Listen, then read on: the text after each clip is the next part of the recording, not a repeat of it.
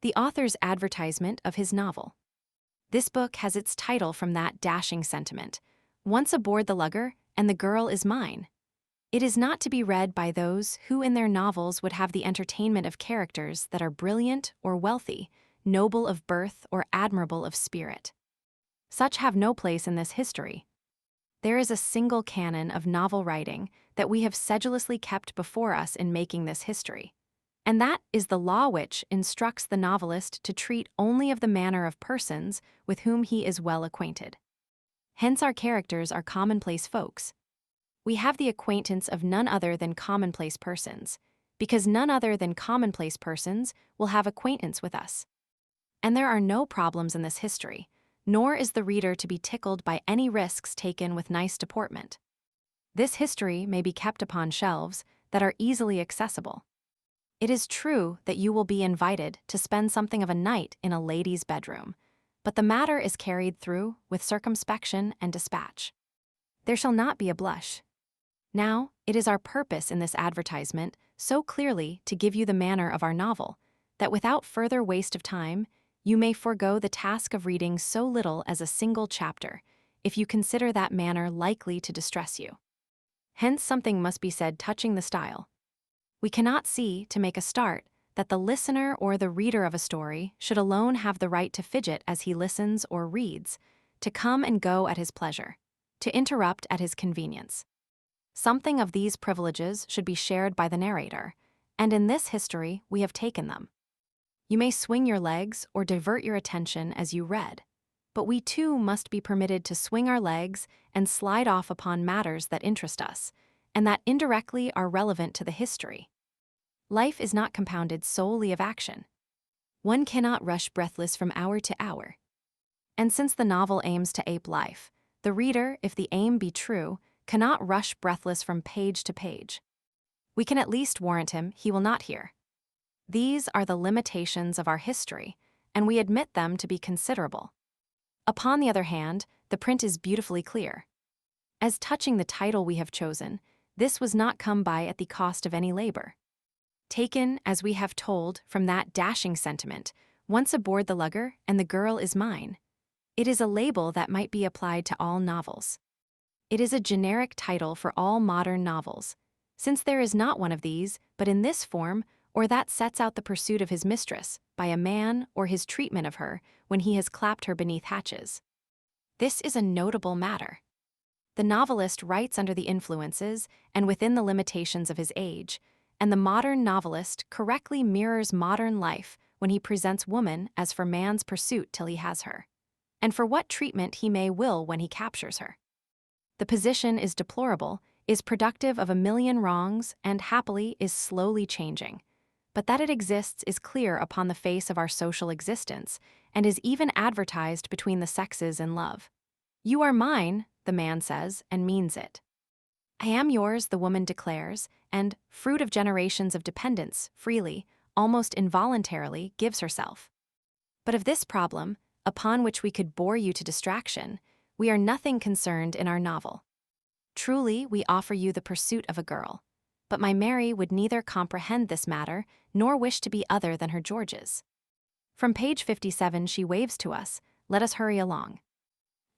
Whoso will stake his lot, impelled thereto by nescience or whim, cupidity or innocence or not on chance's colors, let men pray for him." Ralph Hodgson. Book 1. Of George. Chapter 1. Excursions in a garden.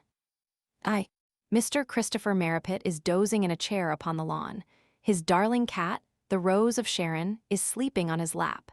Stiffly beside him sits Mistress Major, his companion, that masterly woman. As we approach to be introduced, it is well we should know something of Mr. Marrapit. The nervous business of adventuring into an assembly of strangers is considerably modified by having some knowledge of the first we shall meet. We feel more at home. Do not rush upon subjects which are distasteful to that person, or of which he is ignorant. Absorb something of the atmosphere of the party during our exchange of pleasantries with him, and, warmed by this feeling, with our most attractive charm of manner, are able to push among the remainder of our new friends. Unhappily, the friendly chatter of the neighborhood, which should supply us with something of the character of a resident, is quite lacking at Poutley Hill in regard to Mr. Marrapit. Mr. Marrapit rarely moves out beyond the fine wall that encircles Heron's Holt, his residence. With Poutley Hill society rarely mixes. The vicar, with something of a frown, might tell us that to his divers parochial subscription lists Mr. Marrapit has consistently, and churlishly, refused to give a shilling. Professor Wyvern's son, Mr. William Wyvern, has been heard to say that Mr. Marrapit always reminded him of one of the minor prophets shaved. Beyond this and how little helpful it is, Poutley Hill society can give us nothing. In a lower social grade of the district, however, much might be learned. In the kitchens, the cottages, and the bar parlors of Poutley Hill, Mr. Marrapit is considerably discussed. Nicely mannered as we are, servants' gossip concerning one in our own station of life is naturally distasteful to us. At the same time, it is essential to our ease on being introduced that we should know something of this gentleman. Assuring ourselves, therefore, that we shall not be prejudiced by cheap chatter, let us hear what the kitchens, the cottages, and the bar parlors have to say. Let it at least be written down, we shall know how to value such stuff.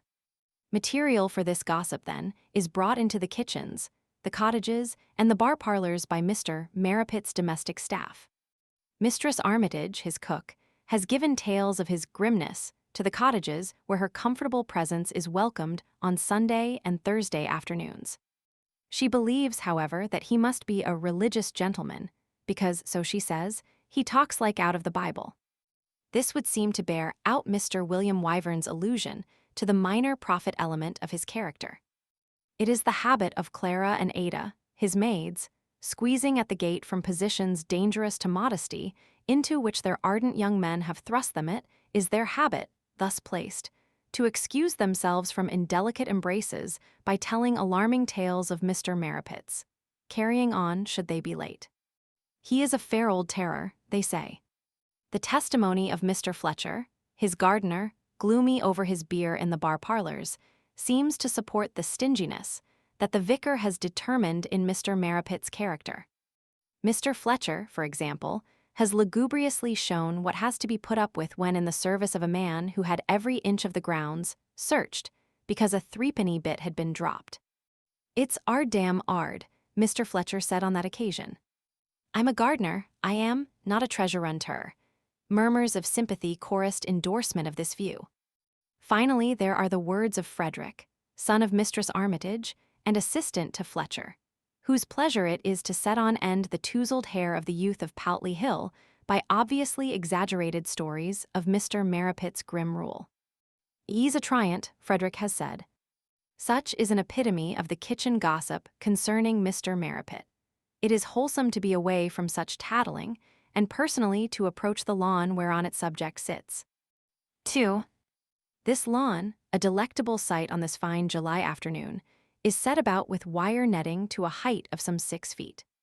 By the energies of Mr. Fletcher and Frederick, the sward is exquisitely trimmed and rolled, and their labors join with the wire netting to make the lawn a safe and pleasant exercise ground for Mr. Marrapit's cats.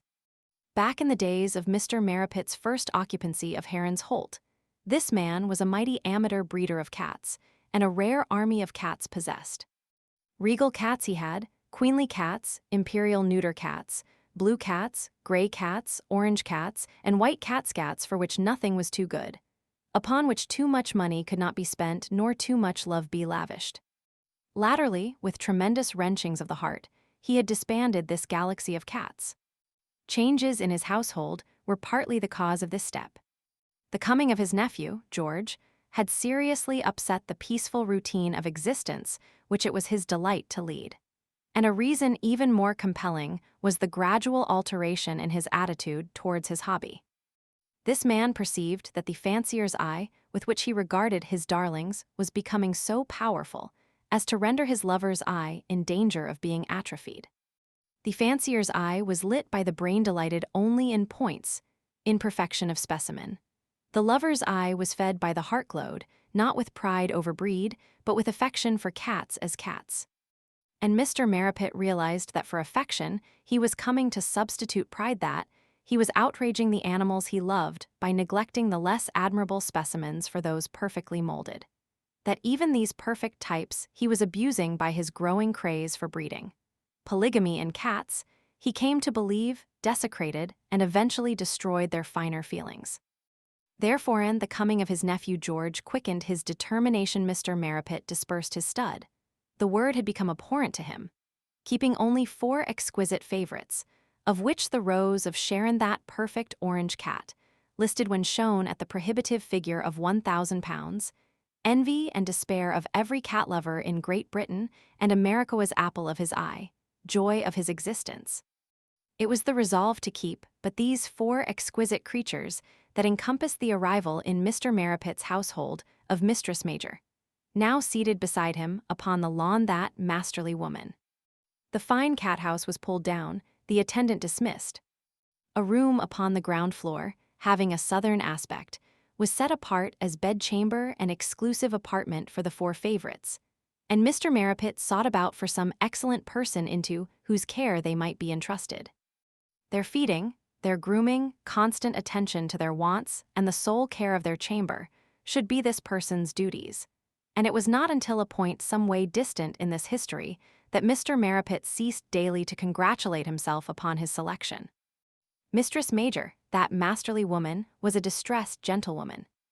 The death of her husband, a warehouse clerk, by acute alcoholic poisoning, seems to have given her her first chance of displaying those strong qualities which ultimately became her chief characteristic. And she was of those to whom plan of action comes instantly upon the arrival of opportunity. With lightning rapidity, this woman welded chance and action. With unflagging energy and with dauntless perseverance used the powerful weapon thus contrived. The case of her husband's death may be instanced. Her hysterical distress on the day of the funeral, a matter that would have considerably surprised the late Mr. Major, was exchanged on the following morning for acute physical distress resulting from the means by which, overnight, she had tried to assuage her grief. Noticing, as she dressed, the subdued and martyr-like air that her face wore, noticing also her landlady's evident sympathy with the gentle voice and manner which her racking head caused her to adopt, Mistress Major saw at once the valuable aid to her future which the permanent wearing of these characteristics might be.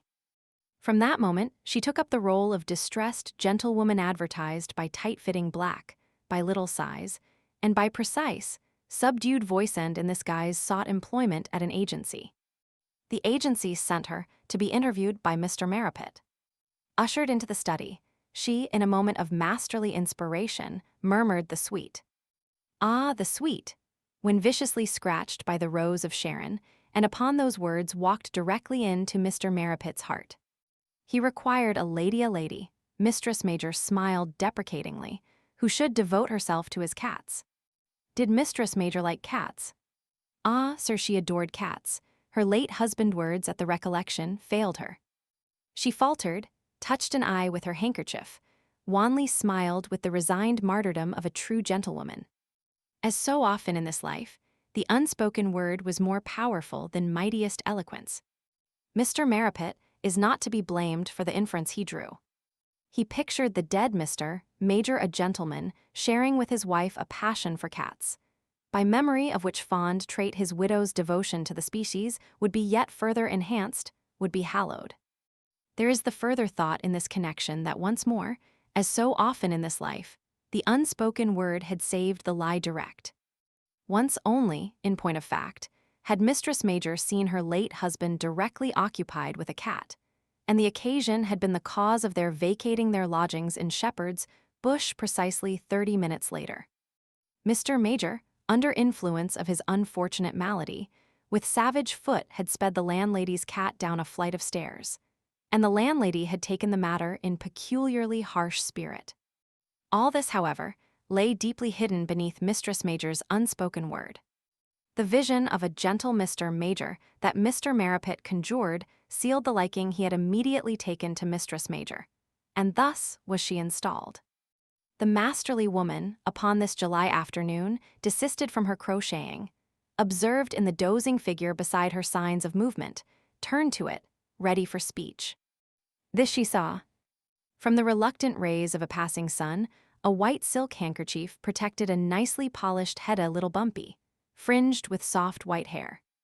Beneath the head a long face, sallow of hue, in either cheek a pit. Between them a dominating nose carrying eyeglasses. A long, spare body in an alpaca coat, long thin legs, brown Morocco slippers without heels, upon the lap the peerless Rose of Sharon. "Time for the Rose to go in," Mistress Major softly suggested. "The Rose," said Mr. Marrapit, passing a hand gently over the creature's exquisite form, "is, I fear, still ailing. Her sleep is troubled, she shivers. Her appetite, it is still poorly." The expression was that of a true distressed gentlewoman. "She has need," Mr. Marrapit said, "of the most careful attention, of the most careful dieting. Tend her, tempt her, take her." "I will, Mr. Marrapit." Mistress Major gathered the Rose against her bosom. "You will not stay long. It is growing chilly. I shall take a brief stroll. I am perturbed concerning the Rose. Let me bring you a cap, Mr. Marrapit." "Unnecessary. Devote yourself, I pray, to the Rose. I am anxious. Nothing could console me, should any evil thing come upon her. I am apprehensive. I look to you. I will take a stroll." Outside the wire fence Mr. Marrapit and Mistress Major parted. The masterly woman glided swiftly towards the house. Mr. Marrapit, with bent head, passed thoughtfully along an opposite path. And immediately, the sleeping garden awoke to sudden activity. 3. First to break covert was Frederick, Mr. Fletcher's assistant. Abnormally steeped in vice for one so young, this wretched boy was but 14. With the coolness of a matured evildoer, Frederick extinguished his cigarette end by pressing it against his boot heel, dropped it amongst other ends, toilsomely collected, in a tin box, placed the box in its prepared hole, covered this with earth and leaves, hooked a basket of faded weeds upon his arm, and so appeared in Mr. Marrapit's path with bent back, diligently searching. Mr. Marrapit inquired, "Your task?" "Weedin'," said Frederick. "Weeding what?" "Weeds," Frederick told him, a little surprised. Mr. Marrapit rapped sharply, "Say, sir." "Sir," said Frederick, making to move. Mr. Marrapit peered at the basket. "You have remarkably few." "There ain't never many," Frederick said with quiet pride. "There ain't never many if you keep 'em down by always doin' your job." Mr. Marrapit pointed, "They grow thick at your feet, sir." In round-eyed astonishment, Frederick peered low. "They spring up the minute your back's turned, them weeds. They want a weed destroyer, what you pours out of a can." "You are the weed destroyer," Mr. Marrapit said sternly. "Be careful. It is very true that they spring up whenever my back is turned." "Be careful," he passed on. "Blarst your back," murmured Frederick, bending his own to the task. 4. A few yards further Mr. Marrapit again paused. Against a laurel bush stood a pair of human legs, the seat of whose encasing trousers stared gloomily upwards at the sky. With a small twig he carried, Mr. Marrapit tapped the seat. 3 or 4 raps were necessary. Slowly it straightened into line with the legs. From the abyss of the bush a back, shoulders, head appeared. Just as the ostrich with buried head believes itself hid from observation, so it was with Mr. Fletcher, needing peace, a habit to plunge head and shoulders into a bush, and their remain showing nothing against the skyline. Long practice had freed the posture from irksomeness. As a young man, Mr. Fletcher had been employed in a public tennis court, and there had learned the little mannerism to which he now had constant resort. In those days, the necessity of freeing himself from the constant annoyance of nets to be tightened, or of disputes between rival claims to courts to be settled, had driven him to devise some means of escape. It was essential to the safety of his post. Upon the other hand, that he must never allow it to be said that he was constantly absent from his duties. Chance gave him the very means he sought. Bent double into a bush one day, searching a tennis ball, he heard his name bawled up and down the courts. He did not stir. Those who were calling him stumbled almost against his legs, did not observe him, passed on calling. Thereafter, when unduly pressed, it became Mr. Fletcher's habit to bury head and arms in a bush, either until the hue and cry for him had lulled, or until exasperated searchers knocked against his stern. In the latter event, he would explain that he was looking for tennis balls. The habit had persisted. Whenever irritated or depressed, and this man's temperament caused such often to be his fate, he would creep to the most likely bush and there disappear as to his upper half. It is a fine thing in this turbulent life, thus to have some quiet refuge against the snarlings of adversity. Mr. Fletcher drew up now and faced Mr. Marrapit, in his hand a snail. He said gloomily, "Another one," held it towards his master's face. Here is an example of how one deception leads to another. This was no fresh snail, often before Mr. Marrapit had seen it. To lend motive to his concealment, Mr. Fletcher carried always with him this same snail. Needing peace, he would draw it from his pocket. Plunge to consolation, upon discovery exhibit it as excuse. "There is an abominable smell here," said Mr. Marrapit. Mr. Fletcher inhaled laboriously. "It's not for me to say what it is. Adjust that impression. Yours is the duty. You are in charge here." "What is it?" "It's them damn cats." "You are insolent, sir." "Your insolence increases. It grows unendurable." Mr. Fletcher addressed the snail. "He asks a question. I beg not to answer it. He insists. I tell him. I'm insolent." He sighed. The tyranny of the world pressed heavily upon this man. Mr. Marrapit advertised annoyance by clicks of his tongue. "You are insolent when you swear in my presence. You are insolent when you impute to my cats a fault that is not theirs. I ain't blammin' the cats. It's natural to them. Whenever the wind sets this way, I notice it. It's blammin' me I complain of. I don't draw the smell. I try to get away from it. It's our damn ard. I'm a gardener, I am not a wind shaft." Whenever Mr. Marrapit had occasion to speak with Mr. Fletcher, after the first few exchanges, he would swallow with distinct effort. It was wrath he swallowed, and bitter as the pill was, rarely did he fail to force it down. Mr. Fletcher spoke to him as no other member of his establishment dared speak. The formula of dismissal would leap to Mr. Marrapit's mouth. Knowledge of the unusually small wage for which Mr. Fletcher worked caused it to be stifled ere it found tongue. Thousands of inferiors have daily to bow to humiliations from their employers. It is an encouraging thought for this army that masters there be who, restrained by parsimony, daily writhe beneath impertinences from valuable, ill-paid servants. Mr. Marrapit swallowed. He said, "To the smell of which I complain my cats are no party. It is tobacco. The air reeks of tobacco. I will not have tobacco in my garden." Twice, with a roaring sound, Mr. Fletcher inhaled. He pointed towards an elm against the wall. "It comes from over there." "Ascertain." The gardener plunged through the bushes, nosed laboriously. His inhalations rasped across the shrubs. "There's no smoking here," he called. "Someone, in some place concealed, indubitably smokes. Yourself you have noticed it. Follow the scent." Exertion beaded upon Mr. Fletcher's brow. He drew his hand across it, thrust a damp and gloomy face between the foliage towards his master. "I'd like to know," he asked, "if this is to be one of my regular jobs for the future. Was I engaged to smells all day? It's our damn ard. I'm a gardener, I am not a bloodhound." But Mr. Marrapit had passed on. "Damn ard," Mr. Fletcher repeated, drew the snail from his pocket, plunged to consolation. 5. A short distance down the garden Mr. Marrapit himself discovered the source of the smell that had offended him. Bending to the left, he came full upon it where it uprose from a secluded patch of turf. From the remains of a pipe, there mounted steadily through the still air a thin wisp of smoke. Outraged, Mr. Marrapit stared. Fuming, turned upon the step that sounded on the path behind him.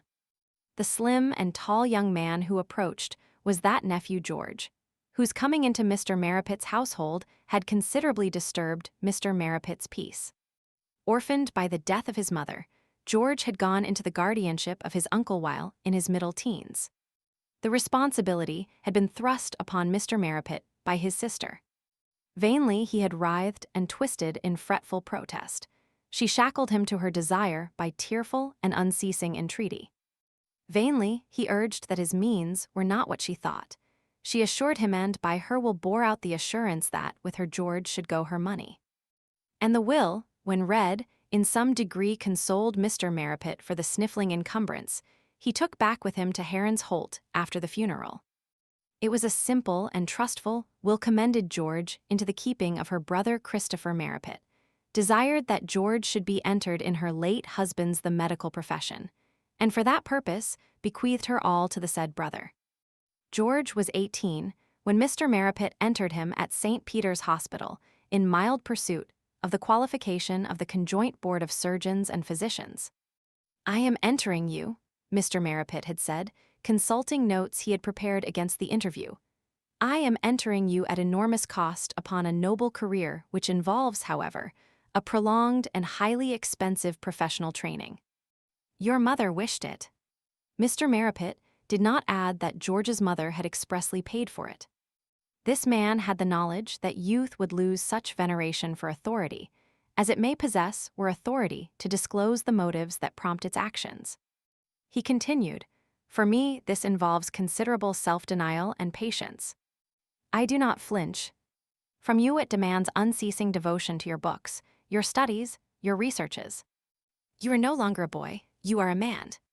The idle sports of youth must be placed behind you. Stern life must be sternly faced." "I do not flinch," George had replied. "For your personal expenses, I shall make you a small allowance. You will live in my house. Your wants should be insignificant." In a faint voice, George squeezed in, "I have heard that one can work far better by living near the hospital in Diggs." "Elucidate." "Diggs lodgings." "I have heard that one can work far better by living near the hospital in lodgings." "Adjust that impression," Mr. Marrapit had told him. "You are misinformed." George struggled. "I should have the constant companionship of men absorbed in the same work as myself. We could exchange views and notes in the evenings. In your books seek that companionship. With them compare your views. Let your notes by them be checked. They are infallible." George said no more. At that moment the freedom of hospital, as against the restraint of school, was a gallant steed upon which he outrid all other desires. The prospect of new and strange books in exchange for those he so completely abhorred was an alluring delight. It is not until the bargain is complete that we discover how much easier to polish and more comfortable to handle are old lamps than new. Mr. Marrapit had referred to his notes, "In regard to the allowance I shall make you. I earnestly pray no spur may be necessary to urge you at your tasks. Yet salutary it is that spur should exist. I arrange, therefore, that in the deplorable event of your failing to pass any examination your allowance shall be diminished. Will it be correspondingly increased when I pass first shot?" The fearful possibilities of this suggestion Mr. Marrapit had hesitated to accept. Speculation was abhorrent to this man. Visions of success upon success demanding increase upon increase considerably agitated him. Upon the other hand, the sooner these successes were won, the sooner, he reflected, would he be rid of this incubus, and, in the long run, the cheaper. He nerved himself to the decision. "I agree to that," he had said. "The compact is affirmed." It was a wretched compact for George. But the sum had not yet been fixed. George, standing opposite his uncle, twisted one leg about the other, twined his clammy hands, put the awful question, "By how much will the allowance be increased or cut down?" "By £2 a quarter." George plunged, "So if I fail in my first exam?" "I shall get £11 at the quarter." "If I pass, 15. Horror widened Mr. Marrapit's eyes, shrilled his voice. "What is the colossal sum you anticipate?" "I thought you said £52 a year, £1 a week." "A monstrous impression." "Adjust it. £4 a quarter is the sum. You will have no needs. It errs upon the side of liberality. I desire to be liberal." George twisted his legs into a yet firmer knot, but 2 failures would wipe it bang out. "Look you to that," Mr. Marrapit told him. "The matter is settled." But it was further pursued by George when outside the door. "Simply to spite that stingy brute," vowed he, "I'll pass all my exams with such a rush that I'll be hooking 16 quid a quarter out of him before he knows where he is. I swear I will." It was a rash oath. When youth selects as weapon against authority, some implement that requires sweat in the forging authority may go unarmed. The task of contriving such weapons is early abandoned.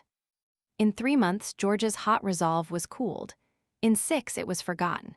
At the end of 3 years, after considerable fluctuation, his allowance stood at -£2 for the ensuing quarter. Mr. Marrapit, appealed to for advance, had raved about his study with waving arms.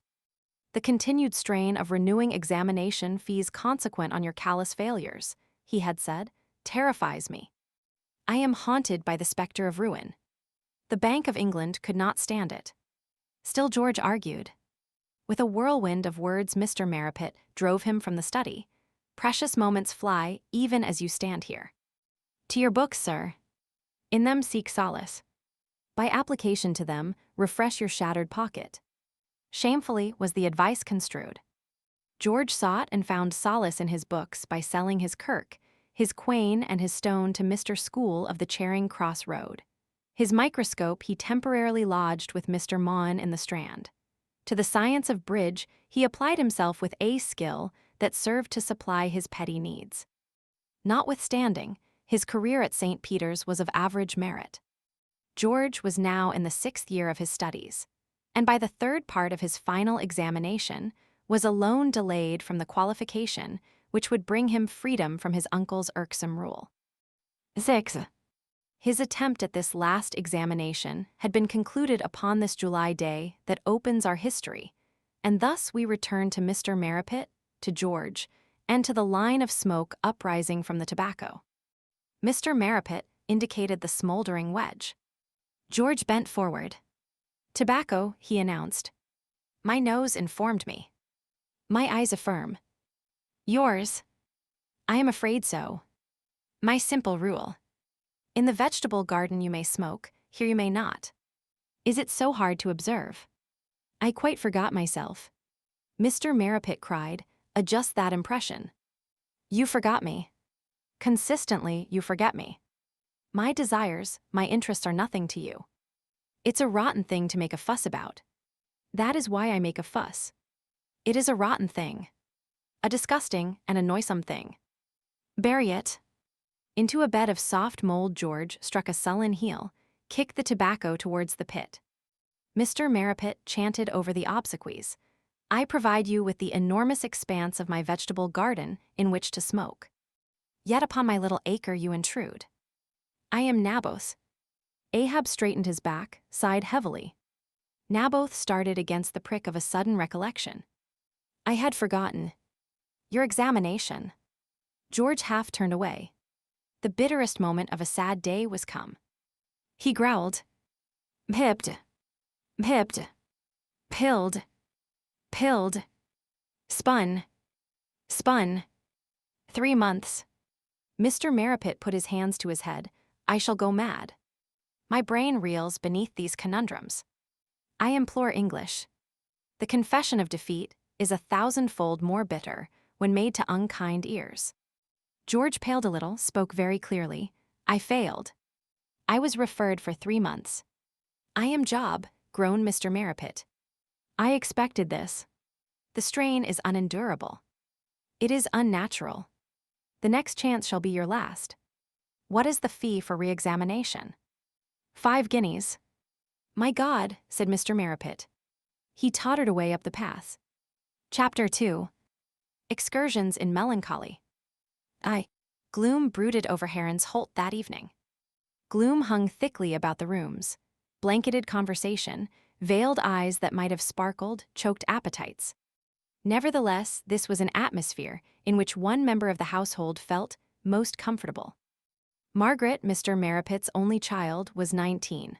Of sallow complexion, petite, pretty, with large brown eyes in which sat always a constant quest and entreaty, a wistful yearning.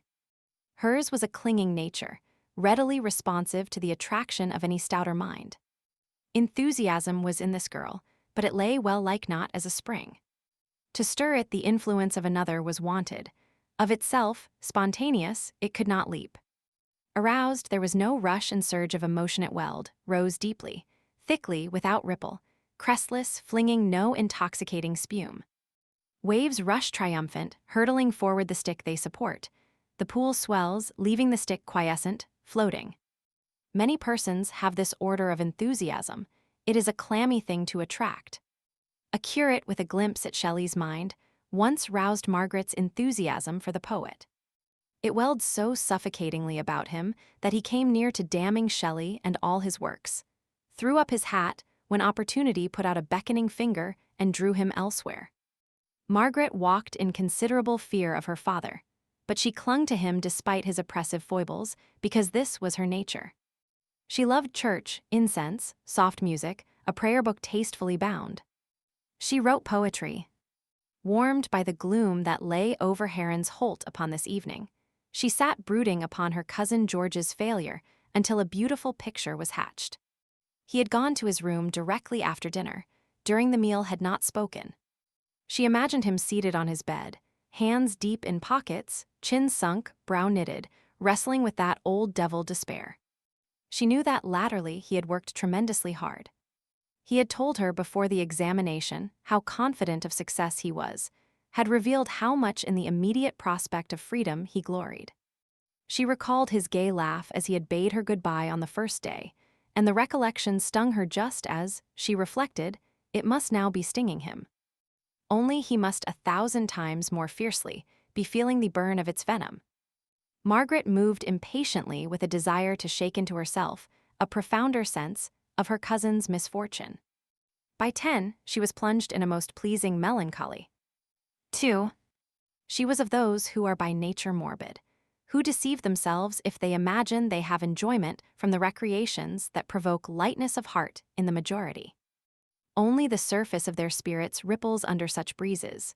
To stir the whole, to produce the counterpart of a hearty laugh in your vigorous animal, a feast on melancholy must be provided. This is a quality that is common among the lower classes who find their greatest happiness in funerals. The somber trappings, white handkerchiefs against black dresses, tears, the mystery of gloom, these trickle with a warm glow through all their senses. They are as aroused by grief, unpleasant to the majority, as the drunkard is quickened by wine, to many abhorrent. Thus it was with Margaret, and to her the shroud of melancholy in which she was now wrapped brought an added booneraid in it. She was best able to make her verses. Not of necessity sad little verses. Many of her brightest were conceived in profoundest gloom. With a pang at the heart, she could be most merry tinkling out her laughing little lines, just as martyrs could breathe a calm because, rather than spite of, they were devilishly racked. 3. But this was no hour for tinkling lines. A manuscript returned by the last post emphasized her gloom. Kissing her father good night, Margaret crept to her room, aching with desire to write. She undressed, read a portion of the Imitation, then to her table by the open window. 2 hours brought relief. Margaret placed her poem in an envelope against its presentation to George in the morning, then from her window leaned. From her thoughts at once George sped. They rushed across the sleeping fields to cling about the person of that Mr. William Wyvern who had spoken of Mr. Marrapit as reminding him of a minor prophet shaved. This was Margaret's nightly practice, but tonight this girl was most exquisitely melancholy, and with melancholy her thoughts of her William were tinged. She had not seen him that day, and now she brooded upon the bitter happening that had forced all her meetings with her lover to be snatched fugitive, secret. For Mr. William Wyvern was not allowed at Heron's Holt. When love first sent its herald curiosity into William's heart, the young man had sought to relieve its restlessness by a visit ostensibly on George, really upon Margaret, and extremely ill-advised in that at his heels gamboled his 3 bull terriers. Cora, Dathan, and Abiram these were named, and they were abrupt dogs to a point reaching brusqueness. At the door, as William had approached, beamed Mr. Marrapit. Upon the drive the queenly rose of Sharon sat, and immediately tragedy swooped. The dog sighted the rose. Red-mouthed the shining pack flew at her. Dignity fell before terror. Wildly, with streaming tail, she fled. Orange was the cat, white the dogs. Like some orange and snow-white ribbon magically inspired, thrice at enormous speed they set a belt about the house. With tremendous bounds the rose kept before her pursuers heavily laboring, horrid with thirsty glee. Impotent in the doorway moaned Mr. Marrapit. his dirge rushing up to a wail of grief each time the party-colored ribbon flashed before his eyes. With Mr. Fletcher, the end had come. Working indoors, aroused by the din, the gardener burst out past his master just as the ribbon fluttered into sight upon the completion of its fourth circuit. Like a great avalanche it poured against his legs. As falls the oak, so pressed he fell. Each eager jaw snapped once. Cora bit air, Dathan the cat's right ear. She wrenched, freed, sprang high upon the porch to safety, blood on her coat. Abiram put a steely nip upon Mr. Fletcher's right buttock. William called off his dogs, stood aghast. Mr. Marrapit stretched entreating arms to his adored. Mr. Fletcher writhed prone. The torn rose slipped to Mr. Marrapit's bosom. Clasping her, he turned upon William. "You shall pay for this blood." William stammered, "I'm very sorry, sir. If never again enter my gates. I'll have your curs shot." Curs was unfortunate. The evil three were whelped of a mighty strain. "If your fool of a man hadn't got in the way, the cat would have escaped," William hotly cried. Indignant he turned. Banishment was nothing then. In time it came to be a bitter thing. Mr. Marrapit had raged on to Mr. Fletcher, yet writhing. "You hear that?" he had cried. "Dolt. You are responsible for this." He touched the blood-flecked side, the abrased ear, clasped close the rose, called for warm water. Mr. Fletcher clapped a hand to his wound, as shakily he rose. "I go to rescue his cat," he said. "I'm near worried to death by ounds. I'm a dolt. I'm responsible. It's ard damn ard. I'm a gardener, yam, not a dog muzzle." A dimness clouded Margaret's beautiful eyes, as this bitter picture she had watched it was again reviewed. She murmured, "Oh, Bill," stretched her soft arms to the night, moved her pretty lips in a message to her lover, snuggled between the sheets and made melancholy her bedfellow. 4. By 7, she was up and in the fresh garden. George was before her. She cried brightly, "Why, how early you are," and ran to him very pretty in her white dress, at her breast a rose, the poem fluttering in her hand. "Yes, for once before you." George's tone did not give back her mood, purposely keyed high. She played on it again, turning a new leaf. He drummed at the turf with his heel. "Yes, for today." He threw out a hand towards her, but in the same old book. "I've had 8-9 years of it, and now there are 3 more months." Poor George. But only 3 months, think how they will fly. He was desperately gloomy. "I haven't your imagination. Each single day of them will mean a morning here, a night here. Oh, is it so hard?" "Yes, now. It's pretty deadly now. You know, when I wasn't precisely killing myself with overwork, I didn't mind so much. When it was 3 or 4 years, anyway, before I could possibly be free, a few extra months or so through failing an exam didn't trouble me. But this is different. I was right up against getting clear of all this." He comprehended garden and house in a sweep of the hand, counted it a dead certainty, and here I am pitched back again. "But George, you did work so hard this time. It isn't as though you had to blame yourself." She put a clinging hand into his arm. "You can suffer no remorse. That is what makes failure so dreadful, the knowledge that things might have been otherwise if one had liked." George laughed quite gaily. Gloom never lay long upon this young man. "You're a sweet little person," he said. "You ought to be right, but you are wrong. When I didn't work, I didn't mind failing. It's when I've tried that I get sick." Margaret's eyes brightened. There was melancholy here. "Oh, I know what you mean. I know so well. I have felt that. You mean the haunting fear that you may never be able to succeed, that you have not the talent, the capacity." She continued pleadingly, "Oh, you mustn't think that. You will succeed next time, you know." "Rather," responded George brightly. Margaret was quite pained. She would have had him express doubt, despondently sigh, would have heartened him with her poem. The confident rather jarred. She hurried from its vigor. She asked, "What had you intended to do?" "I was to have got a locum tenens. I think it would have developed into a permanency. A big, rough district up in Yorkshire, with a man who keeps 6 horses going. His second assistant pal of mine wants to chuck it." "Why?" "Why? Oh, partly because he's fed up with it, partly because he wants a practice of his own. But George, don't you want a practice of your own? You don't want to be another man's assistant, do you? George laughed. I can't choose, Margie.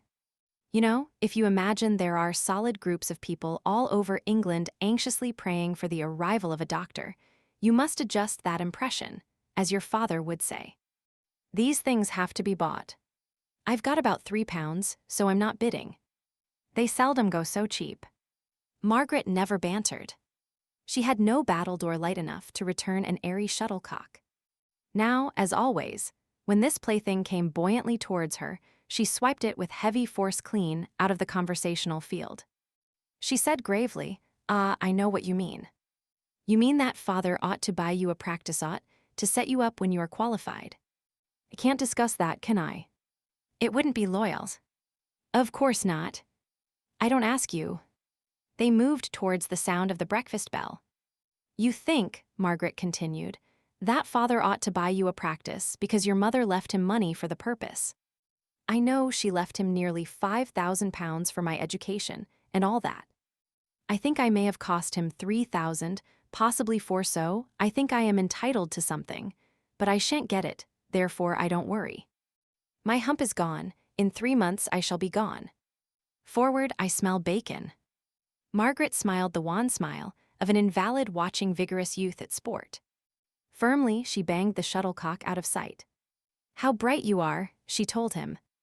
Look, here is a little poem I wrote for you last night. It's about failure and success. Don't read it now. George was very fond of his cousin.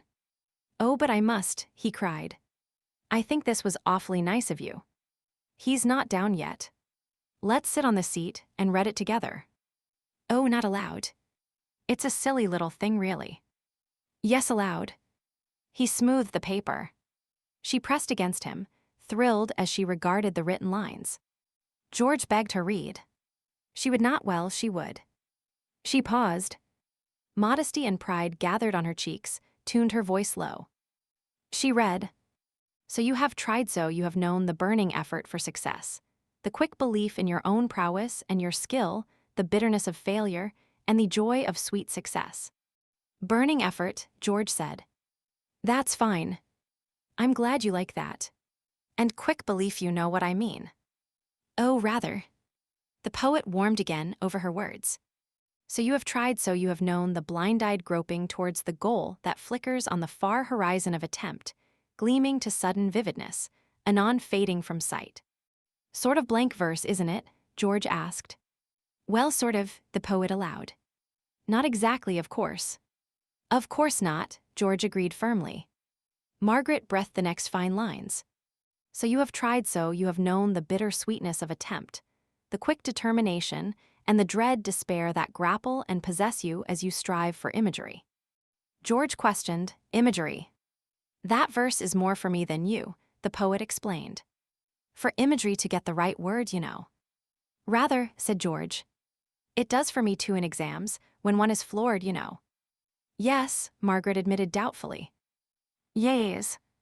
Don't interrupt between the verses, dear. Now emotion swelled her voice. Success be yours. May you achieve to heights you do not dream you'll ever touch, the powers to your hand, the road before you lies forward. The gods not always frown, anon they'll kindly smile. Why, that's splendid, George cried. He put a cousinly arm about the poet, squeezed her to him. Fancy you writing that for me. What a sympathetic little soul you are, and how clever. Breathless, she disengaged herself. I'm so glad you like it. It's a silly little thing, but it's real, isn't it? Come, there's father. She paused against denial of the poem's silliness, affirmation of its truth. But George, moody beneath Mr. Marrapit's eye, glinting behind the window, had moved forward. Margaret thrust the paper in her bosom, tucked in where heart might warm against heart's child. Constantly during breakfast her mind reverted to it, drummed its rare lines. Chapter 3. Upon modesty in art, and should be skipped. Yet Margaret had called her poem silly. Here, then, was mock modesty by diffidence seeking praise. But this mock modesty, which horribly abounds today, is only natural product of that furious modesty which has come to be expected in all the arts. modesty should have no place in true art. The author or the painter, the poet or the composer should be impersonal to his work. That which he creates is not his. It is a piece of the art to which he is servant, and as such, and such alone, he should regard it. His in the making and the molding. Thereafter it becomes the possession of the great whole to which it belongs. If it adorns that whole, he may freely admire it, for he is impersonal to it. Unquestionably, or unconsciously, we accept this principle in regard to human life. The child belongs not to the mother who conceived it, but to the race of which it is an atom. It hinders or it betters the race. The race judges it. By the race it is honored or condemned, and to it the mother becomes impersonal. As it bears itself among its fellows, so she judges it as the artist's work bears itself in the great art it joins, so should he judge it. And if the mother joins in his fellows' praise of her child, and if she proclaims her pride in it, is she called wanting in modesty? And if the artist joins in praise of his work, and if he freely names it good, must he then be vain, boastful? The race grants that the mother who gave it this specimen of its kind has a first right to show her pride to the artist, who gives a fair specimen to his art. We should allow a like voice. For in demanding modesty and naming impersonality, conceit we have produced also mock modesty. And because, as a people, we have little appreciation of the arts, hence little knowledge, hence no standard by which to judge, we continually mistake the one form of modesty for the other. Modesty we suspect to be mock modesty, and mock modesty we take to be pleasing humility. Coming to literature alone, the author should be impersonal to his work, and must not cry that the writer is no judge of his own labor. Letters is his trade, and just as the mason well knows whether the brick he has laid helps or hinders, beautifies or insults the house, so the writer should be full cognizant whether his work helps make or does mar the edifice called literature. Nor must the term literature be denied to the ruck of modern writing. All that is written to interest or to instruct goes to make the literature of our day. We have introduced new expressions, just as we have contrived new expressions in architecture, and, as in the latter case, so in the former the bulk of these is ephemeral. Nevertheless, they are a part of literature, and all efforts in them better or sully the pages which in our day we are adding to the book of literature. From this book, the winds of cycles to come will blow all that is unworthy, only the stout leaves will endure. But no less because you write for the supplement than if you have virtue sufficient for the bound volume. Remember that in every form of writing there are standards of good, and that every line printed helps raise or does tarnish the letters of our day. Chapter 4. Excursions in a hospital. By the 9:30 train George went to town. An hour later was at St. Peter's. From the bar of the Students' Club, a throng of young men of his year loudly hailed him. He joined them, took with a laugh the commiserations on his failure, wrung the hands of those who had been successful. The successful young gentlemen were standing drinks, each man his round. There was much smoke and much laughter. Amusing experiences were narrated. You gathered that all who had passed their examination had done so by sheer luck, by astonishing flukes. Not one had ever worked. Each had been ragged on a subject of which he knew absolutely nothing. To the brilliancy with which he had gulled or bluffed his examiner, to the diplomacy with which he had headed him off the matters of which he knew absolutely less than nothing, to these alone were his success due. Such is ever youth's account of battle with age. Youth is a devil of a smart fellow, behind whom age blunders along in the most ridiculous fashion. Later this young blood takes his place in the blundering ranks, and then does learn that indeed he was right. Age knows nothing. For with years we begin to realize our ignorance, and the lesson is not complete when the grave slams the book. A few plumb the depths of their ignorance before death. These are able to speak, and these are the teachers of men. We get here one reason why giants are fewer in our day. With the growth of man's imaginings and his inventions, there is more vanity to be forced through. The truths of life lie deeper hid. More phantasms arise to lure us from the quest of realities. The task of striking truth accumulates. 2. Soon after midday, the party broke up. Its members lunched early. Visiting surgeons and physicians went their rounds at 1:30. George strolled to the dean's office. A woebegone-looking youth in spectacles stood before the table. Opposite sat the dean. He looked up as George entered and nodded. He was fond of George. "Come along in," he said. "I shan't be a minute." He turned to the sad youth. "Now your case, Mr. Carter," he said, "is quite unique. In the whole records of the medical school," he waved at a shelf of fat volumes, "in the whole records of the medical school, we have nothing in the remotest degree resembling it. You have actually failed twice in." The dean searched wildly among a litter of papers, baffled, threw out an emphasizing hand and repeated, "Twice. Other hospitals, Mr. Carter, may have room for slackers, we have not. We have a record and a reputation of which we are proud. You are in your second year. How old are you?" A faint whisper said, 19. The dean started. 19. Oh, dear me, dear me. This is worse than I thought, far worse. I am afraid, Mr. Carter, I shall have to write to your father.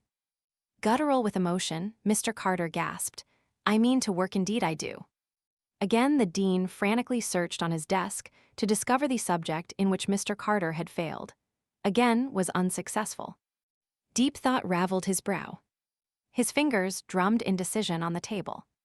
It was a telling picture of one struggling between duty and kindliness masterly, as the result of long practice.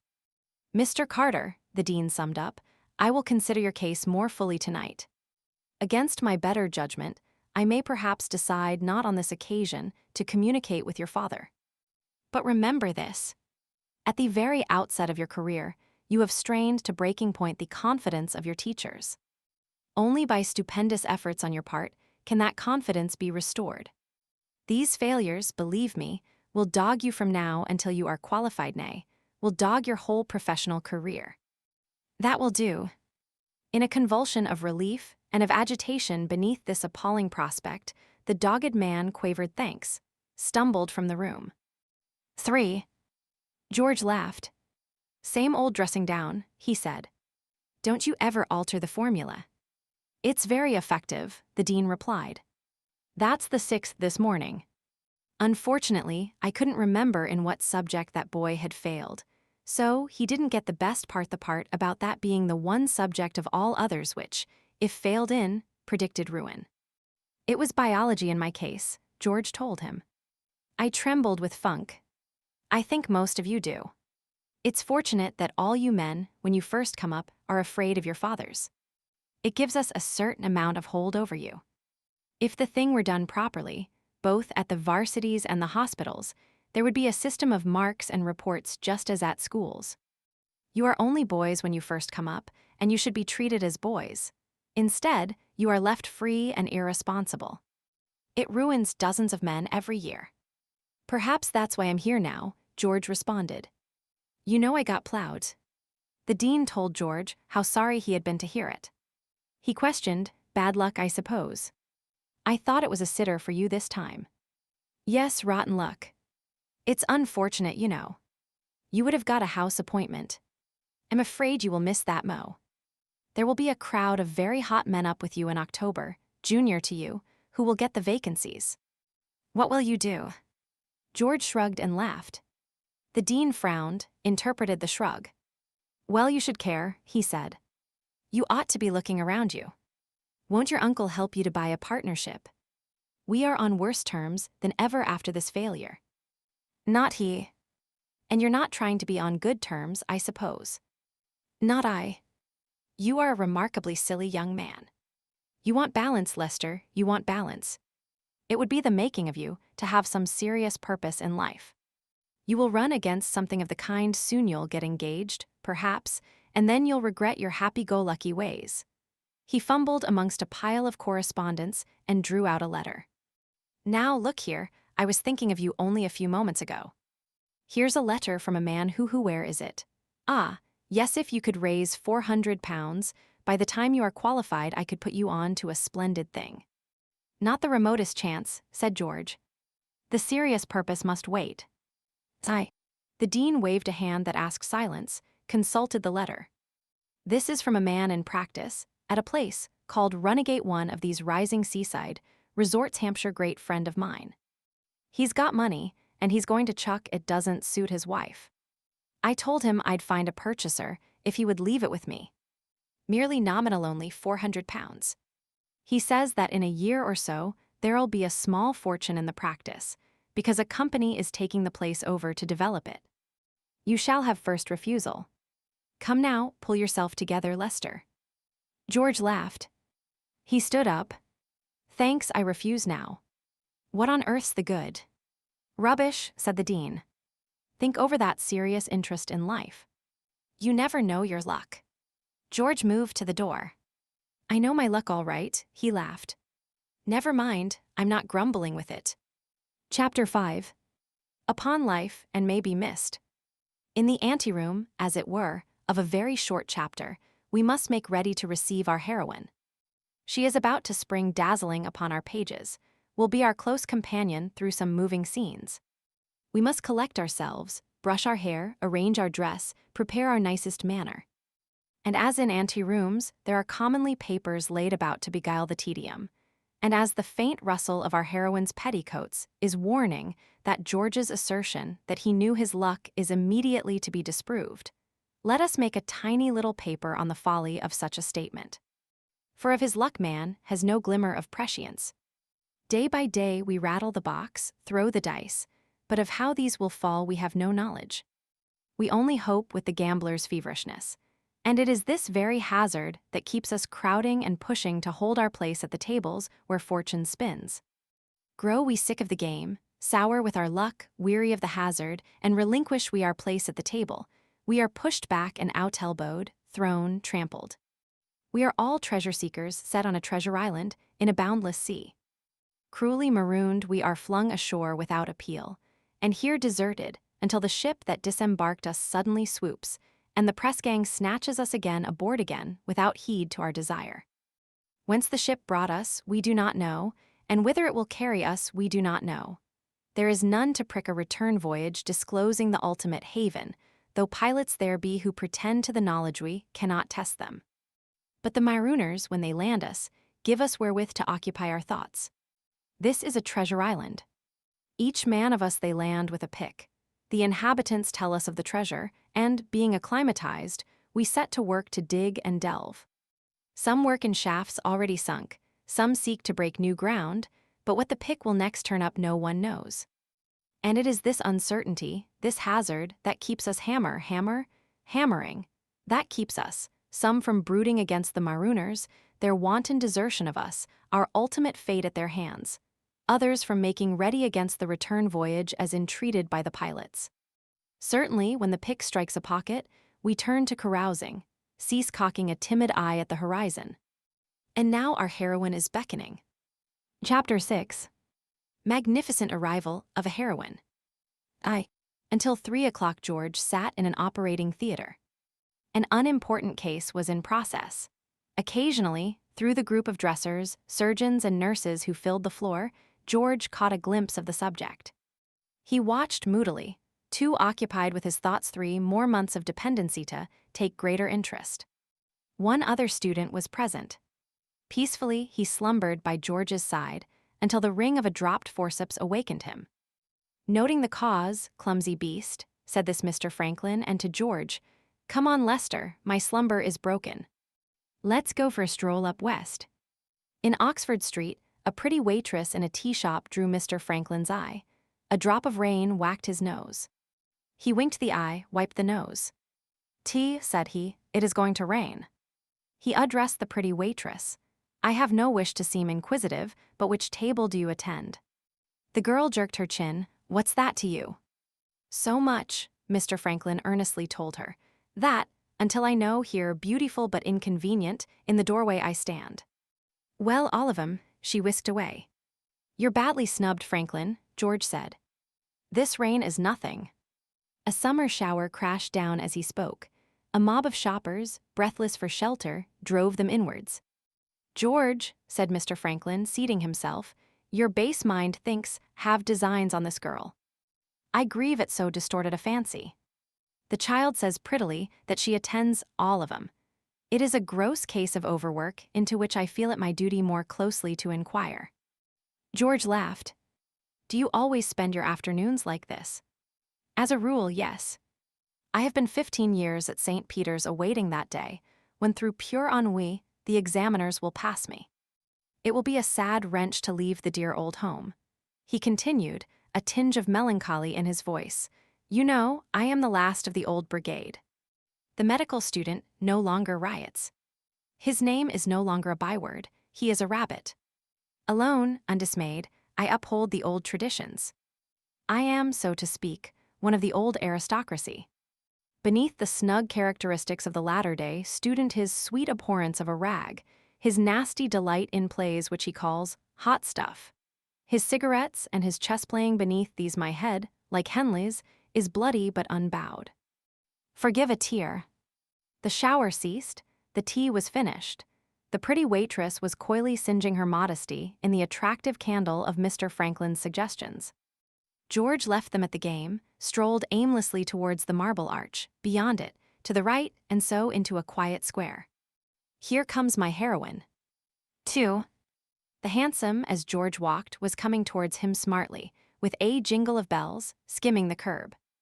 As it reached him, recall that shower, the horse slipped, stumbled, came on its knees. Down came the shafts, out shot the girl. The doors were wide, the impetus took her in her stride. One tiny foot dabbed at the platform's edge, the other twinkled patent leather and silver buckle at the step, missed it, plunged with a giant stride for the pavement. Mercy, she cried, and came like a shower of roses swirling into George's arms. Completely he caught her. About his legs whipped her skirts, against him pressed her panting bosom. His arms the action was instinctive locked around her. The adorable perfume of her came on him like breeze from a violet bed. Her very cheek brushed his lips since, the first kiss, it was the nearest thing possible to a kiss. She twisted backwards. Modesty chased alarm across her face caught, battled, overcame it, flamed triumphant. Fright at her accident drove her pale.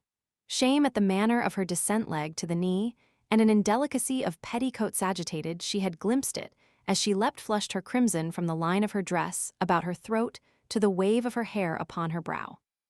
She twisted back. Oh, what must you think of me? She gasped. He simply could not say. Chapter 7. Moving passages with a heroine. George could not say. His senses were washed aswim by this torrent of beauty poured, unexpected through eyes to brain. It surged the centers to violent commotion, one jostling another in a whirlpool of conflict. Out of the tumult alarm flashed down the wires to his heart set it banging, flashed in wild message to his tongue locked it. The driver in our brains is an intolerable fellow in sudden crisis. He loses his head, distracted he pulls the levers, and behold, in a moment the thing is irrevocably done. We are a coward legging it down the street, a murderer with bloody hand, a liar with false words suddenly pumped. A moment later the driver is calm, and aghast at the ruin he has contrived. Why, before God, did he pull the leg lever, the arm lever, the tongue lever? In an instant's action he has accomplished calamity, where sunshine laughed now darkness heaps, where the prospect smiled disaster now comes rolling up in thunder. These are your crises. Again, as now with George, the driver becomes temporarily idiot, stands us oafishly silent, or perhaps jerks out some stupid words. Remembers when too late the quip that would have fetched the laugh, the thrust that would have sped the wound. He is an intolerable fellow. Oh, what must you think of me? That pause followed, while the driver in George's brain stood gapingly inactive, and then came laughter to him like a draught of champagne. For the girl put up her firm, round chin and laughed with a clear pipe of glee, a laugh to call a laugh as surely as a lark's note will set a hedge in song. And it called the laugh in George. He said, I am thinking the nicest things of you. But have you dropped from the skies? From a cab, she protested. She turned to the road, back to George in dismay, for the catapult, its bullet shot, had bolted up the street, was gone from view. Oh, I was in a cab, she implored. George said, it looked like a cab. But a ferry car, I think. A pucker of her brows darkened the quick mirth that came to her eyes. She cried, oh, don't joke. She will be killed. You were not alone. No, oh no. What has happened to her? We had better follow. She corrected his number. Yes, I had better. Thank you so much for your help. She took a step, faltered upon it with a little exclamation of pain, put a white tooth on her lip. You have hurt your foot, George said. My ankle, I think. Oh dear, and then again she laughed. It came even then to George that certainly she would have made her fortune were she to set up a gloom exercising, bureau waiting at the end of a telephone wire ready to rush with that laugh, to banish the imps of melancholy. Never had he heard so infectious a note of mirth. Oh, what must you think of me, she ended. I simply cannot help laughing, you know, and yet, oh dear. She put the tips of the fingers of a hand against her lower lip, gazed very anxiously up the road, and then again she gave that clear pipe of laughter. I can't help it, she told him imploringly. I simply cannot help laughing. It is funny, you know. She was scolding me. Scolding, George exclaimed. That beauty should be scolded. Scolding, yes. Oh, I'm only a well, scolding me, and I was wishing I could escape. And then suddenly out I shot. And then I look around and she's. A wave of her hand expressed a disappearance that was by magic agency. But scolding, George said. Need you trouble? She will be all right. Oh, I must. I live with her. Will she trouble about you? I think she will return for me. Please, please go, do you mind, to the corner and see if there has been an accident.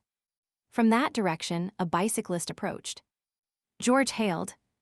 Is there a cab accident round the corner?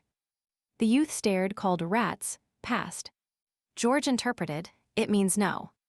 Do you think if you were to take my arm you could walk to the turning? Quite naturally, she slipped a white glove around his elbow. The contact thrilled him. No nice girl, you know, would do this, she said, with a perfect stranger. George bent his arm a little, the better to feel the pressure of those white fingers. I am not really perfect, he told her. She took his mood. Nor I really nice, she joined. In fact, I'm horrible, they tell me. But I think it is wise to follow, don't you? Profoundly wise. Who says you are horrible? She gave no answer. Glancing, he saw trouble shade her eyes, tremble her lips. That beauty should know distress. Very slightly, he raised his forearm so that the lock of his elbow felt her hand. He had no fine words. This George was no hero with exquisite ways. He was a most average young man, and nothing could he find but most painfully average words. I say, what's up? He asked. She spoke defiantly, but some stupid something that she hated yet could not repress trembled her lips, robbed her tone of its banter. What's up? She said. Why, you would say something was up if you'd just been shot plump out of a cab, wouldn't you? Yes, but you were laughing a minute ago. He looked down at her, but she turned her face. Now, I believe, he did not name his thought. She looked up. Her pretty face was red. He saw little flutters of eyelids, flutters round the eyes, flutters at the mouth. Oh, she said, oh yes, and I don't know why. I might believe, she tried to laugh, but the little flutterings clouded the smile like soft, dark wings flickering upon a sunbeam. I believe it's ridiculous to a perfect imperfect stranger. I believe I'm nearly crying. And this inept George could only return, I say, can I help you? She stopped, from his arm withdrew her hand. Please, I think you had better go. Please go. Oh, I shall hate myself for behaving like this. So unhappy she was that George immediately planned her a backdoor of excuse. But you have no occasion to blame yourself, he told her. You've had an adventure naturally, you're shaken a bit. She was relieved to think he had misunderstood her agitation. Yes, an adventure, she said, that's it. And I haven't had an adventure for years, so naturally, but please, I think you had better go. If my friend saw me with you like this, she would be angry, oh, very angry. But why? She saw you fall. She saw me save you. You don't understand. She is not exactly my friend, she is my employer. I'm a mother's help. The mirth that never lay deep beneath those blue eyes of hers was sparkling up now. The soft, dark wings were fluttering no longer. She continued, a mother's help. Doesn't that sound wretched? I'm terribly slow at learning the mother's help rules, but I'm positive of this rule: mother's helps may not shoot out of cabs and leave the mother. It's such little help, you must see that. But you will be less help still, If you stay here forever with your hurt ankle, you must see that.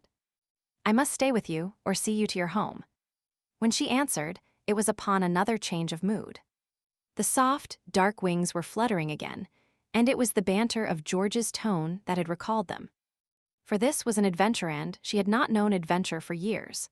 For these were flippant exchanges arising out of gay young hearts, and they recalled memories of days when such harmless bantering was of her normal life.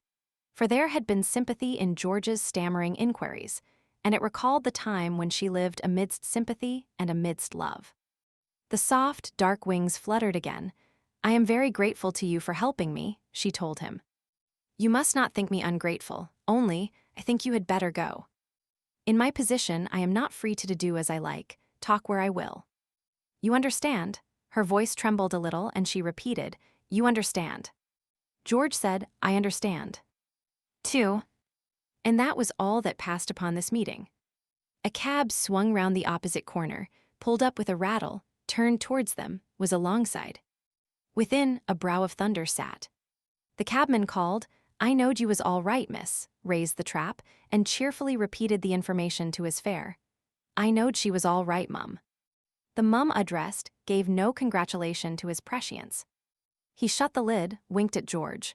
Behind his hand communicated, not arf angry she ain't. The girl ran forward.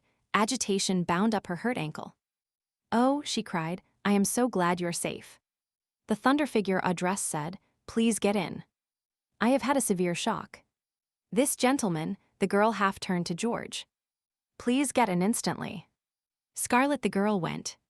Thank you very much, she said to George, climbed in beside the cloud of wrath. Her companion slammed the door, dabbed at George a bow that was like a sharp poke with a stick, called, Drive on. George stepped into the road, held half a crown to the driver. The address. The man stooped.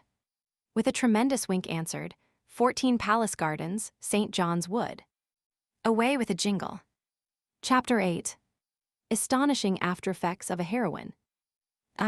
George did not return to St. Peter's that afternoon, watched the cab from view, walked back to Waterloo, thence took train to Poutley Hill with mind a-whirl.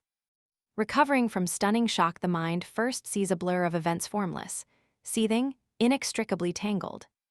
Deep in this boiling chaos is one fact struggling more powerfully than the rest to cool and so to shape itself. It kicks a leg free here, there an arm, then another leg. Its exertions cause the whole more furiously, to agitate the brain is a fire. Very suddenly, this struggling fact jumps free. Laid hold of it is a cold spoon which, plunged back into the seething cauldron, arrests the turmoil of its contents. Or again, recovering from sudden shock, the mind first sees a great whirling, blinding cloud of dust, which hides and wreathes about the sudden topple of masonry that has provoked it. Here the slowly emerging fact may be likened to a clear gangway through the ruin up which the fevered owner may walk to investigate the catastrophe's cause and extent. So now with George. If not dazed by stunning shock, he was at least awhirl by setback of the swift sequence of events which suddenly had buffeted him. And it was not until strolling up from Poutley Hill railway station to Heron's Holt that one cooling fact emerged from which he might make an ordered examination of what had passed. The address that the cabman had given him was this fact: Palace Gardens, St. John's Wood. Here was the gangway through the pile of disorder. And here George resolutely made a start of examining events in place of wildly beating about through the dust of aimless conjectures. He visualized this Palace Gardens residence. A gloomy house, he suspected, prison-like, its inhabitants warders, the girl their captive. A beautiful picture was thus presented to this ridiculous young man. For if the girl were indeed captive, warder surrounded, how gratefully her heart must press towards him who was no turnkey. The more irksomely her captors held her, the more warmly would she remember him. Subconsciously he hoped for a rattle of chains, a scourging with whips. Every bond, every stroke would speed her spirit to the recollection of their meeting. But this delectable picture soon faded. Lovin', this ridiculous George vowed, he was in love, is a mental seesaw. The nicely balanced mind is set suddenly oscillating. Now up, commandingly above the world, intoxicated with the rush and the elevation. now down to depths made horribly deep by contrast, wretchedly jarred by the bump. A new thought impelled a downward jolt of this kind.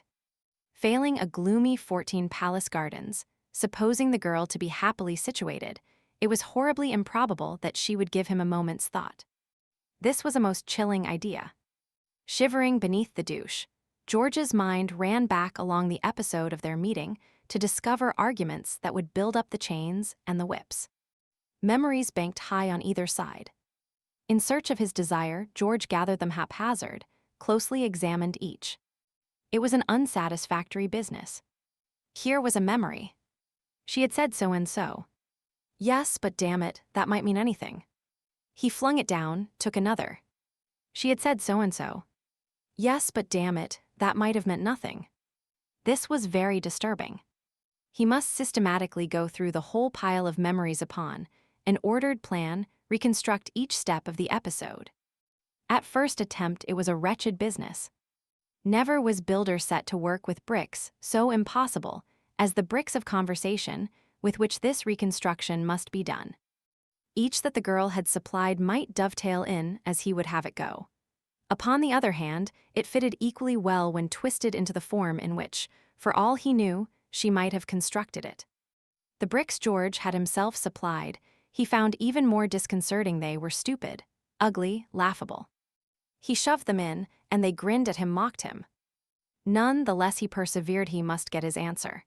He must see both what she had thought of him and if she were likely still to be thinking of him. And at last the whole passage was reconstructed. He examined it, and once more down came the seesaw with a most shattering bump. He had made himself an idiot, and stood champion idiot if he believed she were likely to remember him. With a crash, George sent the whole pile flying. Let him wander blindly in the dust of imaginings, rather than be tortured by the grim austerity of ordered facts. More than this, there was one most comfortable memory to which he desperately clung, that falter in her voice when she had said, "You understand." Whenever, during that evening, doubt stirred and bade him recognize himself for a fool, George flattened the ugly specter with the arm he contrived out of this memory.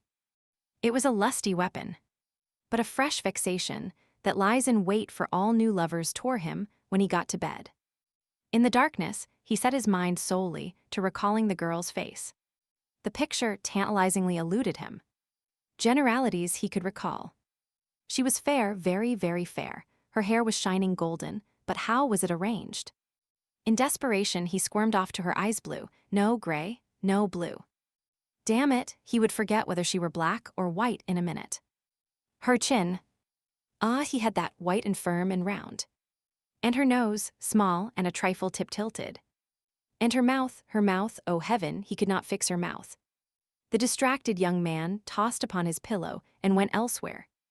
Distinctly, he could remember her little feet with those silver buckles, quite different from any other feet. And she held herself slim and supple. Held herself? Why, good heavens! She was tall, and he had been thinking of her as short. This was appalling.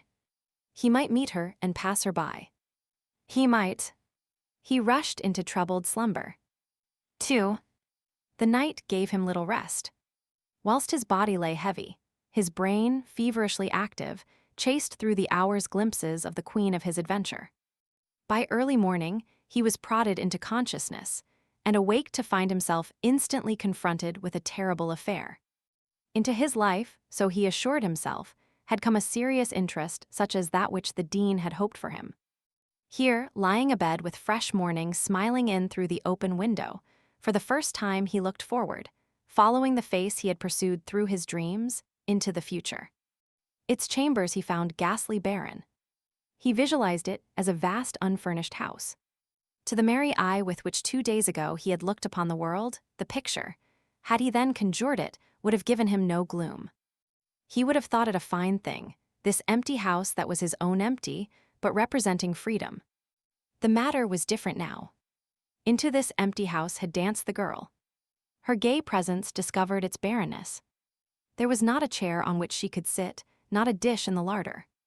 George recalled that tight little practice at Runagate that might be had for £400, went down to breakfast rehearsing a scene with his uncle, was moody through the meal. 3. The breakfast dragged past its close. Mr. Marrapit spoke. "The moments fly," he observed. Margaret said earnestly, "Oh, yes, father."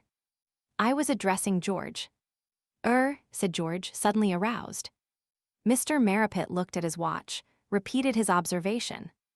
George read his meaning. "I thought of going up by the later train today," he explained.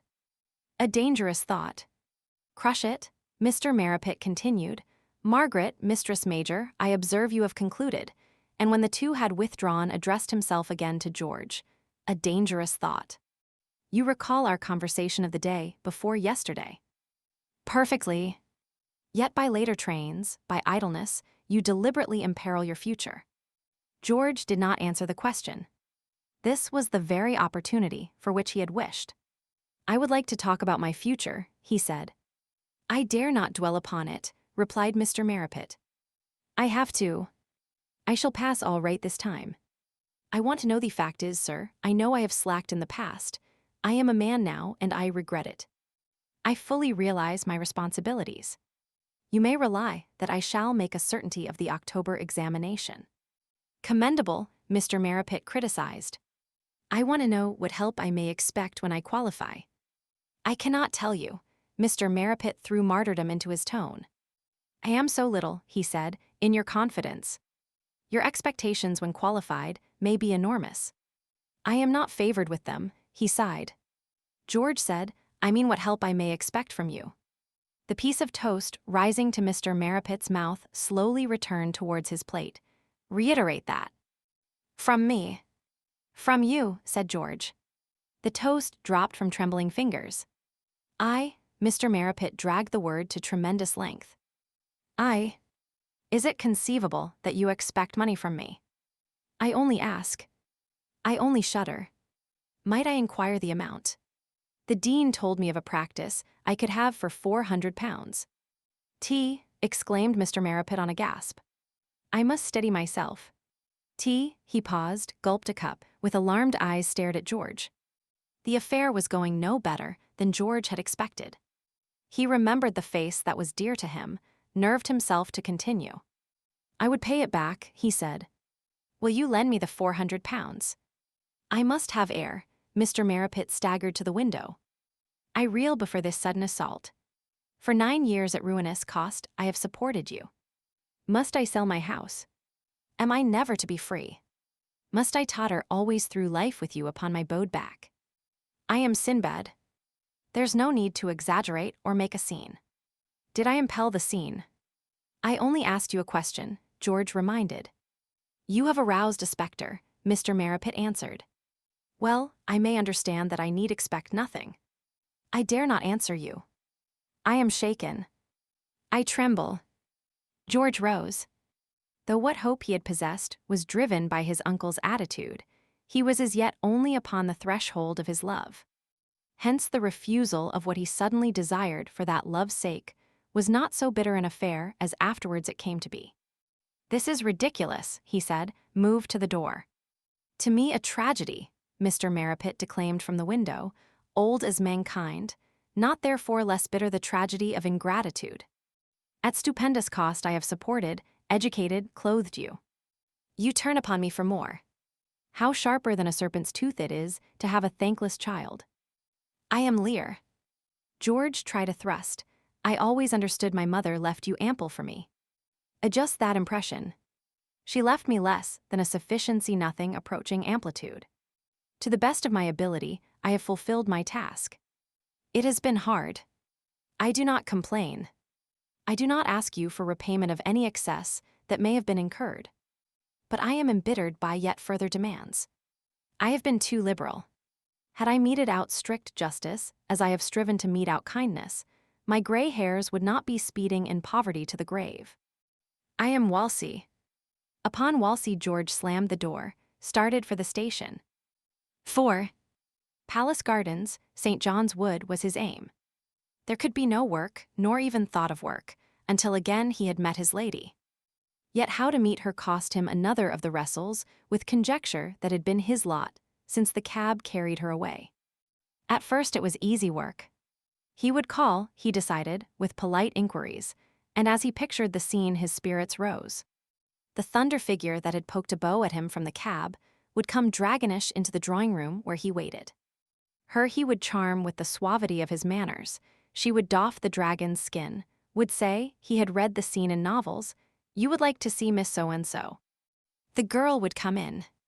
With her appearance in his thoughts, George's mind swung from coherent reasoning into a delectable fantasy. A sudden thought swept the filmy clouds, landed him with a bump upon hard rock. He was not supposed to know their address. How, to the dragon, could he explain the venal trick by which he had acquired it? Now he beheld a new picture. Himself in the drawing room, to him the dragon, her first words, "How did you know where we lived?" His miserable answer. This was very unpleasant. As a red omnibus took him on towards St. John's Wood, he decided that the meeting must be otherwise effected. The girl must sometimes go out. She had called herself a mother's help. It suggested children, and, if children, doubtless her task to take them walking. Well, he would take up a post near to the house, and wait, just wait. And then there came a final thought that struck him cold and staring. What if she did not live at the house, was merely about to visit there when the accident befell the cab? It was a sorely agitated young man that stepped off the bus and struck up Palace Gardens. Book 2. Of His Mary. Chapter 1. Excursions in the Memory of a Heroine. As that cab swung round the corner bearing away the nameless haunter of George's dreams, she to the red wrath beside her turned, and, "Oh, Mistress Chater," she said, "I hope you are not hurt." By a mercy, Mistress Chater was not hurt. By a special intervention of Providence, she had escaped a fearful death. Whether she would ever recover from the shock was another matter. Whether the shock would prove to be that sudden strain on her heart which she had been warned would end fatally, might at any moment be proved. Much anybody, except her darling children, would care if she were brought home dead in this very cab. Never had she known a heart to act as hers was acting now, thumping, as if it would burst, first quickly, then slowly. Perhaps Miss Humphrey would feel it and give her opinion. Where the girl now laid her small hand, 5 infant Chaters had been nourished. The massive bosom was advertisement that they had done well. Beneath the mingled gusts of hysteria and of wrath it violently contracted and dilated. But the heart, terrifically though Mistress Chater said it throbbed, lay too deep to be discerned. The agitated woman panted, "Can it go on like that?" "I'm afraid I hardly." Miss Humphrey shifted her hand. "Stupid, take off your glove." The white kid clung to the warm flesh. Nervous and clumsy, the girl struggled with it. "Miss Humphrey, how slow you are." "Pull it." Mistress Chater grabbed the turned-back wrist. A crack answered the jerk, and the glove split away in her hand. "There, not my fault. Next time, perhaps, you will buy gloves sufficiently large." "Oh, my poor heart. Now feel. Press." The girl bit her lip. Humiliation lumped in her throat. She pressed as bid into that heaving blouse, said she could feel it. It was not very violent, she thought. Perhaps if Mistress Chater lay back and closed her eyes. "I was not able to jump out, you see," said Mistress Chater, sinking. "Oh, you don't think I jumped out and left you?" "I wouldn't. Besides, it is the most dangerous thing to do. That would have prevented me in any case. I was thrown. I thought I was going to be killed. You were with a young man. He caught me." The words came faintly. Nearly the girl was crying. That lump in her throat seemed to be squeezing tears from her eyes, silly tears. She did not want Mistress Chater's sympathy, yet could not but reflect what disregard for her the utter absence of inquiry showed. Bitter thoughts yet more dangerously squeezed the tears. She was a paid thing that was all, not even a servant. Mistress Chater was on kindly terms with her servants, had experienced the servant problem, and craftily evaded it by the familiarity that was too useful to produce contempt. Knew her maids' young men, entered into their quarrels with their young men, read their young men's letters. 2.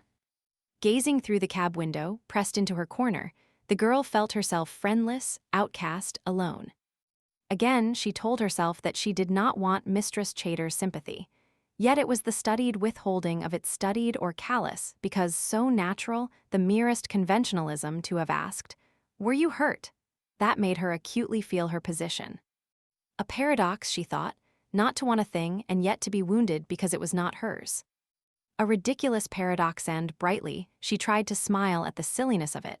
Blinking the tears that were swelling now, her face turned against the window towards the pavement. A tall, slim girl was passing, holding the arm of a nice-looking little old man with a gray mustache and military air. The tall, slim girl was laughing down at him, and he looked to be chuckling merrily, just as her mind swung off and the tears must be blinked again. They reminded her, those two, of herself and her father. Such familiar friends as they looked, so she had been with Dad, who idolized her, and whom she had idolized. Just like that, arm in arm, joking, ragging, she used to walk with him round about the home in Ireland, the world to one another and none else in the world, except the mother who was so intimately and inseparably of them that years past her death they still spoke of her as if she were alive. Thus, long after her death, it would be, "Dad, we can't go home by the hill. Mother never lets Grizzle do that climb after a long day." And, "Mary, your mother won't like you being so late. We must turn back." And, "Mary, there's the pig by Mother's almond tree. Run and shoo him." Partly this refusal to recognize that, though dead, Mother was actually gone from them, no longer was sharing their little jokes and duties, was because death came with such steady, appreciable, unfrightening steps. First the riding stopped, and then the walks made shorter and shorter. Then the strolls in the garden stopped, and then carrying the couch out under the tree's end, none of them very fearful, because prepared. It was to be almost the very day could have been named. Thus, when it came, though the blow swooped heavy, terrific, she never seemed actually to have left them. "Well now, dear dears," she had said with a little smile and a little sigh, "we have been happy. Only a little way away." But with Dad it was different. Somehow, looking back on it, one had supposed that nothing would ever touch the cheery little man. That she and he would go on and on and on well, till they grew very old together. Nothing could ever touch him. "What a wicked beauty, eh, Mary?" he had said when the man brought round the half-broken filly that its owner funked. And she had laughed and said, "Yes, an angel in a temper, what a run you will have, Dad," and had waved from the gate as the angel in a temper curveted away around the corner. Nothing could ever touch him. And then the man on a bicycle with a dent in his hat, she noticed. "If you can come quickly, missy." Top of the three-finger field he lays. Barebacked she had galloped Grizzle there, and as she sped could not for the life of her think of aught else than the dent in the man's hat, rode up Three-Finger Lane wondering how it came there. Approached the little group wondering why he did not push it out. Just as she galloped up, they took off their hats. Someone who had been on his knees stood upright. She saw the stain of wet earth where he had been kneeling, forgot the dented hat, wondered if he knew of the marvel cleaning pad that had done so wonderfully with Dad's breeches when he took a toss last Friday. Dad. Of course. It was to see Dad that she was here. Somebody tried to dissuade her. Better wait till they brought him home. Could do no good now. Why? Why not see him? "Let me pass, Mr. Saunders." Well, the filly lay across him. He had begged them not to move her because of the pain. Better come away. She pushed through them. Yes, better perhaps not to have seen. All crumpled up. Recollecting, she could feel distinctly in her knees the creepy damp, as the moisture of the marshy ground penetrated her skirts, bending over the twisted face. 3. Thereafter a blank of days in which events must have occurred, but to which memory brought no lamp, until the faint crunch as the coffin touched the earth 7 feet down. Multitudinous papers after that. Wearying, sickening masses of documents, interminable writing of signature, interminable making of lists. And then the word lot. Lot I, lot 2, lot 50, lot 200, a hammer-like word to thump the brain at night, frightening sleep, producing grotesque nightmares, as lot 12, a polished oak coffin finished plain, brass handles. No. No. That was not to be sold. Leaden hands holding her down, stifling hands at her mouth to stay her shouting stop. Then sudden consciousness, only a dream. Bolt upright in bed staring into the darkness. A dream. How much of it a dream? Was it all a dream? The fevered brain would fetch her from her bed, groping to Dad's room, striking a match-no familiar form upon the bed. A big white ticket, lot 56. Back to the hot, crumpled couch there, tossing, to lie attempting a grasp, a realization of what it all meant. 4. A dark little office in Dublin. So much the lots had fetched, so much the balance at the bank. No investments, it was to be feared.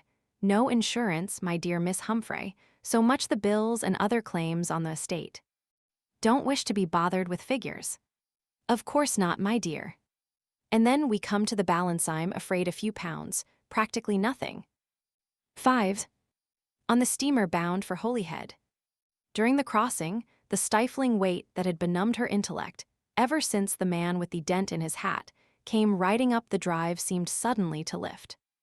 Whipped away perhaps by the edged wind that rushed past her from England to Ireland, sinking in the sea wind to cut you to the bone, discovering sensation in every marrow, stinging her to clear thought. That idyllic life with mother and dad, the world to one another, and none else in the world beside, had been rather the creation of circumstance than of design. Dad's people were furious when he married mother. In defiance of hers, mother married dad. Relations on either side had shrieked their disapproval of the match, then left the couple to their own adventures. A thing to laugh at in those days, but bringing now to the child that was left the realization of not a support in the world. Her mother's sisters had written after the funeral inviting her to come to them in England while she looked about her. She could recall every sentence of that letter. It had burned. Each word, each comma was fresh before her eyes as the cab jolted on to Palace Gardens. It would have been our pleasure constantly to have entertained you during your mother's lifetime, they had written, but she willfully flouted our desires at her marriage and thereafter utterly ignored us. The fault for the rift between us was of her making, not ours. We sent her an Easter card one year and had no reply, though we have no doubt that your father, not that we would say a word against him now, influenced her against her better judgment. However, she had written back a hysterical letter. Your letter came just after I had returned from burying my dear, dear father, who worshipped my darling mother. If I were begging in the street, starving, dying, I would not touch a crumb or a penny of yours. You are wicked, yes, you are wicked to write to me as you have written. 6. She could not stay in Ireland. Her only friends there lived about the dear home that was now no longer a home, but a desirable residence with some acres of garden and paddock. Her only friends there were friends who had been shared with mother and dad, whose presence now would be constant reminder of that happy participation now lost. One and all offered her hospitality, but she must refuse. No silly idea of being a burden to you, dear, dear Mistress Sullivan, only I can't live anywhere near where we used to live. Years before, a great friend of hers had married an English clergyman, had written often to her from London of the numerous activities in which she was engaged, principal among them, a kind of agency and home for gentlewomen. Governesses, dear, and all that kind of thing. Poor girls, many of them, who have suddenly had to earn a living. The correspondents had died, as do so many, from the effects of undue urgency at the outset. But she had the address, and was certain there of welcome and of aid. Poor girls who have suddenly had to earn a living. The words took on a new meaning. She was of these. From Euston, she drove to the address. Her friend had gone. Yes, the present occupant remembered the name. The present occupant had been there 2 years, had taken over the lease from the former tenant because the lady was ill and had been ordered abroad. That was all the present occupant knew, saw her to the door, closed it behind her. Alone in London. Alone in London, it had been one of Dad's jokes. He had written a burlesque on it, and they had played it one Christmas to roars of fun. Oh God! What a thing at which to laugh now that the realization struck, and one stood on the pavement in the dark, with this great city roaring at one. Cabmen, she had heard, were brutes, but the man who had brought her to the house must be appealed to. Where could she get the cheapest lodging of some kind? How did he know? What was she wanting to pay? The great city roared at her. Her head swum a little. An idler or two took up a grinning stand, The thing looked like a cab fare dispute. What was she wanting to pay?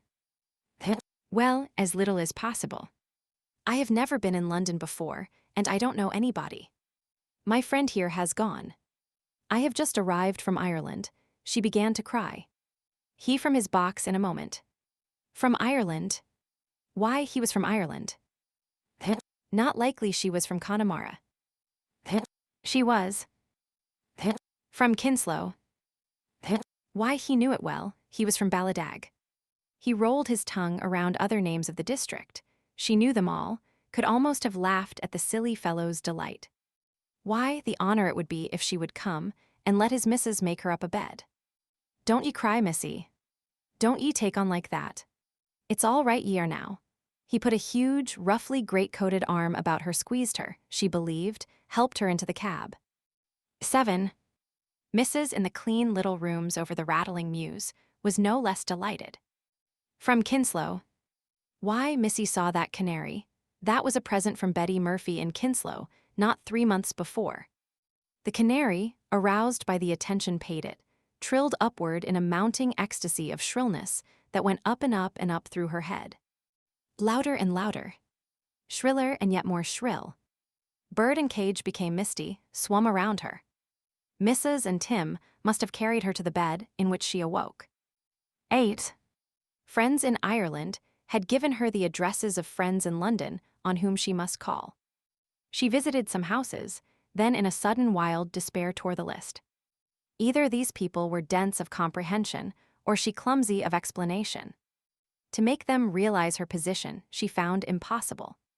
They were warmly kind, sympathetic, cheery in that lugubrious fashion in which we are taught to be bright with the afflicted. But when she spoke of the necessity to find employment, they would warmly cry, "Oh, but you must not think of that yet, Miss Humphrey. After all you have been through.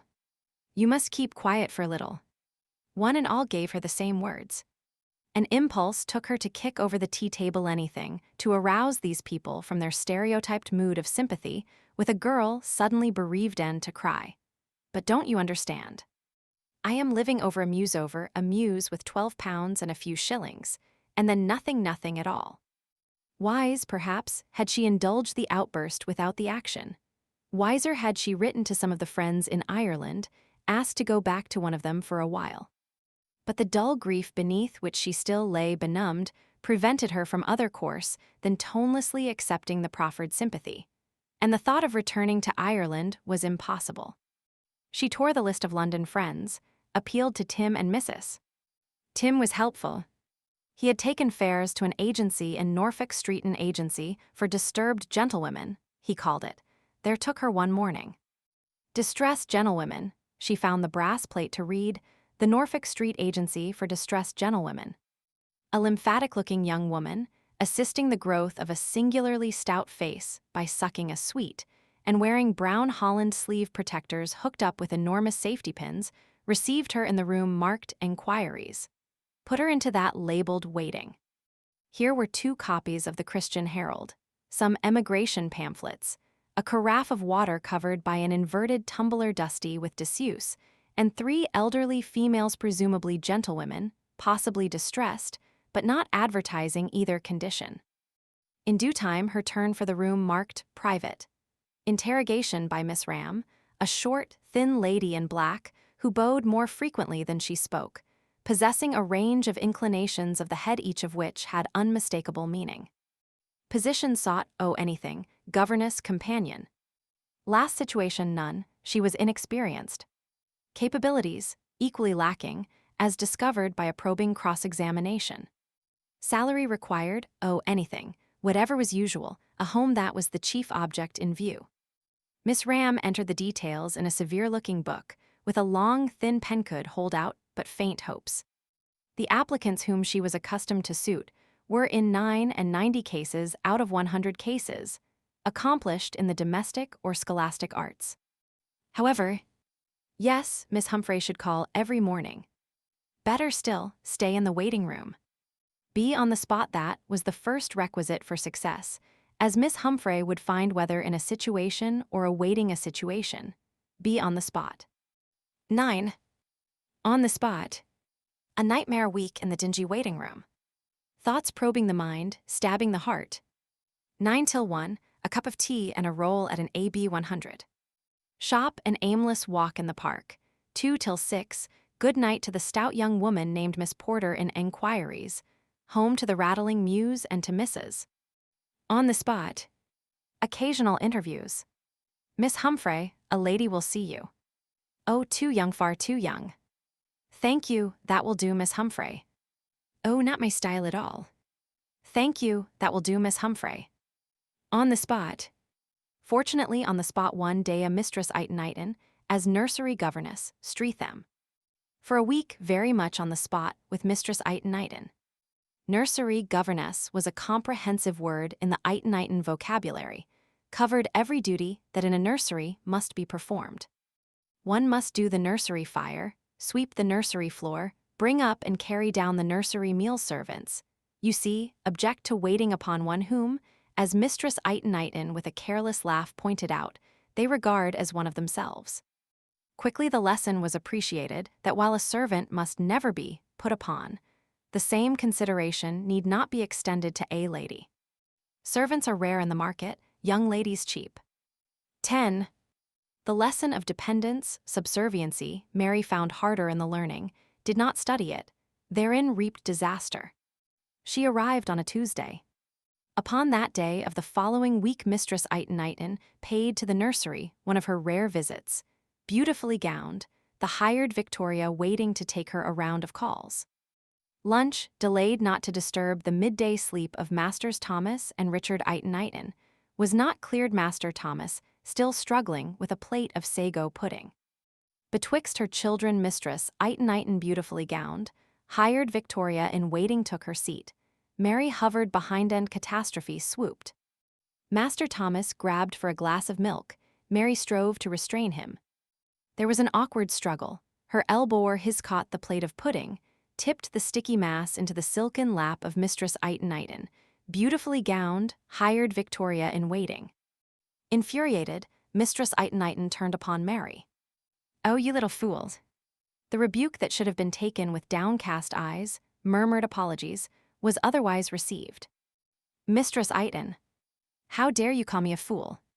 Pause of blank amazement. Sago mess table napkin in the scented hand, sago creeping down the silken skirt. That a nursery governess, not even a servant, should so presume. Miss Humphrey, you forget yourself. No. It is you who forget yourself. How dare you speak to me like that? Another moment of utter bewilderment.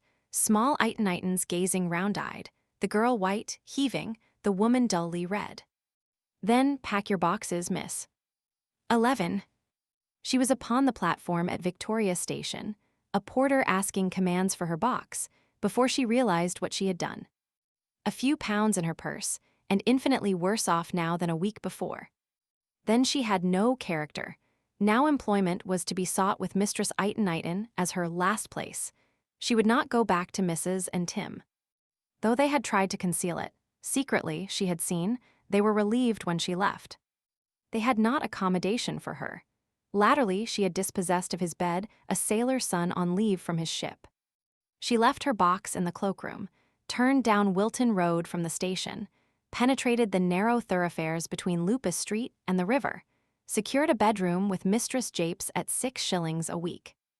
Miss Ram at the agency would have no more to do with her, had received a furious letter from Mistress Iton, showed in the ledger a cruel line of red ink ruled through the page that began name, Mary Humphrey, and ended salary. But I don't know a soul in London. You had a very comfortable place. You threw it away. I have a reputation for reliable employees, which I cannot afford to risk. A bow closed the interview. 12. It was her landlady's husband, an unshaven, shifty-looking horror, who dealt her, as it seemed to her then, the last furious blow. Returning one evening, after an aimless search for employment in shops that had earned her rude laughter for her utter inexperience and her presumption in supposing her services could be of any value, she found Mistress Japes in convulsive tears, speechless. What was the matter? Hysterical jerks of the head towards the stairs. Up to her room, the cause clear in her rifled box, its contents scattered across the floor. The little case in which with her pictures of mother and dad she kept her money gone. A little raid by Mr. Japes, it appeared, in which Mistress Japes's property had also suffered. He had done it before. A bad lot. Had done time. The rent overdue and the brokers coming in. She'd best go. Of course she could tell the police. Of course she did not tell the police. The whole affair bewildered and frightened her. To another lodging 3 streets away. Initiation by the new landlady into the mysteries of pawnshops, gradual thinning of wardrobe. Answering of advertisements found in the public library in Great Smith Street. Long, fee-taking trudges to save omnibus fares. Always the same outcome. Experience none. References none. Thank you, I'm sure it's all right, but one has to be so careful nowadays. Good mornings. Always the same outcome. The idea of writing to Ireland was hardly conceived. That life, those friends, seemed of a period that was dead, done, gone ages and ages ago. 13. Again, it was a man who dealt the deeper blow, a gentlemanly-looking person, of whom in Wilton Road one evening, she asked the way to an address copied from the Daily Telegraph. Why, by an extraordinary coincidence, he was going that way himself, to that very house, flat rather. Yes, it was his mother, who was advertising for a lady help. Might he show her the way? It would be very kind of him. Through a maze of streets, he chatting pleasantly enough, though putting now and then curious little questions which she could not understand. Hadn't he seen her at the Oxford one night? Assuredly he had not. What was the Oxford? He laughed, evidently pleased. Gad, you do keep it up, he cried. So to a great pile of flats, up a circular stair. You understand why I can't use the lift, he said. They're beastly particular here. She did not understand, supposed it was some question of expense.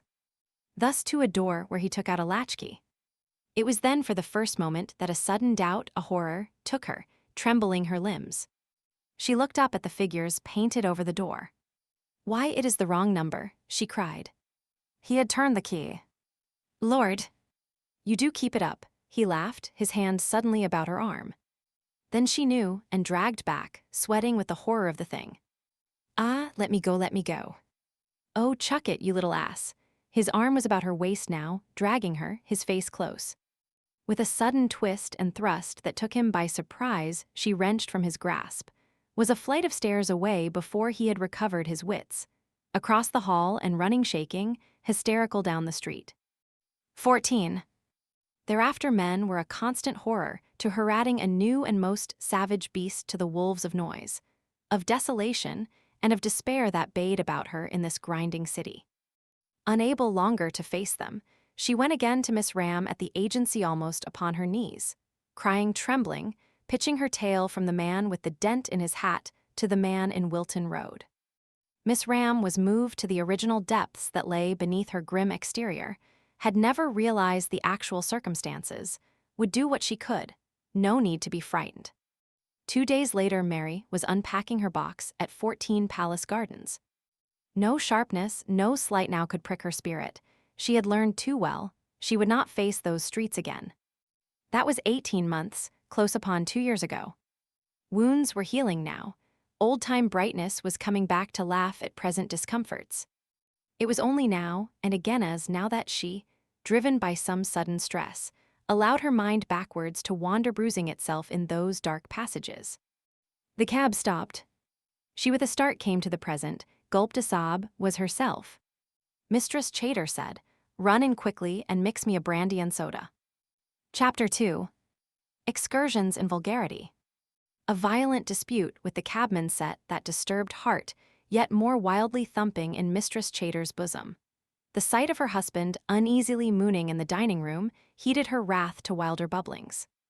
Mr. Chatera, Ollie damn terror in Mincing Lane, if his office boy may be quoted, was an astonishingly mild man in his own house. He said brightly, noting with a shiver the gusty stress of his wife's deportment.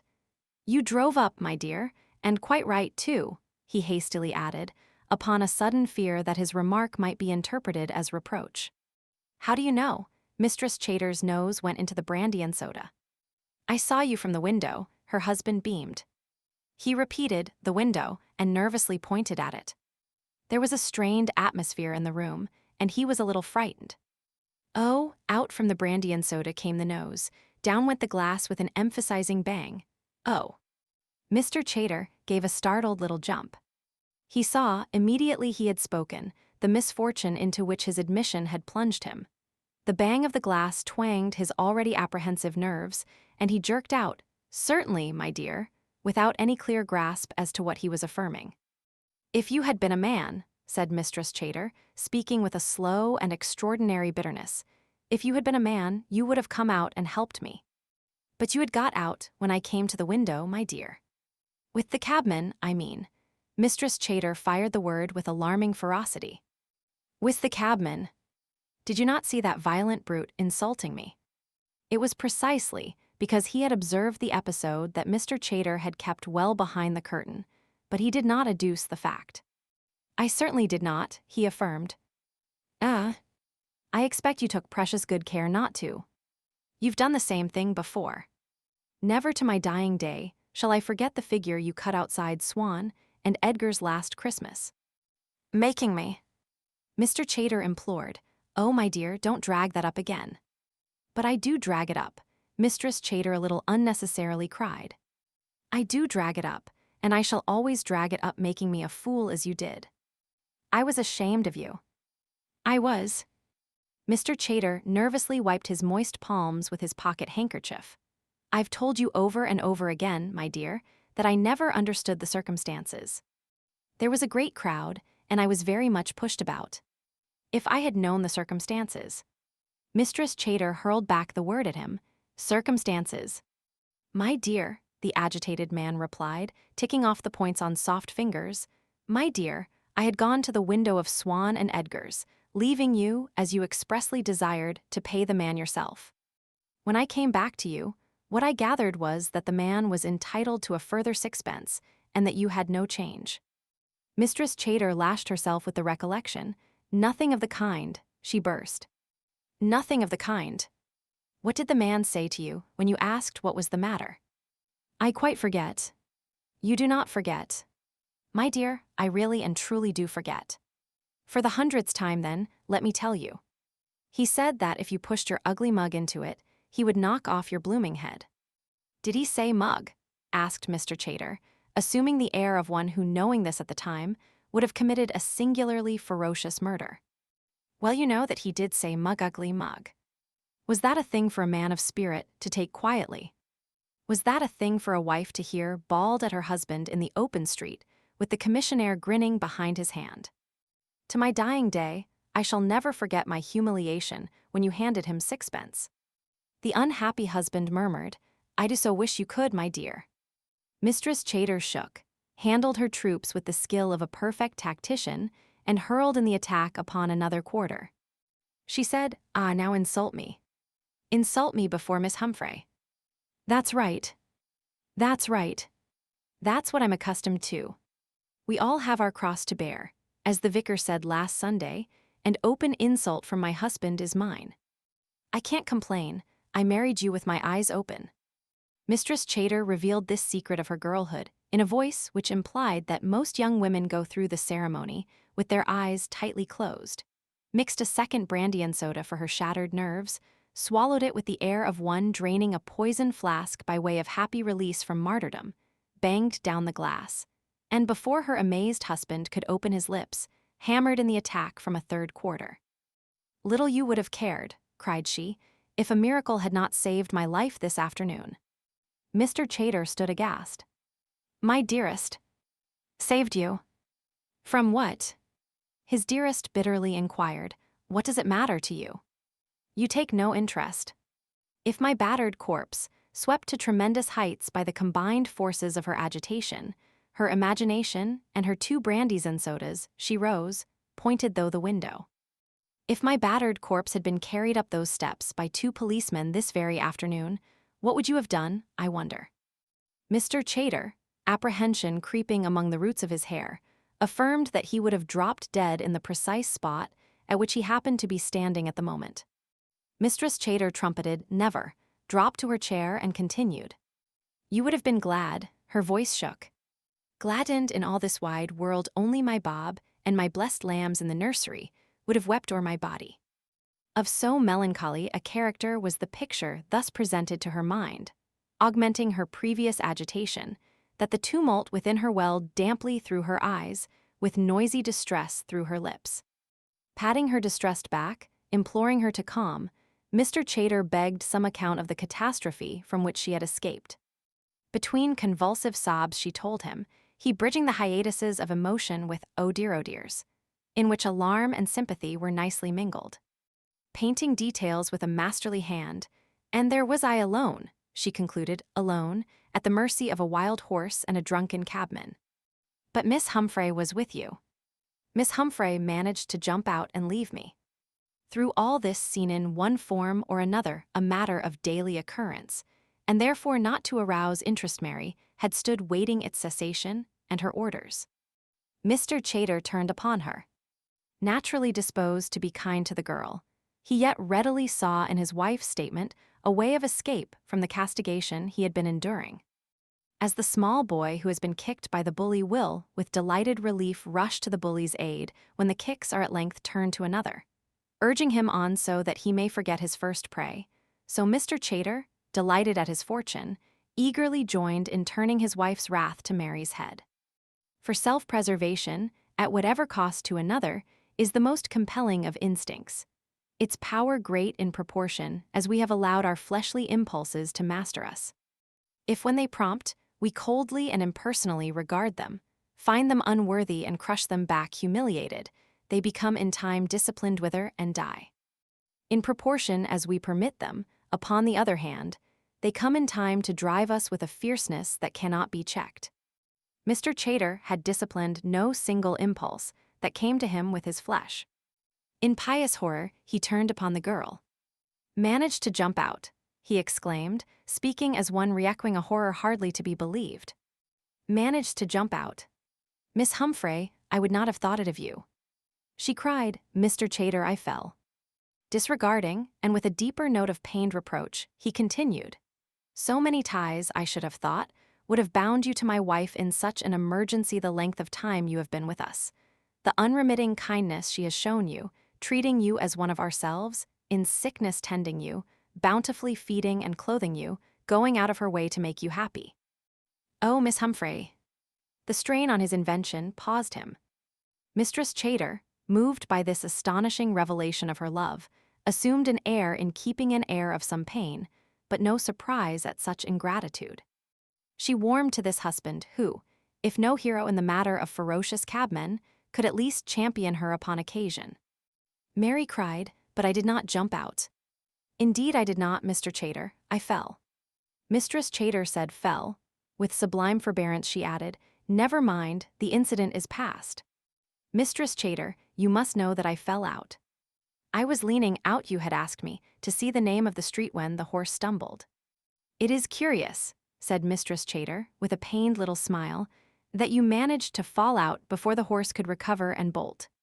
"Very, very curious," Mr. Chater echoed. How hateful they were, the girl felt. She broke out, "Aye.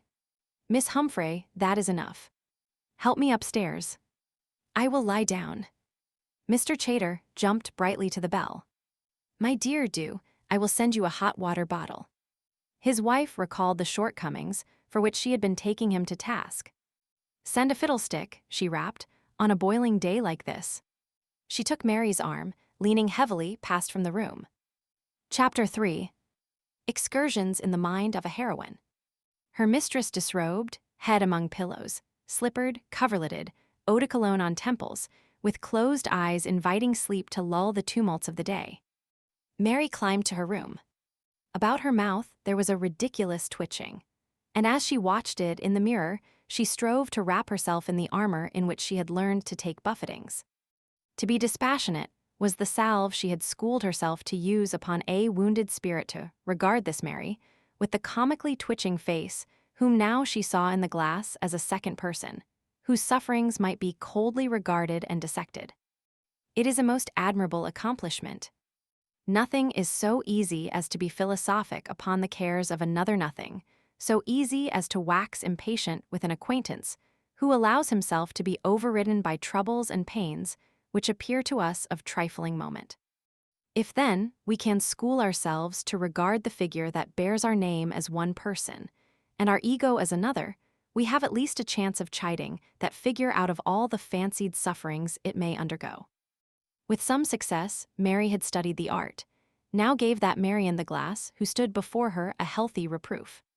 "The ridiculous thing you did," Marian the glass was told, "the ridiculous thing you did to make yourself miserable was to go thinking about Ireland." The mouth of Marian the glass ominously twitched. "There you go again. And it is so absolutely forbidden to think about that. Whatever's the use of it?" Marian the glass could adduce no reason and must be prodded. "Does it do you any good? Does it do them any good, do you suppose, to know that you can never think of them without making yourself unhappy?" Marian the glass attempted a weak quibble, was instantly snapped. "I'm not saying you are never to think of them. Goodness knows what I should do if I did not. It's all right to think of them when you are happy and they can share the happiness with you. But when you choose to be idiotically miserable, that's the time you are not to go whining anywhere near them, understand?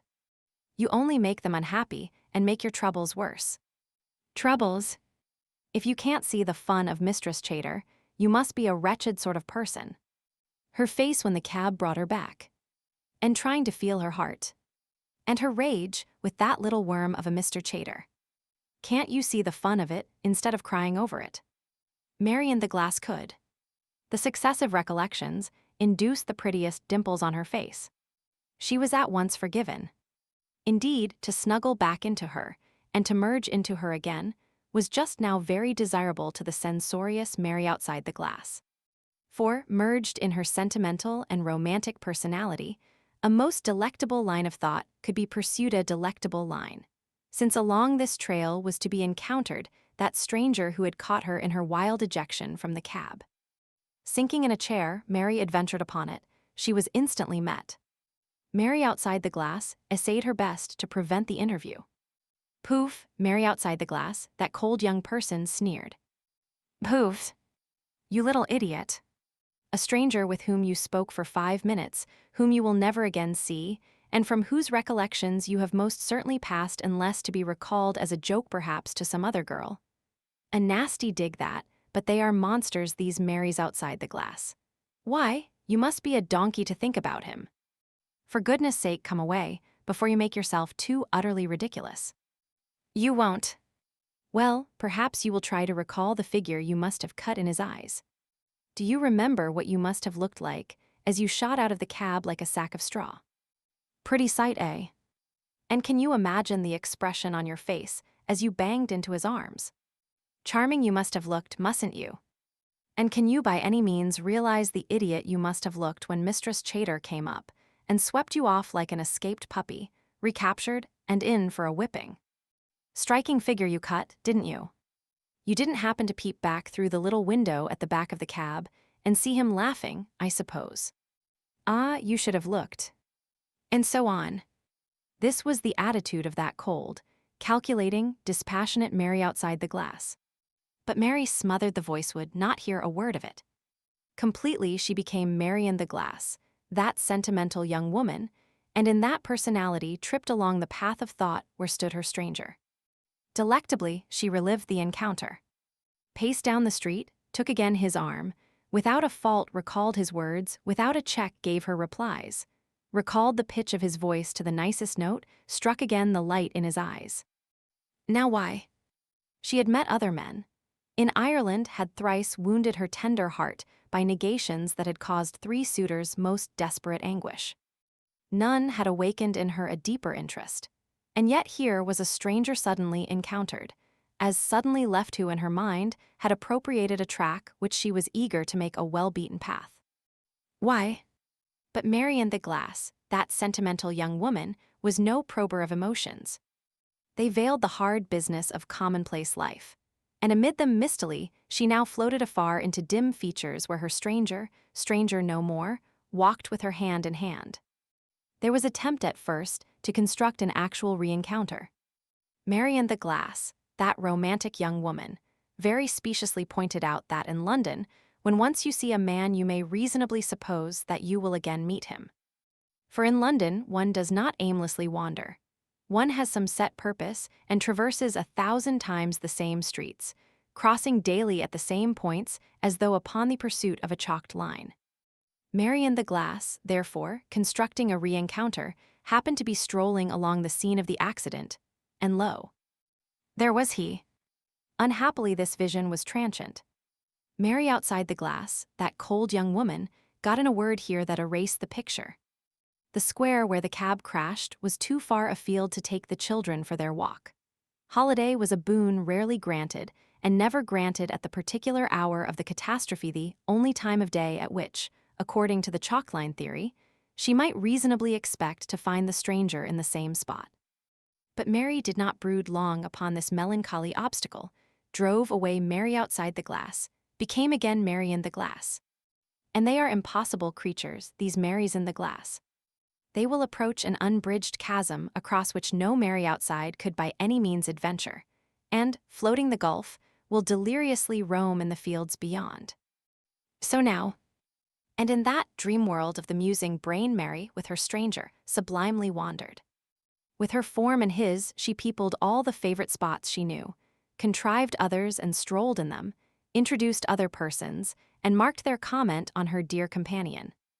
It was he whom she made to do mighty deeds in those misty fields. Of herself, hers were merely a girl's gentle fancies, held modest by her sex's natural desire to be loved for itself alone, not for big behavior. Chapter 4. Excursions in a Nursery. The loud bang of a door was the gong that called Mary back from those pleasant fields. They whirled from her, leaving her in sudden realization of the material. She glanced at the clock. "Goodness," cried she, and fell to scattering her outdoor finery at a speed dangerous under any but the deftest fingers. Into a skirt of black and a simple blouse she slipped, and down, skimming the stairs, to where her charges bided their bedtime. Opening the nursery door, she paused upon the threshold with a little O of surprise. There was a reek of cigar smoke, its origin between the lips of a burly young man who stood drumming a tune upon the window pane. Mr. Bob Chater turned at her entry. "I've been waiting for you a long time," he said. She asked whatever for, and in her tone there was a chill. "Didn't I tell you yesterday that I was coming to see the kids tubbed?" "I didn't think you meant it." Mr. Bob Chater laughed. "Well, now you see that I did. I've been looking forward to this all day." Plainly she was perturbed. She said, "Mr. Chater, I really would rather you did not, if you don't mind." "Well, but I do mind, do you see?" "I mind very much indeed. It would be the bitterest disappointment." His playfulness sat ill upon him. This was a stout young man, black-eyed, dark-mustached, with a thick and heavy look about him. She would not catch his mood. "I am sure when I ask you." "Well, you're jolly well wrong, you know," he laughed, "'cause I ain't going." Mary flushed slightly, moved to the hearthrug where sat David and Angela, her small charges watching from their toys the scene. It occurred to Mr. Bob Chater that she was annoyed. "I say, be decent to a fellow, Miss Humphrey," he said. "Look here, I hadn't seen the kids for 2 years when I came back yesterday. They hardly remember their kind big brother." He addressed the small girl whose round eyes, moving from speaker to speaker since Mary had entered, were now upon him. "Do you, Angela?" he asked. "I hate you," Angela told him, in the slow utterance of one giving completest effect to a carefully weighed sentiment. With equal impressiveness, David, seated beside her, lent his authority to the statement. "I hate you too," he joined. Mr. Bob Chater laughed a little stupidly.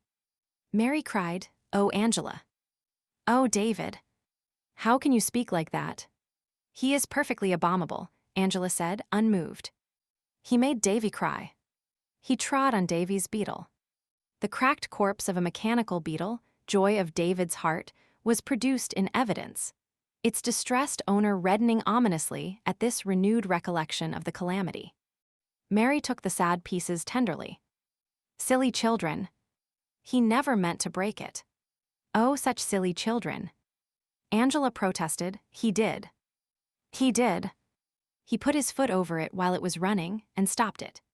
He told David to get it away if he could, and David bit his leg and he said, "Damn you," and crushed it crack. Mary whipped a glance at the murderer. She ignored the evidence. "Tomorrow," said she. "Why, what fun.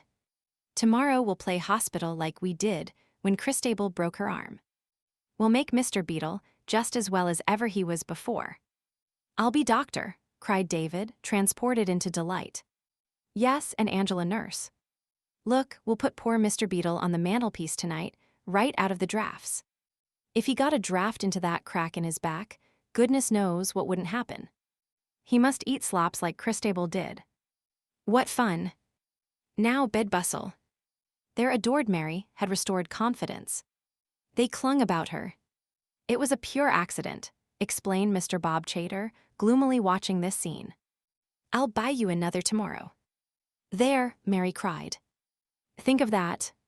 David reflected upon it without emotion. He regarded his big brother sullenly said, "I don't want another." Mary cried brightly, "Rubbish.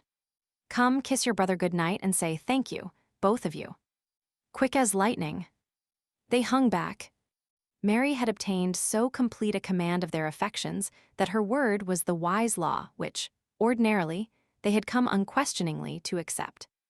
In their short lives, David and Angela had experienced a procession of nurses, of nursery governesses, of lady helps, each one of whom received or gave her month's notice within a few weeks of arrival, and against whom they had conducted a sullen or a violent war. From the first, it had been different with Miss Humphrey. As was their custom, for this constant change tried tempers. Upon the very day of her arrival they had met her with frank hostility, had declared mutiny at her first command. But her reception of this attitude, they found a new and astonishing experience. She had not been shocked, had not been angry, had ventured no threat to tell their mother. Instead, at the outbreak of defiance, she went into the gayest and most infectious laughter, kissed them, and they had capitulated before they realized the event. A second attempt at mutiny, made upon the following day, met with a reception equally novel. Again this pretty Miss Humphrey had laughed, but this time had fully sympathized with their view of the point at issue and had made of the affair a most entrancing game. She, behold, was a pirate captain, they were the rebellious crew. In 5 minutes they had marooned her upon the desert island represented by the hearthrug, had rowed away with faces which, under her instructions, were properly stern, and only when she waved the white flag of truce had they taken her aboard again. Meanwhile, the subject of the quarrel had been forgot. Never a dispute arose thereafter. They idolized this pretty Miss Humphrey. Whatsoever she said was clearly right. Here, however, was a dangerous conflict of opinion. They hung back. "Quickly," Mary repeated. "Kiss him and say thank you quickly, or there will be no story when you are in bed." It was a terrific price to pay. Their troubled faces mirrored the conflict of decision. David found solution. In his slow, solemn voice, "You kiss him first," he said. Miss Humphrey always took their medicine first, and David argued from the one evil necessity to this other. Mr. Bob Chater laughed delightedly. "That's a brilliant idea," he cried, came 2 strides towards Mary, put a hand upon her arm. So sudden, so unexpected was his movement, that by the narrowest chance only did she escape his purpose. A jerk of her head, and he had mouthed at the air 2 inches from her face. She shook her arm free. "Oh," she cried, and in the exclamation there was that which would have given a nicer man pause. Mr. Bob Chater was nothing abashed. A handsome face and a bold air had made conquests easy to him. It was an axiom of his that a girl who worked for her living by that fact proclaimed flirtation to be agreeable to her at all events with such as he. Chance had so shaped affairs that this was the first time his theory had found disproof. He saw she was offended, so much the more tickling, conquest was thereby the more enticing. He laughed, said he was only rotting. Mary did not reply. The command to kiss their brother went by default. she hurried her charges through the door to the adjoining night nursery. When they were started upon undressing, she came back. "You're going to let me see you tub them?" Bob asked her. Busy replacing toys in cupboards, she did not reply. "You're not angry, are you?" She gave him no answer. Bob Chater discarded the laugh from his tone. "If you are angry, I'm very sorry. You must have known I was only fooling. It was only to make the kids laugh." So far as was possible, she kept her back to him. The continued slight pricked him. His voice hardened. "When I have the grace to apologize, I think you might have the grace to accept it." Mary said in low tones, "If you meant only to make them laugh, of course I believe you. It is all right." "Good. Well, now may I see them tubbed?" "I have told you I would rather not." "Dash it all, Miss Humphrey, you're rather unkind, aren't you? Here have I been away nearly 2 years. I've been traveling on the continent for the firm. You know that, don't you?" She said she had heard Mr. and Mistress Chater talking of it. "Well, and yet you won't let me come near my darling little sister and my sweet little brother to tell 'em all about it. But I'm not keeping you from them, Mr. Chater. You have had plenty of time." "Time? Why, I only got back yesterday." "You have been in here this afternoon." "Ah, they were shy. They're better when you are here." She had finished her task, and she turned to him. "Mr. Chater, you know I could not keep David and Angela from you, even if I dreamed of doing such a thing. Only, I say I would rather you did not come in while I bath them, that is all." "Yes, but why?" "Mistress Chater would not like it for one thing, I feel sure." "Oh, that's all rot. Mother wouldn't mind anyway. I do as I like in this house." From all she had heard of Mistress Chater's beloved Bob, Mary guessed this to be true. Long prior to his arrival, she had been prejudiced against him. Acquaintance emphasized the prophetic impression. "Another night then," she said. He felt he was winning. No girl withstood him long. "No, tonight. Another thing, I want to know you better. This arrangement is all new to me. There was a nurse here in your place when I went. I've hardly spoken to you. Have you ever been abroad?" "No." "Well, I'll tell you and the kids some of my adventures while you're tubbing 'em." "Lead on." She was at the night nursery door. Evidently, this man would not see her conventional reason for not wishing him at the tubbing. Angela had grown a biggish girl since he went away. She said, "Please not tonight." "I'm jolly well coming," he chuckled. The lesson of dependence was willfully forgotten. Mary agreed with Angela and David. She hated this Bob. "No," she said sharply, "you are not." He had thrown his cigar into the grate, taken out another, stooped to the hearth to scratch a match. His back was to her. To him all her tone conveyed was that a rag was on hand. "We'll see," he laughed, struck the match. She stepped swiftly within the door, closed it. Bob Chater laughed again, ran across. The lock clicked as she turned the key. "Let me in," he cried, rattling the handle. "Let me in." The splash of water answered him. He thumped the panel. "Open the door." "Now, Angela," he heard her say, quick as lightning with that chimney. Bob's face darkened, he damned beneath his breath. Then with a laugh he turned away. "I'm going to have some fun with that girl," he told himself, and on the way downstairs, her pretty face and figure in his mind, pleased himself with vicious anticipation. Chapter 5. Excursions at a dinner table. 2 distressing reasons combined to compel Mistress Chater to give Mary place at the evening meal. There was the aggravating fact that mothers' helps, just as if they were ordinary people, must be fed. There was also the contingency that servants most strongly objected to serving a special meal even, on a tray to one who was not of the family, yet who had airs above the kitchen. Except then, when there were guests, Miss Humphrey must be accommodated at late dinner. Mistress Chater considered it annoying, yet found in it certain comfortable advantages as sympathy from friends. "Mustn't it be rather awkward sometimes, Mistress Chater?" A plaintive shrug would illustrate the answer. "Well, it is, of course, very awkward sometimes, but one must put up with it. That class of person takes offense so easily, you know, and I always try to treat my lady helps as well as possible." "I'm sure you do, Mistress Chater." "How grateful they should be, And this time a sad little laugh would illustrate. Oh, one hardly expects gratitude nowadays, does one? Mary at dinner must observe certain rules, however. Certain dishes a little out of season, perhaps, or classed as luxuries were borne triumphantly past her by a glad parlor maid, acting upon a frown and a glance that Mistress Chater signaled. Certain occasions, again, when private matters were to be discussed, were heralded by Miss Humphrey, in an inflection of voice that set Mary to fold her napkin and from the room. The girl greeted these early dismissals with considerable relief. Dinner was to her a nightly ordeal, whose atmosphere swept appetite sky-high, took the savor from meats, dried the throat. 2. Descending to the dining room upon this evening, her normal shrinking from the meal was considerably augmented.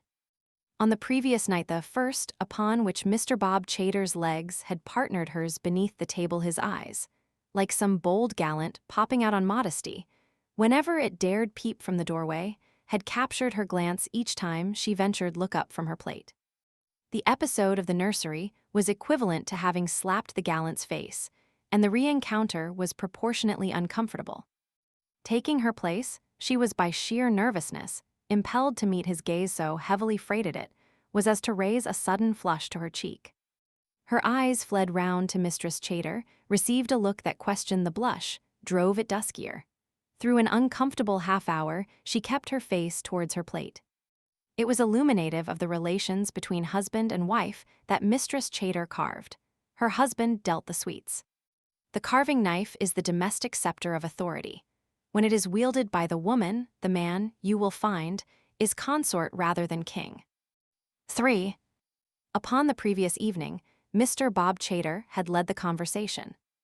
Tonight he was indisposed, for the position would not take it despite his mother's desperate attempts to board the train of his ideas and by it be carried to scenes of her son's adventures. A dozen times she presented her ticket, as often Bob turned her back at the barrier. It was a rare event, this refusal of his to carry passengers. So loudly did he whistle as a rule as to attract all in the vicinity, convinced that there was an important train by which it would be agreeable to travel.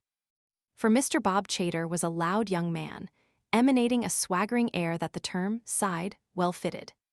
To have some conceit of oneself is an excellent affair. The possession is a keel that gives to the craft a dignified balance upon the stream of life, prevents it from being sailed too close to mud, helps maintain stability in sudden gale. Other craft are keelless, they are canoes, bobbing, unsteady, likely to capsize in sudden emergency, prone to drift into muddy waters, liable to be swept anywhither by any current. Others, again, and Mr. Bob Chater was of these, are overfreighted upon one quarter or another. They sail with a list. Amongst well-trimmed boats these learn in time not to adventure, since here they are greeted with ridicule or with contempt. Yet among the keelless fleets they have a position of some authority, holding it on the same principle as that by which among beggars he who has a coin, even though base, is accounted king. Bob Chater's list was ego wards.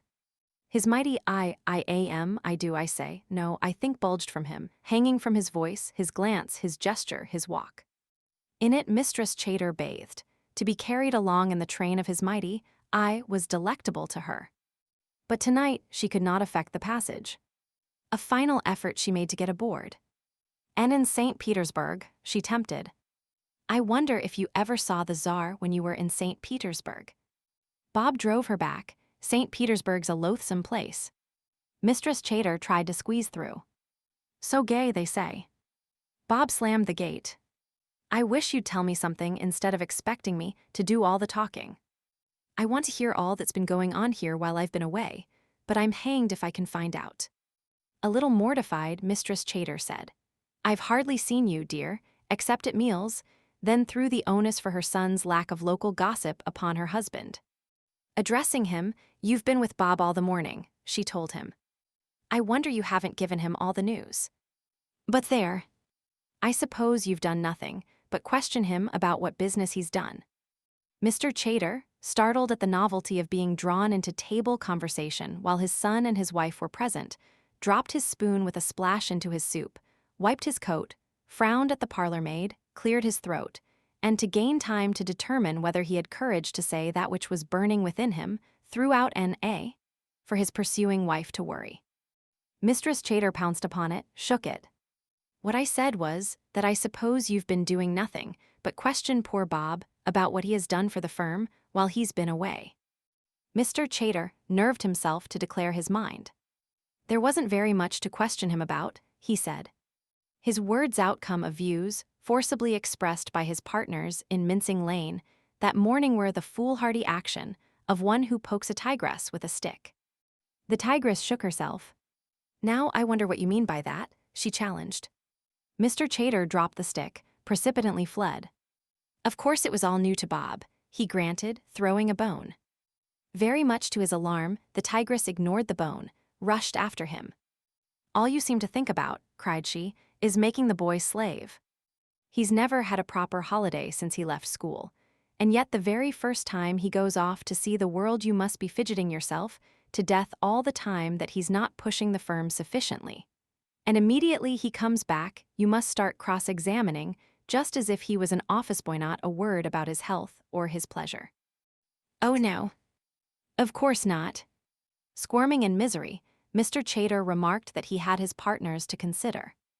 I'm only too glad that Bob should enjoy himself, only too glad. But you must remember, my dear, that part of his expenses for this trip was paid for by the firm. He was to call on foreign houses. The tigress opened her mouth for fresh assault. Mr. Chater hurriedly thrust in a bone. I don't say he hasn't done a great deal for us, not at all. I'd be the last to say that. What I say is that, in duty to my partners, I must take the first opportunity to ask him a few questions about it. Bob sees that himself, don't you, Bob? Oh, do let's keep shop off the table, Bob snarled. Fair sickens me, this never getting away from the office. There you are, Mistress Chater cried. There you are.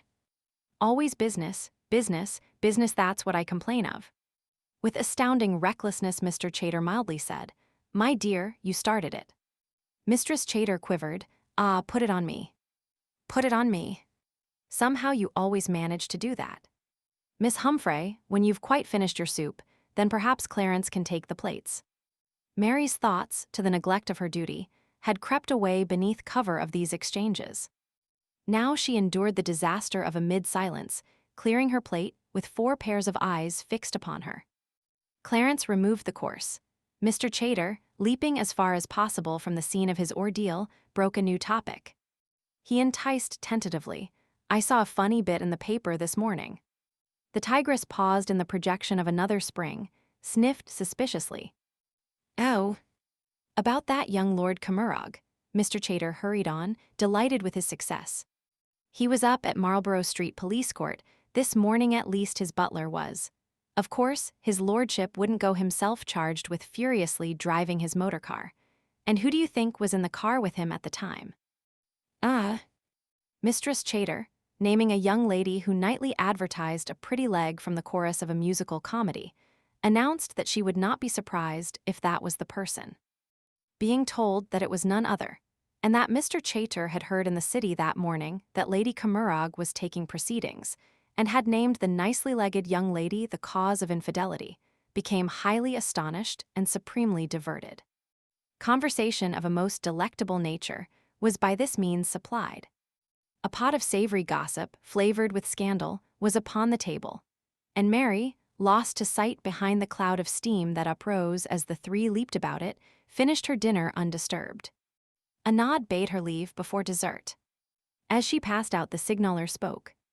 I want to see you, Mistress Chater said. Wait for me in the drawing-room. The command was unusual, and Mary, waiting as bid, worried herself with surmises upon it. She prayed it did not mean she was to soothe Mr. Bob Chater's digestion with lullabies upon the piano, that it boded an unpleasant affair, she was assured. She did not err. Mistress Chater came to her, dyspeptic-flushed, sternly browed. Miss Humphrey, I have one thing to say to you, no more. No explanations, no excuses, please. I hear you have been trying to entertain my son in the nursery this evening. If that, or anything like it, occurs again, you understand. Mistress Chater. A massive hand signaled stop. I said not a word, that is all. Good night. And Mary crimsoned to her room. Book 3. Of glimpses at a period of this history, of love and of war. Chapter 1. Notes on the building of bridges. Within the limits of this short section of our story, we shall cram 2 months of history, taking but a furtive peep or two at our personages as they plod through it. This is well within our power, since the position of the novelist in regard to his characters may be compared with that of the destiny which in the largest comedy moves to and fro mankind its actors. As destiny moves its puppets, so the novelist moves his upraising, debasing, favoring, tormenting, creating, wiping from the page. And of the pair, the novelist is the more just. Has villainy in a novel ever gone unpunished? Has virtue ever failed of its reward? Your novelist is of all autocrats the most zealous of right and wrong. Villain may through 2/3 of his career enjoy his wicked pleasures, exceedingly prosper despite his baseness. But ever above him the cold eye of his judge keeps watch, and in the end he is apportioned the most horrible deserts that any could wish. Virtue may by the gods be hounded and harried till the reader's heart is wrung. But spare your tears, before finis is written, down swoops the judge, the dogs are whipped off. Virtue is led to fair pastures and they're left smiling. Contrasted with this autocrat of the printed page, the destiny whose comedy began with the world and is indefinitely continued makes sorry show. Here the wicked exceedingly flourish and keep at it to the end of their chapter. Here virtue, battling with tremendous waves of adversity, is at last engulfed and miserably drowned. Truly their fit rewards are apportioned, we are instructed after death. But there is something of a doubt. The novelist, in regard to his characters, takes no risks. Upon another head, moreover, the novelist shows himself the more kindly autocrat. There is his power, so freely exercised, to bridge time. Whereas destiny makes us to watch those in whom we are interested plod every inch and step of their lives. Over each rut, through each swamp, up each hill the novelist, upon his characters coming to places dull or too difficult, immediately veils from us their weary struggles. Destiny will never grant such a boon. We must watch our friends even when they bore us, even when they cause us pain. Yet this boon is the commonest indulgence of the novelist, as it now, to become personal, is mine. I bridge 2 months. And you must imagine this bridge as indeed a short and airy passage across a valley, down into which the persons of our story must carefully climb, across which they must plod, and up whose far side they must laboriously scramble to meet us upon the level ground. For we are much in the position, we novel readers, of village children curiously watching a caravan of gypsies passing through their district. The gypsies, who stand for our characters, plod wearily away along a bend of dusty road. The children cease following, play a while, then by a short cut through the fields overtake the travelers as again they come into the straight. So now with you and me. We have no need to follow our gypsies down the valley that takes 2 months in the traversing. We skip across the bridge. But leaning over, we may take a shot or two at them as here and there they come into view. Chapter 2. Excursions beneath the bridge. Thus we see the meeting again of George and Mary. When the agitated young man on the day following the cab accident had alighted from the omnibus at the bottom of Palace Gardens, he was opposite No. 14 by 10:30, waiting till 11, going, convinced she did not live there, returning upon the desperate hope that indeed she did, waiting till 12 and being most handsomely rewarded. Her face signaled that she saw him, but her eyes gave no recognition, quickly were averted from him. The windows behind her had eyes, she knew. My agitated George, who had made a hasty step at the red flag that fluttered on her cheeks, as hastily stepped away beneath the chill of her glance. In tremendous perturbation turned and fled, in tremendous perturbation turned and pursued. In Regent's Park, he saw her produce a brilliant pair of scarlet worsted reins, gay with bells, heard her hiss like any proper groom as tandem-wise she harnessed David and Angela, those restive steeds. The equipage was about to start, she had cracked her whip, clicked her tongue when with thumping heart, with face that matched the flaming reins, hat in hand he approached, spoke the driver. Her steeds turned about, with wide, unblinking eyes, searched his face and hers. Your faces are very red, Angela said. Are you angry? You have got very red faces, David echoed. Are you in a temper? Mary told them no. George said they were fine horses, felt legs, offered to buy them. His words purchased their hearts, which were more valuable. After the drive, they would return to the stable, which was this seat, Mary told him. She could not stay to speak to him any longer. George declared he was the stable groom and would wait. Away they dashed at handsome speed, right round the inner circle, returned more sedately, a little out of breath. There had been, moreover, an accident. Leader, it appeared, had fallen and cut his knees. I shied at a motor, David explained, proud of the red blood now that the agony was past. George unharnessed them, dressed the wounds, scolded the coachman because no feed had been brought for the horses, promised that tomorrow he would bring some corn. Will you come tomorrow? Angela asked. George glanced at Mary. Yes, he told them. Every tomorrow. Every tomorrow. Tremendous joy. Well delighted, they ran to a new game. Every tomorrow ran but to 3. George and Mary had by then exchanged their histories. The pending examination was discussed, and Mary simply would not speak to him if, wasting his time, he came daily to idle with the children, so she expressed it. She would abandon the park. She told him would take her charges to a square gardens of which they had the entry, where George might not follow. George did not press the point.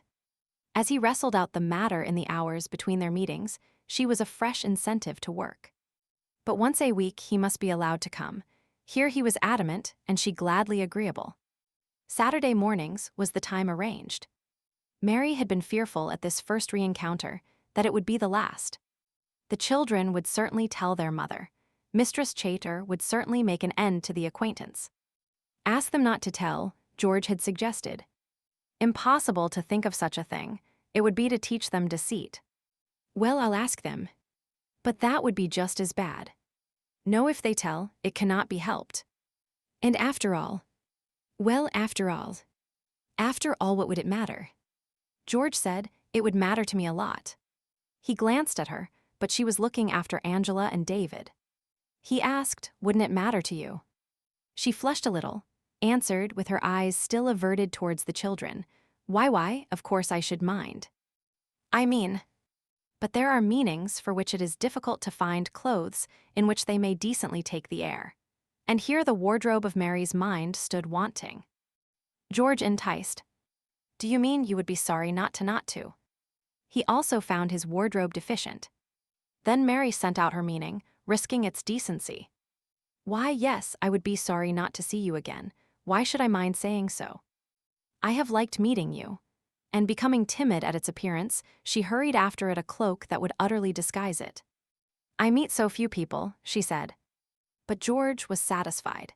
She had said she would mind nay, even though she had not spoken it. Her manner assured him that indeed she would regret not again meeting him. It was a thought to hug, a memory to spur his energies when they flagged over his studies. It was a brush to paint his world in lively colors. Nor, as the future occurred, need either have had apprehension that the children would tell their mother, and so set up an insurmountable barrier between them. A previous experience had warned Angela that it were wise to keep from her mother joys that were out of the ordinary run of events. Returning homeward that day, a little in advance of Mary, she therefore addressed her brother upon the matter. Davy, I hope that man will come tomorrow. I hope it too. We won't tell Mother, Davy. Why? Because Mother'll say no. Why? Because she always says no, stupid. Why? Oh, Davy, you're stupid. I don't know why, I only know. Don't you remember that lady that used to talk to Miss Humphrey and play with us? Well, when we told Mother, Mother said no, didn't she? And the lady played with those abominable red-dressed children that make faces instead. Will he play with the abominable red-dressed children that make faces if we tell Mother? Of course he will. Why? They always do, stupid. Why? Angela ran back. Oh, Miss Humphrey, Davy is so irritating. He will say why. There is a lesson for parents in that conversation, I suspect. 2. Leaning from our bridge, we may content ourselves with a hurried shot at George, laboriously toiling at his books, sedulously attending his classes, with his Mary spending glorious Saturday mornings that, as they brought him nearer to knowledge of her, sent him from her yet more fevered. And, straining towards another point, we will focus for an instant upon Margaret his cousin, and Bill Wyvern, her adored. Mr. William Wyvern had most vigorously whacked about among events since that evening, when his Margaret had composed her verses for George. At that time a fellow student with George at St. Peter's Hospital, he had now abandoned the profession and was started upon the literary career, as he named it, that long he had wished to follow. The change had been come by with little difficulty. Professor Wyvern, that eminent biologist, whose fame was so tremendous that even now a normally forgetful press yet continued to paragraph him, while he spent in absent-minded seclusion the ebb of that life, which at the flood had so mightily advanced knowledge. Professor Wyvern was too much attached to his son, too docile in the hands of his loving wife, to gainsay any wish that Bill might urge and that Mistress Wyvern might support. Bill achieved his end.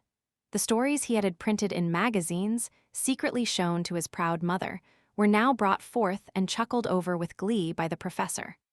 The famous biologist struggled through one of the stories, vowed he had read them all, cheerily patted Bill's arm with his shaky old hand, and cheerfully abandoned the hope he had held of seeing his son a great surgeon.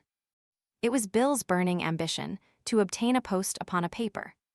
Not until later did he learn that it is the men outside the papers who must have a turn for stringing sentences, that those inside are machines, cutting and serving the material with no greater interest in it than has the cheesemonger in the cheese he weighs and deals. Meanwhile, the glimpse we may take of him shows Bill Wyvern urging along his pen until clean paper became magic manuscripts, living upon a billow of hope when the envelopes were sped, submerged beneath oceans of gloom when they were returned, trembling into Fleet Street deliciously to inhale the thick smell of printer's ink that came roaring up from 100 basements, with goggle eyes venerating the men who with assured steps passed in and out the swing doors of castles he burned to storm, snatching brief moments for the boisterous society of Cora, Dathan, and Abiram, those rare bull terriers, and finally expending with his Margaret moments more protracted stealthy meetings, for the most part in Mr. Marrapit's shrubbery. 3. But 2 more peeps from our bridge need we take, and then our characters will be ready to meet us upon the further side. A glance from here will reveal to us Mistress Major, that masterly woman, inscribing in her diary, "Getting on with Mr. 1000. I should sue. Precip. Vat." Fill out the abbreviations to which Mistress Major in her diary was prone, and we have "Getting on with Mr. Marrapit." I should succeed. Precipitancy fatal. Succeed in what? To what would precipitancy of action be irreparable? Listen to a conversation that may enlighten us spoken upon the lawn of Heron's Holt. Mr. Marrapit in his chair making a lap for the rose of Sharon, Mistress Major on a garden seat, crocheting. A stealthy peep assuring her that his eyes were not closed, Mistress Major nerved herself with a deep breath. With a long sigh let it escape in the form, "A year ago," dropped hands upon her lap and gazed wistfully at the setting sun. She had seen the trick, very successfully performed upon the stage. Mr. Marrapit turned his eyes upon her. "You spoke, Mistress Major." With an admirable start Mistress Major appeared to gather in wandering fancies. "I fear I was thinking aloud, Mr. Marrapit." "I beg pardon." "Do not. There is no occasion." "You said a year ago." "Did I, Mr. Marrapit?" "Certainly," said Mr. Marrapit. A pause followed. The wistful woman felt that, were the thing to be done properly, the word lay with her companion. To her pleasure, he continued. "Today, then, is an anniversary." "It is." "Of a happy event, I trust." Mistress Major clasped her hands, spoke with admirable ecstasy. "Oh, Mr. Marrapit, of a golden page in my life." "Elucidate," Mr. Marrapit commanded. Mistress Major put into a whisper. "The day I came here." Mr. Marrapit slowly moved his head towards her. Her eyes were averted. "The time has passed swiftly," he said. Mistress Major breathed. "For me it has flown on," she searched wildly for a metaphor. "On wings," she concluded. Again there was a pause, and again Mistress Major felt that for this passage to a fullest effect the word lay with Mr. Marrapit. But Mr. Marrapit, himself considerably perturbed, did not speak. The moment sped. Fearful lest they should distance beyond recovery the sentiments she felt she had aroused, Mistress Major hastened to check them. She said musingly, "I wonder if they are right," sighed as though doubtful. "To whom do you refer?" "Why, the people who say that time flies when it is spent in pleasant company." "They are correct," Mr. Marrapit affirmed. "Oh, I do not doubt it for my part, Mr. Marrapit. I never knew what happiness was until I came here. But if," the masterly woman paused. "Continue," Mr. Marrapit commanded. The hard word was softly spoken. Mistress Major's heart gave two little thumps, her plan clear before her, pushed ahead. "But if to you also, Mr. Marrapit, the time has seemed to fly, then, Mr. Marrapit, my company has been agreeable to you." Certainly, there was a softness in Mr. Marrapit's tones as he made answer. "It has, Mistress Major," he said, "it has. Into my establishment, you have brought an air of peace that had for some time been lacking. Prior to your arrival, I was often worried by household cares that should not fall upon a man." Earnestly Mistress Major replied, "Oh, I saw that. I strove to lift them." "You have lifted them. You have attended not only my cats but my kitchen. I am now able often to enjoy such evenings as these. This peace around us illustrates the tranquility you have brought." The tranquility was at that moment disastrously shattered. A bed of shrubbery lay within a few feet of where they sat. What had appeared to be a gnarled stump in its midst now quivered, broadened, fell into a line with the straightening back of Mr. Fletcher. Mr. Marrapit was startled and annoyed. "What are you doing there, sir?" "Snailin'," said Mr. Fletcher gloomily, exhibited his snail. "Snail elsewhere. Do not snail where I am. I snails where there's snails. See snailing. You must have been there hours. What if I have? This garden's fair, planted with snails. Snail oftener. Depart." Mr. Fletcher moved a few steps, then turned. "I should like to ask if this is to be part of my regular job. First you says see snailin', then you says snail oftener, then you says snail elsewhere. Snails take findin'. They don't come to me, I has to go to them. It's our damn ard. I'm a gardener, I am not a lettuce leaf." He gloomily withdrew. Mr. Marrapit's face was angrily twitching. The moment was not propitious for continuing her conversation, and with a little sigh Mistress Major withdrew. But it was upon that night that she inscribed in her diary, "Getting on with Mr. 1000. It'd suck. Precip. Fat. 4. A last peep, ere we hurry across the bridge, will disclose to us Mr. Bob Chater still pressing upon Mary the attentions which her position, in relation to his, made it so difficult for her to escape.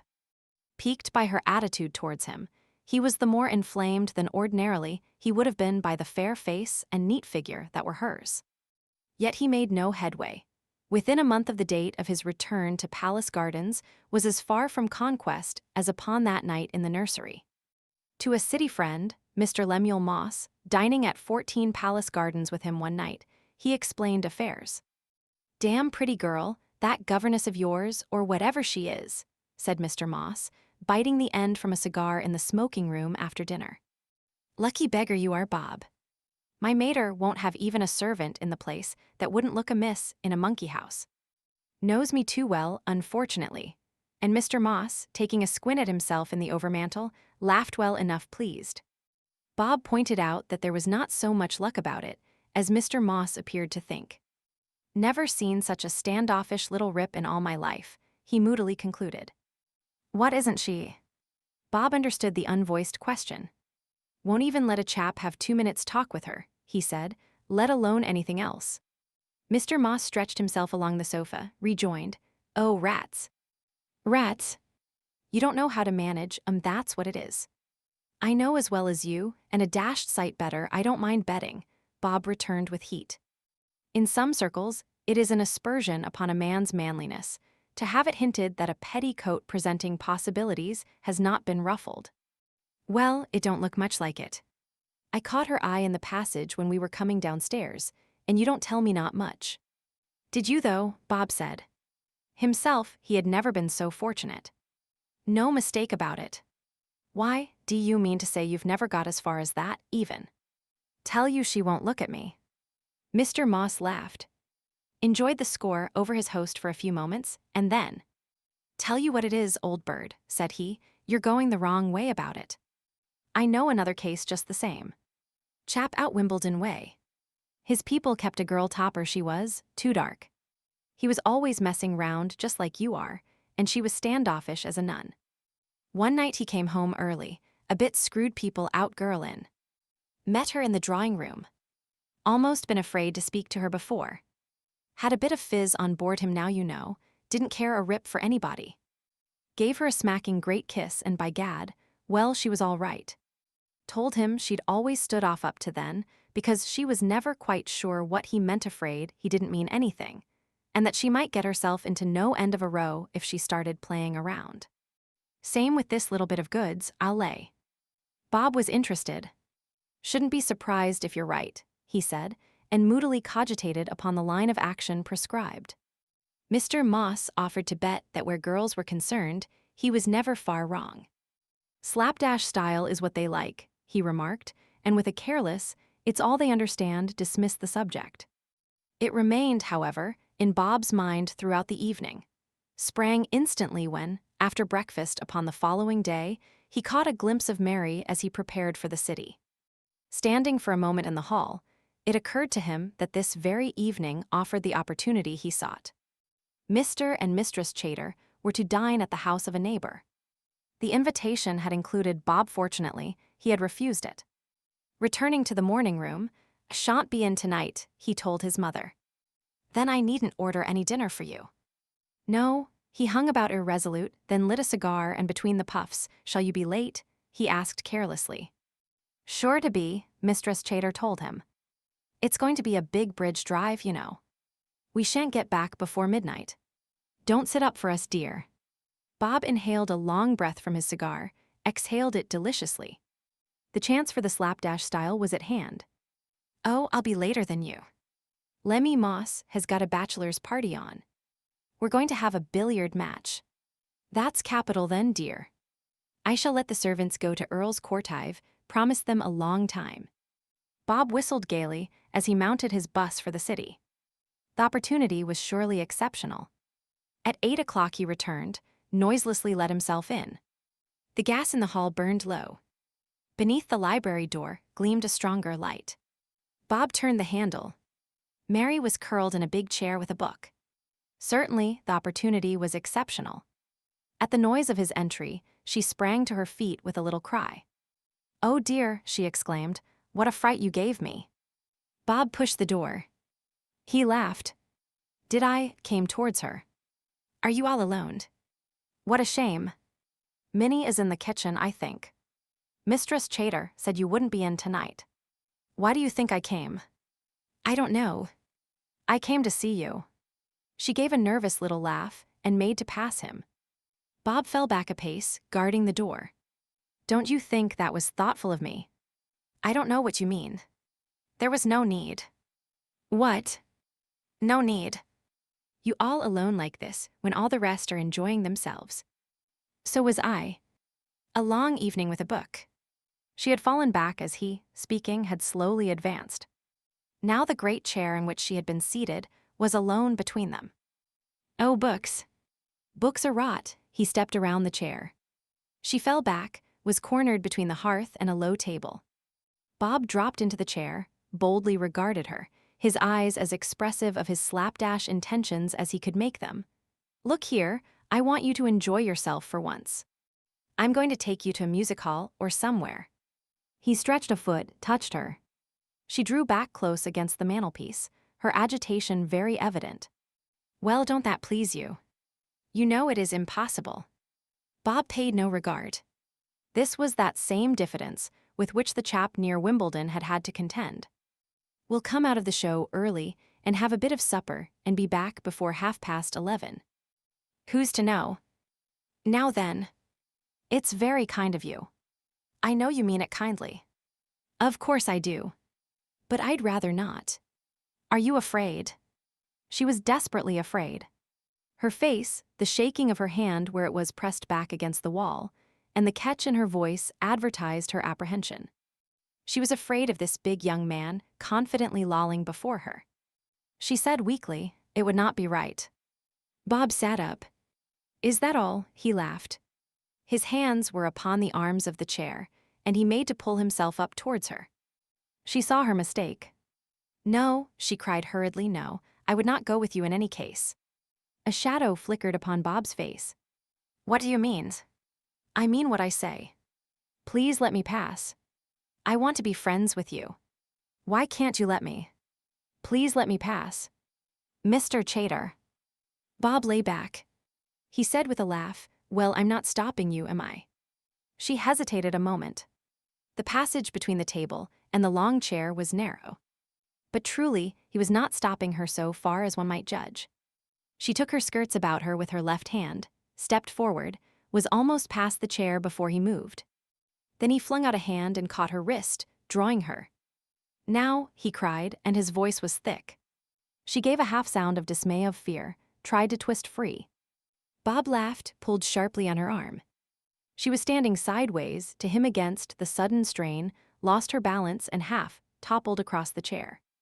As Bob reflected, when afterwards feeding upon the incident, had he not been as unprepared as she for her sudden stumble, he would have made, as he put it, a better thing of it. As it was, her face falling against his, he was but able to give a half-kiss when she had writhed herself free and made across the room. But that embrace of her had warmed Bob's passions. Springing up, he caught her as she fumbled with the latch, twisted her to him. For a moment they struggled, he grasping her wrists and pressing towards her. With the intention of encircling her waist, he slipped his hold. But panic made her the quicker. Her outstretched arms held him at bay for a breathing space. Then, as he broke them down, she dealt him a swinging blow upon the face that staggered him back a step, his hand to his cheek. Mistress Chater opened the door. Oh, he kissed me. He kissed me, Mary cried. Bob said very slowly, you infernal little liar. Mistress Chater glowered upon Mary with cruel eyes. It was a fortunate thing, she said coldly, that a headache brought me home. Go to your room, miss. We may hurry across the bridge. Chapter 3. Excursions in Love. Saturday was the day immediately following the scene. George, on a bus carrying him towards Regent's Park, was in spirit at one with the gay freshness that gave this September morning a spring-like air. A week of torrid heat, in which London crawled, groaned, and panted, had been wiped from the memory by an overnight thunderstorm that burst the pent-up dams of heaven and loosed cool floods upon the staring streets. No misty drizzle nor gusty shower it had been, but a strong, straight, continuous downpour, seemingly impelled by tremendous pressure. Dusty roofs, dusty streets, dusty windows it had scoured and scrubbed and polished. Torrents had poured down the gutters whenever temporarily the pressure seemed to relax. The ears of wakeful Londoners were sung to by the gurgle and rush of frantic streams driving before them the collected debris of many days. Upon this morning, in the result, a tempest might have swept the town and found never a speck of dust to drive before it. The very air had been washed and sweetened, and London's workers, scurrying to and from their hives, seemed also to have benefited by some attribute of the downpour that tinted cheeks, sparkled eyes, and, rejuvenating limbs, gave to them a new sprightliness of movement. George, from his bus, caught many a bright eye under a jaunty little hat, gave each back its gleam from the depths of gay lightness that filled his heart. Nearing the park he alighted, made 2 purchases. From a confectioner buncorn for David and Angela, those ramping steeds. From a florist, the reddest rose that an exhaustive search of stock could discover. Mary had from him such a rose at their every meeting. She might not wear it back to Palace Gardens, it would not flourish beneath Mistress Chater's curiosity. But while they were together, she would tuck it in her bosom, and George tenderly would bear it home and set it in a vase before him to lend him inspiration as he worked. It is almost certain that such a part is one for which flowers were especially designed. 2. Those splendid steeds, David and Angela, having been duly exercised, groomed, and turned out to browse upon buncorn, George rushed at once upon the matter that was singing within him. Where he sat with his Mary, they were sheltered from any but chance obtrusion. She had taken off her gloves, and George gave her hands, as they lay in her lap, a little confident pat. It was the tap of the baton with which the conductor calls together his orchestra for. This was a song that George was about to tune, very confident that the chords of both instruments that should give the notes were in a harmony complete. He said, "Mary, do you know what I am going to talk about?" She had been a little silent that morning, he had thought, did not answer now, but smiled. He laid a hand upon both hers. "You must say yes. You've got to say yes about 20 times this morning, so start now. Do you know what I'm going to talk about?" "Yes." "No objections this time." "Yes." He laughed, gave her hand a little smack of reproof. "You who have loved will excuse these lovers' absurdities. No, you are only to say yes when I tell you. No objections to the subject this morning." His Mary told him no. Couldn't have a better morning for it, could we? She took a little catch at her breath. George dropped the banter in his tone. "Nothing wrong today, is there, dear?" "Nothing up." How sadly wrong everything in truth was she had determined not to tell him until she more certainly knew its extent. She shook her head, reassuringly smiled. "Well, that's all right, there couldn't be on a morning like this. Now we've got to begin at the beginning. Mary, I planned it all out last night, all this conversation. We've got to begin at the beginning, you know, I've never told you yet that I love you. You knew it though, didn't you, from the first, the very first? Tell me from when." "George, this is awfully foolish, isn't it?" "Never mind. It's jolly nice. It's necessary, too. I've read about it. It's always done. Tell me from when you knew I loved you." "After last Saturday." "Oh, Mary. Much earlier than that." "You must have. Well, I thought perhaps you cared after that first day when you came here." "Not before that." She laughed. "Comes, how could I? Why, I'd hardly seen you." "Well, I did anyway," George told her. "I loved you from the very minute you shot out of the cab that day." "There. But even this isn't the proper thing. I've been promising myself all night to say 4 words to you, just 4. Now I'm going to say them. Mary, I love you." She looked in his eyes for a moment, answering the signal that shone thence. And then she laughed that clear pipe of mirth which was so uniquely her own possession. "Oh, I say, you mustn't do that," George cried. He was really perturbed. "I can't help it. You are so utterly foolish." "I'm not. It's the proper thing. I tell you, I've planned it all out. I love you. I've never said it to you before. Now it's your turn. But what on earth am I to say? You've got to say that you love me. You're making a farce of it. No, I tell you, I've planned it all out. I can't go on till you've said it. You can't expect me to say, 'George, I love you.' It's ridiculous. It's like a funny story." "Oh, never mind what it's like. Do be serious, Mary. How can I be sure you love me if you won't tell me?" For the first moment since its happening, the thought of Bob Chater and of Mistress Chater passed completely from Mary's mind. She looked around, there was no soul in sight. She listened, there was no sound. She clasped her fingers about his, leaned towards him, her face upturned. He kissed her upon the lips. "The plans," said George after a moment, "have all gone phut. I never thought of that way." "It's much better," Mary said. "The other's not a patch upon it," said George. 3. You must conjecture of what lovers think when, following their first kiss, they sit silent. It is not a state that may be written down in such poor words as your author commands. For the touch of lips on lips is the key that turns the lock and gives admission to a world dimly conceived, yet found to have been wrongly conceived, since conceived never to be so wonderful or so beautiful as it does prove. Nor, ever again, once the silence is broken and speech is found, has that world an aspect quite the same. For the door that divides this new world from the material world can never from the inside be closed. It is at first for the space of that silence, after the first kiss pushed very close by those who have entered. But soon after, the breath of every rushing moment blows it further and further ajar.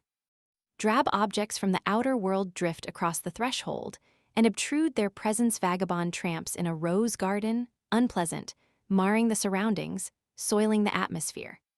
Cares drift in, worldly interests drift in. In drift smudgy, soiled, unpleasant objects brushing the door yet wider upon its hinges, till it stands back to its furthest extent and the interior becomes at one with the outer world. The process is gradual, indiscernible. When completed, the knowledge of what has been done dawns suddenly. One knocks against an intruder especially drab, starts into wakefulness to rub the bruise, and looking around exclaims, "And this is love." Well, it was love. But a rose garden will not long remain beautiful if no care is taken of what may intrude. If we but stand sentinel at the door, exercising a nice discretion, the garden may likely remain unsoiled, its air uncontaminated. 4. George said that though across the first portion of the scheme he had so laboriously planned, he had been shot at lightning speed by the vehicle of Mary's action. Its latter portion yet remained to be discussed. We've got to marry, dearest, and as quick. We can't go on like this, seeing each other once a week. No, not even if it were once a day. It's got to be always. Always and always, dear, Mary said softly. Women are more intoxicated than men by the sudden atmosphere of that new world. The awe of it was still upon her. The light of love comes strongly to men with the sensation of bright sunshine, to women as through stained glass windows softly. She continued, fancy saying always and being glad to say it. I never thought I could. Do you know, will this frighten you?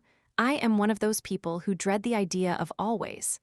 I never could bear the idea of looking far, far ahead and not seeing any end. It frightened me. Ever since Father died, I've been like that, even in little things, even in tangible things. When we go to the seaside in the summer, I never can bear to look straight across the sea. That gives me the idea of always, of long, long miles and miles, without a turn or a stop. I want to think every day, every hour, that what I am doing can't go on, must change. It suffocates me to think otherwise. I want to jump out, to scream. Then she gave that laugh that seldom failed to come to her relief, and said, It's a sort of claustrophobia, isn't that the word, on a universal scale? But why is it? And why am I suddenly changed now? Why does the thought of always, endless always with you, bring a sort of don't laugh, dear, a sort of bliss peace? This poor George of mine, who was no deep thinker, nevertheless had the reason pat. He said, I think because the past has all been unhappy, and because this, means happiness. She gave a little sigh, told him, yes, that's it, happiness. 5. And now they fell to making plans, as mating birds build nests. Here a bit of straw and there a tuft of moss. Here a feather, there a shred of wool. George would do this and George would do that. Here the house would be, and thus would they do in the house. Probabilities were outraged, obstacles vaulted. Castles that are builded in the air spring into being quicker than Aladdin's palace. Bricks and mortar, beams and stones are featherweight when handled in the clouds. Every piece is so dovetailed, marked and numbered that like magic there springs before the eye the shining whole pinnacled, turreted, embattled. Disaster arrives when the work is completed. There, we say, standing back, a little flushed and out of breath with the excitement of the thing. There's a place in which to live. Could any existence be more glorious? And then we advance a step and lean against the walls to survey the surrounding prospect. It is the fatal action. The material body touches the aerial structure, and down with a crash the castle comes back. We pitch into the foundations, and thwack, bump, thwack comes the masonry tumbling about us, bruising, wounding. 6. George had built the castle. Mary had sat by twittering and clapping her hands for glee as higher, and higher it rose. He knew for a fact, he told her, that his uncle had not expended upon his education much more than half the money left him for the purpose.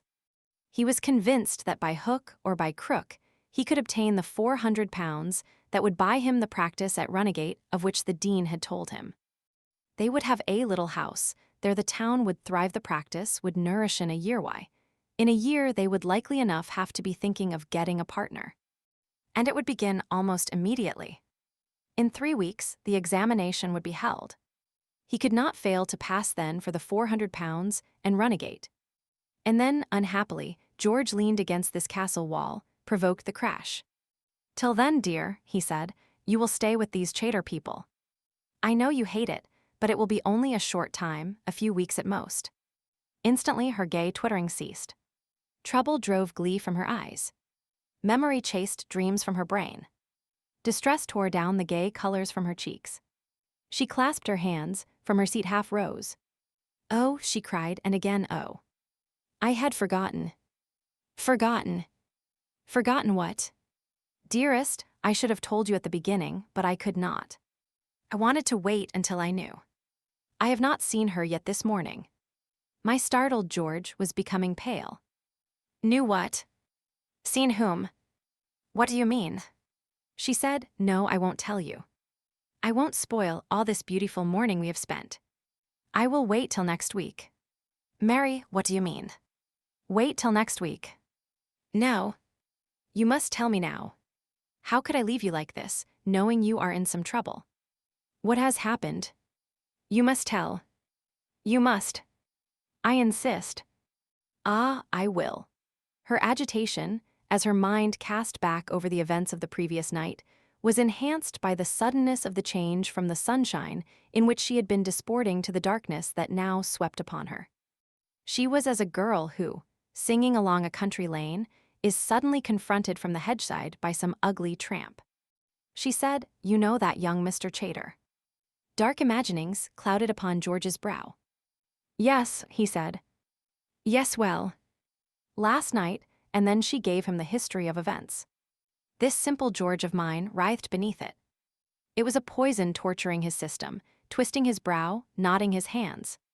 Her presence, when she finished, did not stay his cry beneath his rackings.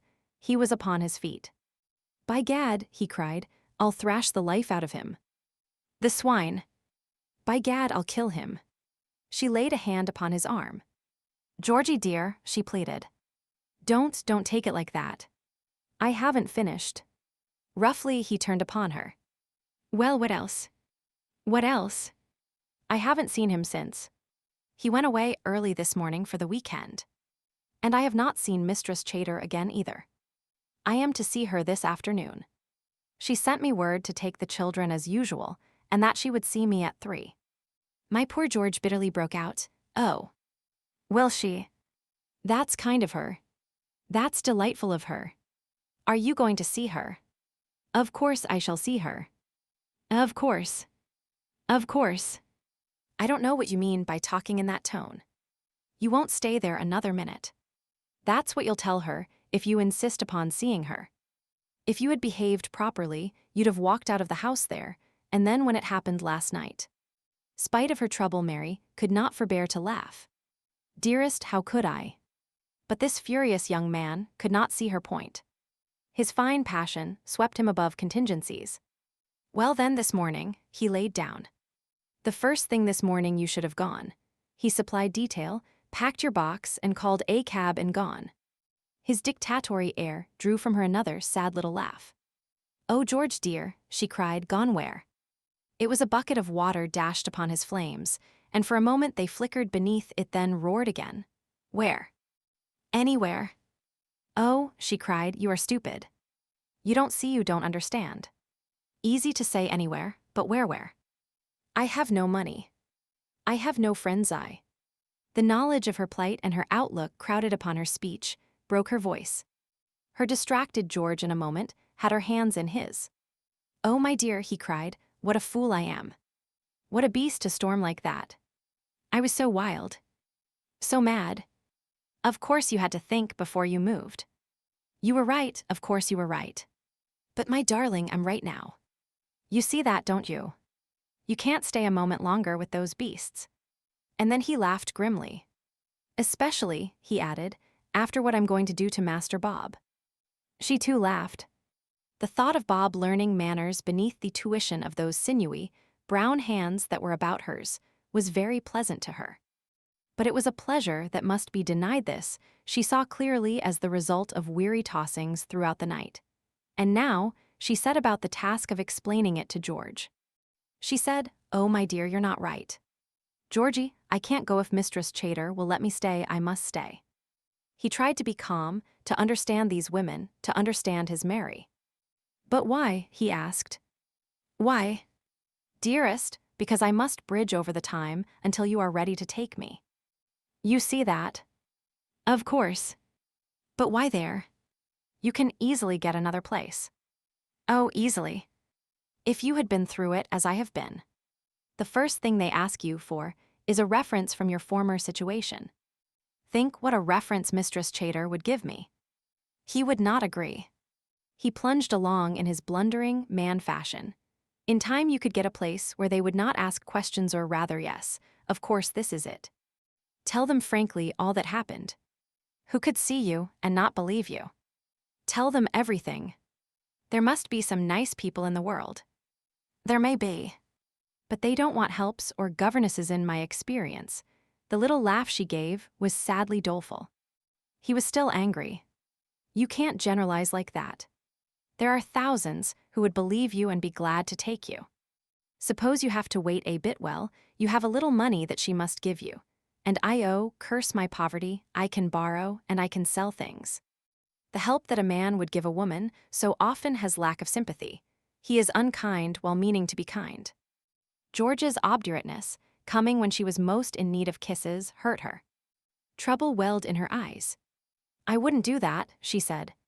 "For one thing, we want all our money.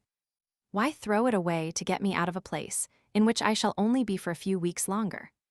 Another thing, she dragged a ridiculous handkerchief from her sleeve, dabbed her brimming eyes.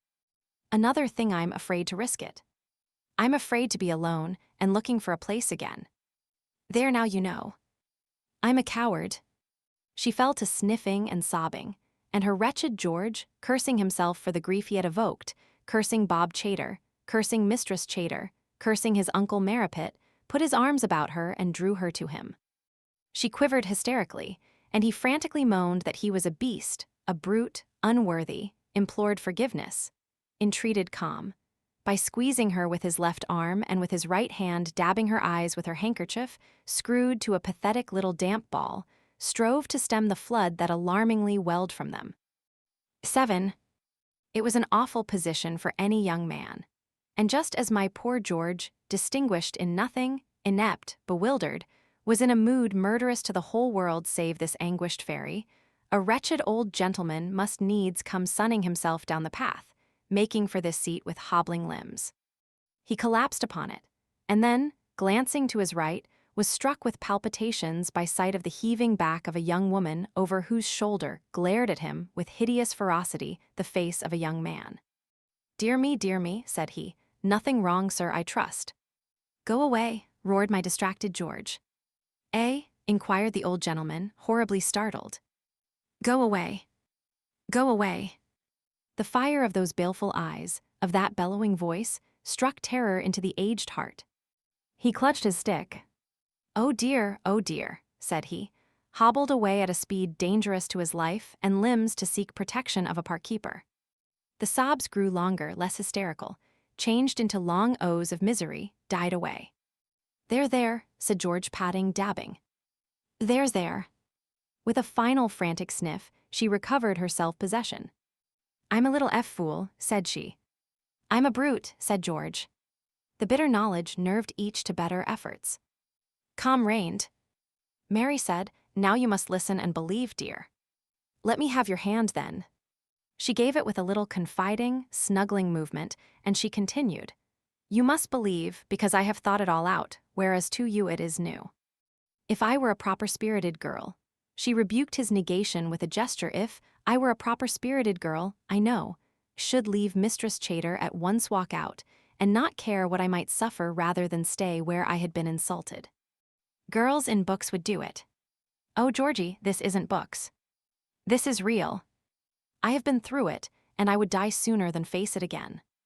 You know I have told you what it is like being alone, in cheap lodgings in London. Afraid of people, dear. Afraid of men, afraid of women. I could not go through it again. And after all, don't you see, if Mistress Chater will let me stay, what have I to mind? I shall be better off than before, if anything. Mistress Chater has always been well, sharp. She may be a little worse, there's nothing in that. But this Bob Chater, since he came, has been the worst part of it. And as things are now, his mother watchful, and he, what shall I say? Angry, ashamed, why, he will pay no further attention to me. Come, am I not right? Isn't it best, if only she will let me stay? I don't like it, George said. I don't like it. Dearest, nor I.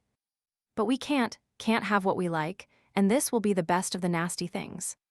For so short a time, too. I'm quite bright about it. Am I not? Look at me. George looked. Then he said, all right, old girl. She clapped her hands. Only one thing more. You mustn't seek out, you mustn't touch the detestable Bob. With the gloom of one relinquishing life's greatest prize, George said, I suppose I mustn't. He added, I tell you what, though. You mustn't interfere with this. I'll save it up for him. The day I take you out and marry you, I'll pull him out and pay him.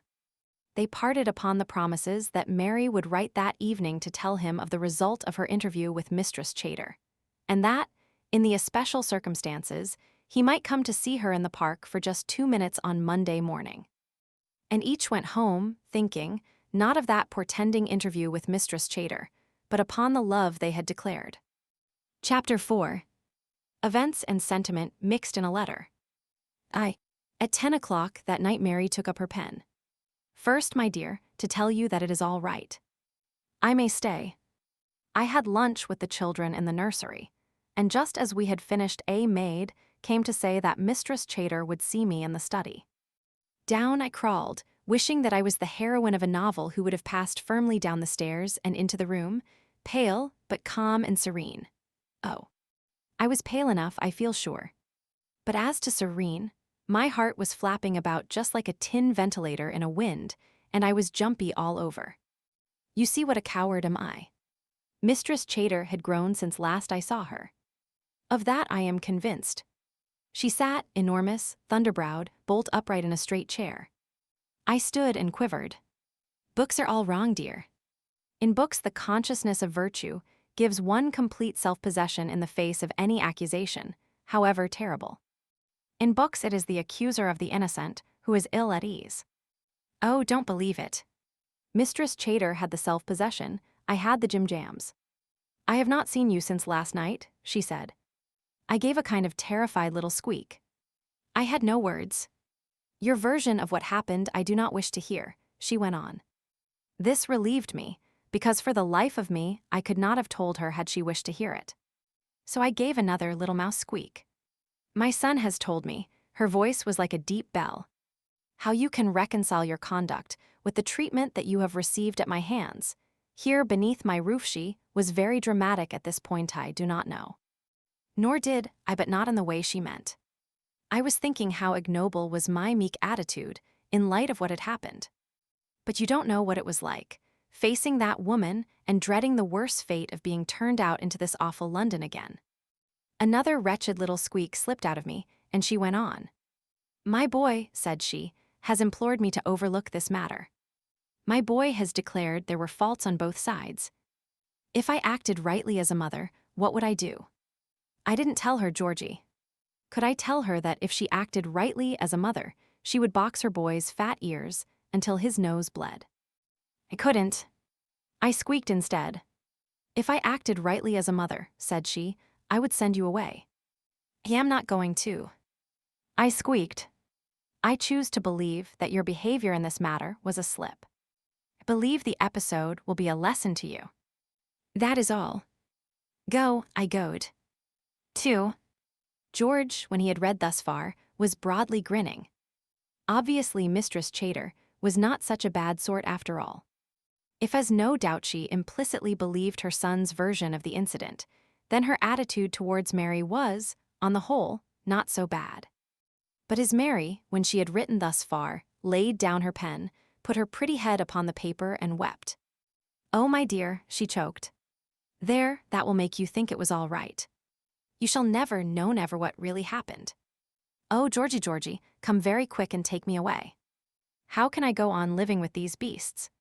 Oh, Georgie, be quick, be quick. Then this silly Mary with handkerchief, with India rubber, and with penknife erased a stain of grief that had fallen upon her pretty story, sniffed back her tears, lifted again her pen. Now she wrote in an eager scrawl, nib flying. Had her George not been so very ordinary a young man, he must have perceived the difference between that first portion, so neatly pen-party-colored words, showing where the ink had dried, while the poor little brain puzzled and planned add every syllable in this, where emotion sped the thoughts. 3. So that's all right, she wrote, and now we've only got to wait a few weeks. Dearest, will they fly or will they drag? What does love do to time? I wonder whip or break, speed or pull. Georgie mine, I feel I don't care. If the days fly, I shall be riding in them galloping to you, wind in the face, shouting them on, standing up all flushed with the swing and the rush of it, waving to the people we go thundering past and gazing along the road where soon I will see you nearer and nearer and nearer. And if the days creep? Well, at first, after that picture, the thought seems melancholy, unbearable. But that is wrong. The realization will not be unbearable.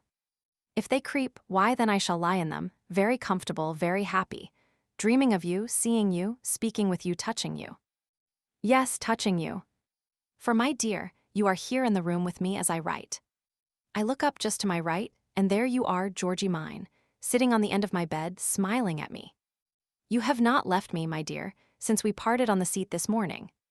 Why, cannot even write that it is only in imagination that I see you. For me it is not imagination. I do to see you, Georgie mine. You are part of me, never to leave me. How new, how different, love makes life. Everything I do, everything I see, everything I hear has a new interest because it is something to share with you, something to save up and tell you. I am in trouble, you understand that I am not, shall never be again. This is only illustration, you must read it, if I were in trouble. I am in trouble, and you are sharing it with me, sympathizing so that trouble is an unkind word for what is indeed, but an opportunity acutely to feel the joy of loving and being loved. I am happy, and the happiness is 1,000-fold increased, because it comes to me warmed through you. I am amused, and it is something to tell you, and to laugh at the more heartily, by the compelling sound of your own laughter. Everything is new. Why, my very clothes are new. Look, here in my left hand is my handkerchief. Only a handkerchief this morning, and to other eyes still but a handkerchief. But to mine, why, you have had it in your hand, and indeed it speaks to me of you. Here you laid your arm, this was the side upon which you touched me as we sat together. Here in my hair your fingers caressed me each, and all they are new different from this morning. Are you thinking me silly when I write like this, or are you dreadfully bored with it? I can't help it, Georgie. Love means so much more to us women than to you men. It is essentially different. When a man in love thinks of the woman, he thinks of her as mine, and that thrills him possession. But when the woman thinks of him, she thinks of herself as his, and that moves every fiber of her, strikes every chord capitulation. The man expresses love by saying, you are mine, the woman by I am yours. That is how it is with me. I sing to myself that I am yours, yours, yours. I want you to have every bit of me. I want you to know every thought I have. If I had bad thoughts, I would tell them you. If I had desires, I would make them known and would not blush. I want you to see right into my very heart. I want to lay everything before you to come to you bound and naked. That is what love is with women, dear. Some of us resist it, school it otherwise, but I do not think they are happy, not really happy.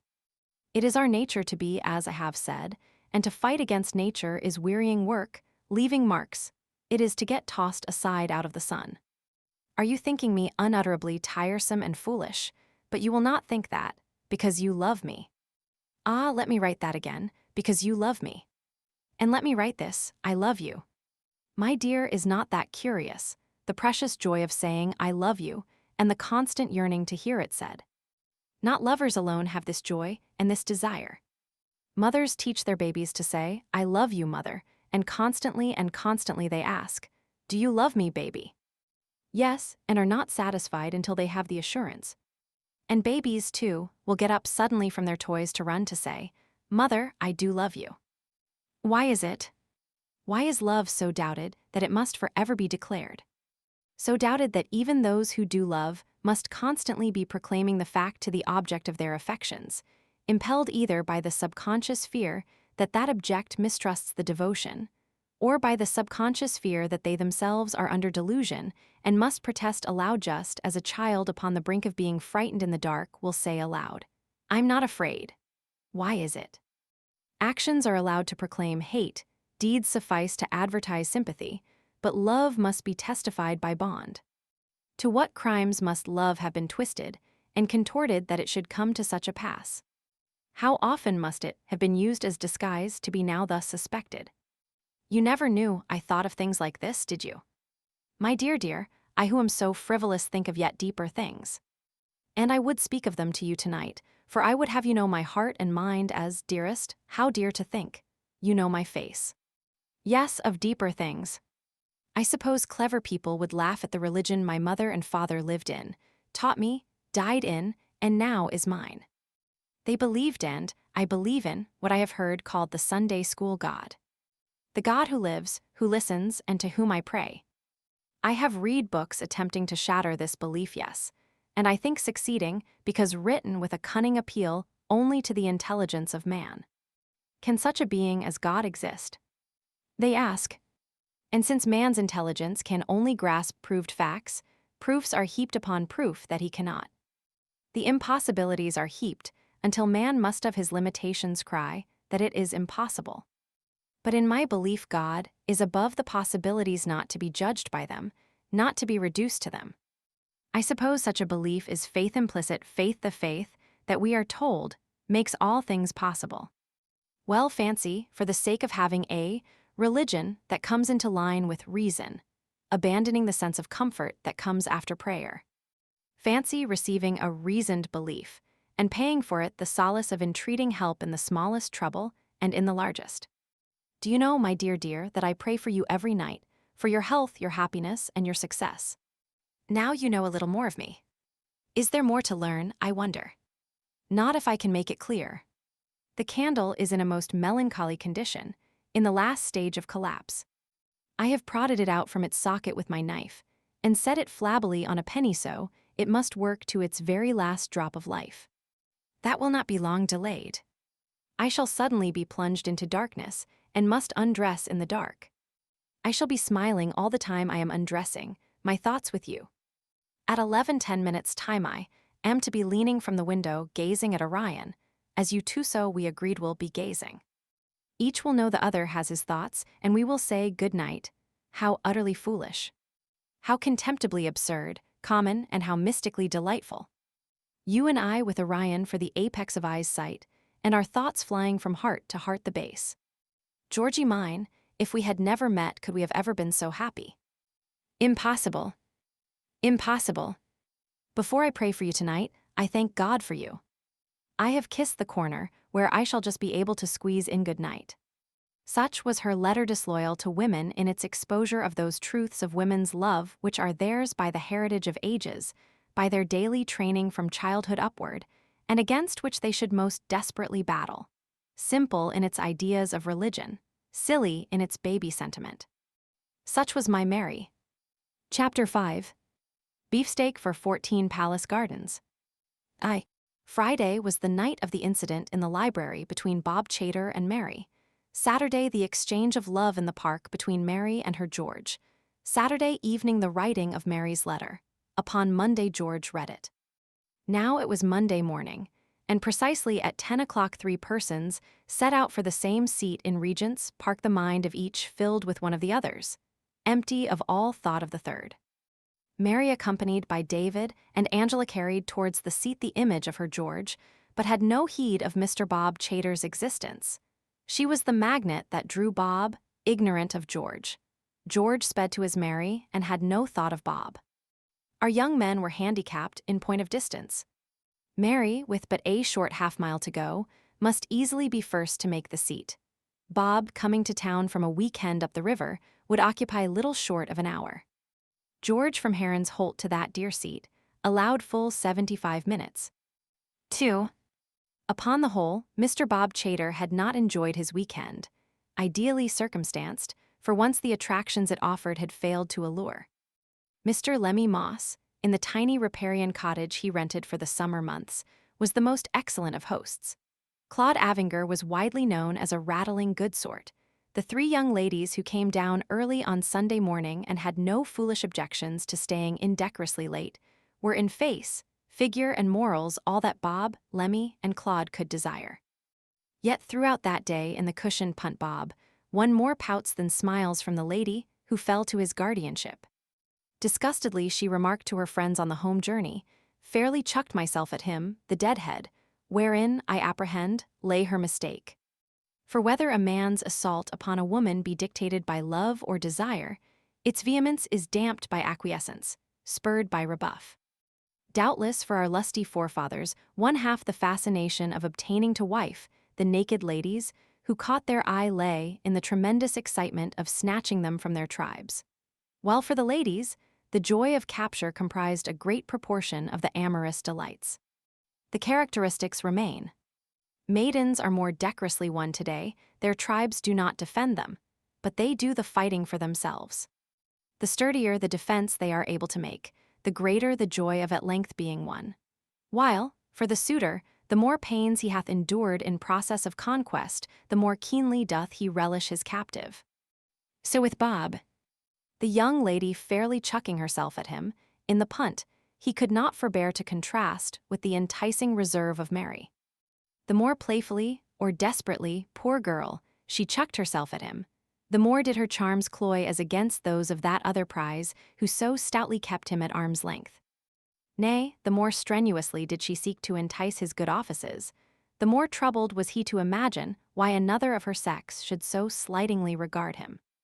Thus, as the day wore on, was Bob thrice impelled towards Mary by initial attraction of her beauty, by natural instinct to show himself master where, till now, he had been bested, and by the stabbings of his wounded vanity.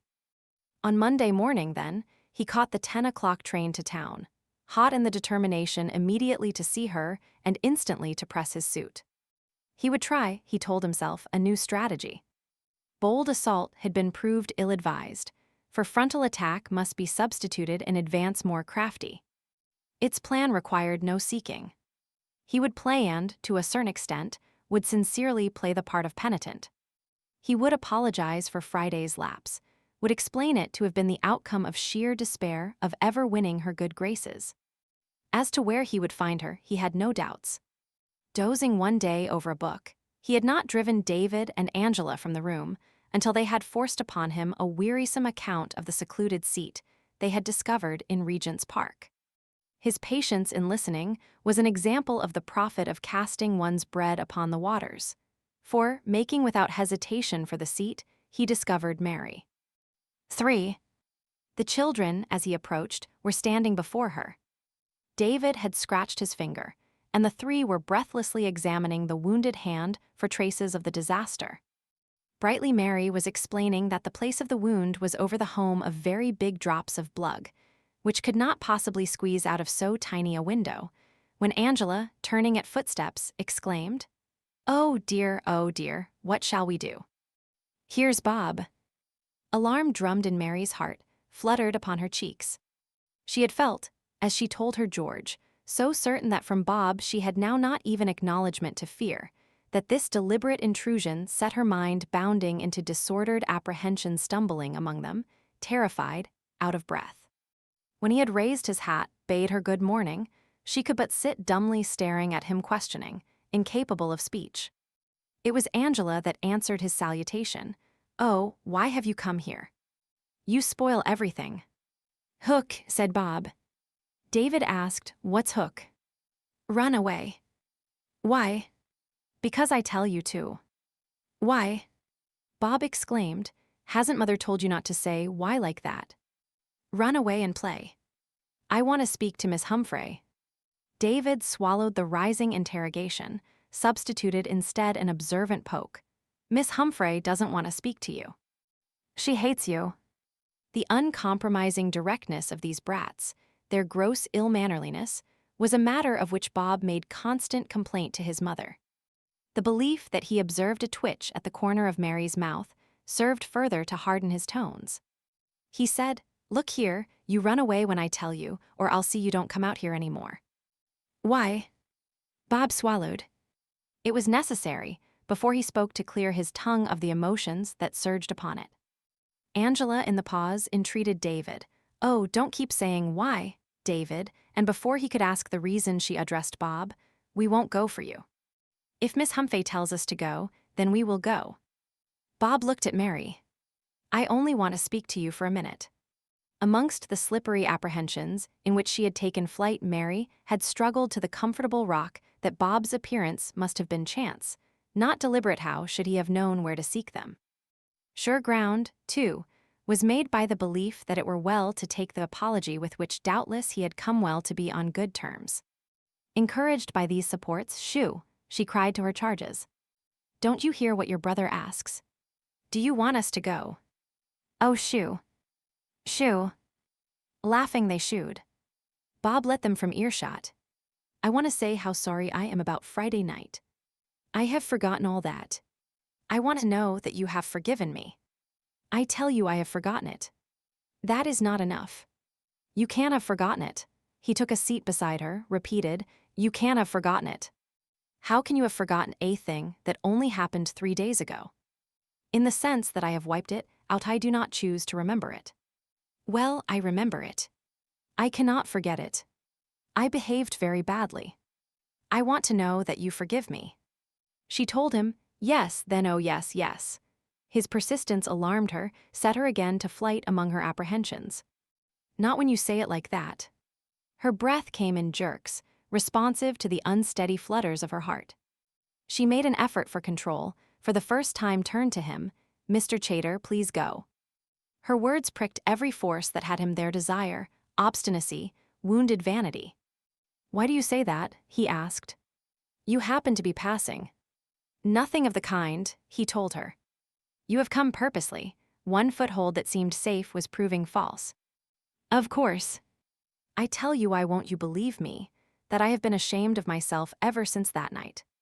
At the first opportunity I have come straight to tell you so. I ought to be in the city. I could not rest until I had made my apology." "Well, you have made it. I don't mean to say that sharply. I think it is very nice of you to be so anxious, and I freely accept your apology. But don't you see that you are harming me by staying here? I beg you to go." "How am I harming you? Am I so distasteful to you that you can't bear me near you?" This was the personal note that of all her apprehensions had given Mary greatest alarm. "Surely you see that you are harming me, hurting me, yes, getting me into trouble by staying like this with me. Mistress Chater might have turned me off on Saturday. I spoke for you." Yes, the words choked her, but she spoke them. "I am grateful to you for that. But if she found me talking to you again, especially if she knew you came here to see me, she would send me away at once. She told me so." "How is she to know?" "The children. I'll take care of that. You can't prevent it. In any case." Bob said bitterly, "In any case." "Yes, that's it. In any case, you hate the sight of me." She cried, "Oh, why will you speak like that? I mean that in any case, it is not right. I promised." Bob laughed. "If that's all, it is all right. You didn't promise for me. It makes no difference. You say you are sorry, I believe you are sorry.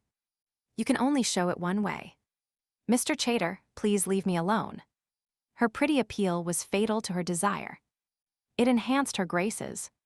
In both phrase and tone, it was different from similar request in the petulant mouths of those ladies, amongst whom Bob purchased his way. Dissatisfied, they would have said, "Oh, chuck it." "Do, but, Mr. Chater, please leave me alone." That had the effect of moving Mr. Chater a degree closer along the seat. He said, "You shan't have cause to blame me. Look here, you haven't asked me to explain my conduct on Friday. I don't wish you to. Don't you want to know?" She shook her head. "Aren't you curious?" His voice was low with a note of intensity. This was love-making, as he knew the pursuit. He went on, "I'm sure you're curious. Look here, I'm going to tell you." "I'm going," she said, made to rise. He caught her hand where it lay on her lap, pressed her down. "You're not. If you do, I shall follow, but I won't let you. and he pressed again in Advertisement. Now she was alarmed not for the result of this interview, but for its very present perils. Fear strangled her voice, but she said, "Let me go." "You must hear me, then." "I wish to go." "You must stay to hear me." He believed a fierce assault would now win the heights. He released her hand, but she was still his prisoner, and he leant towards her averted head. "I'm going to tell you why I behaved like that night. It was because I could not contain myself any longer. You had always been so icy to me, kept me at arm's length, barely let me speak to you. And all the time I was burning to tell you that I loved you there, you know it now. On that night, you were still cold when you might have been only barely civil, and I could have contained myself. But you would not give me a word, and at last all that was in me for you burst out, and I could not hold myself. It was unkind, it was frightening to you, perhaps, but was it a crime? Is it a crime to love? His flow checked, waiting an impulse from her.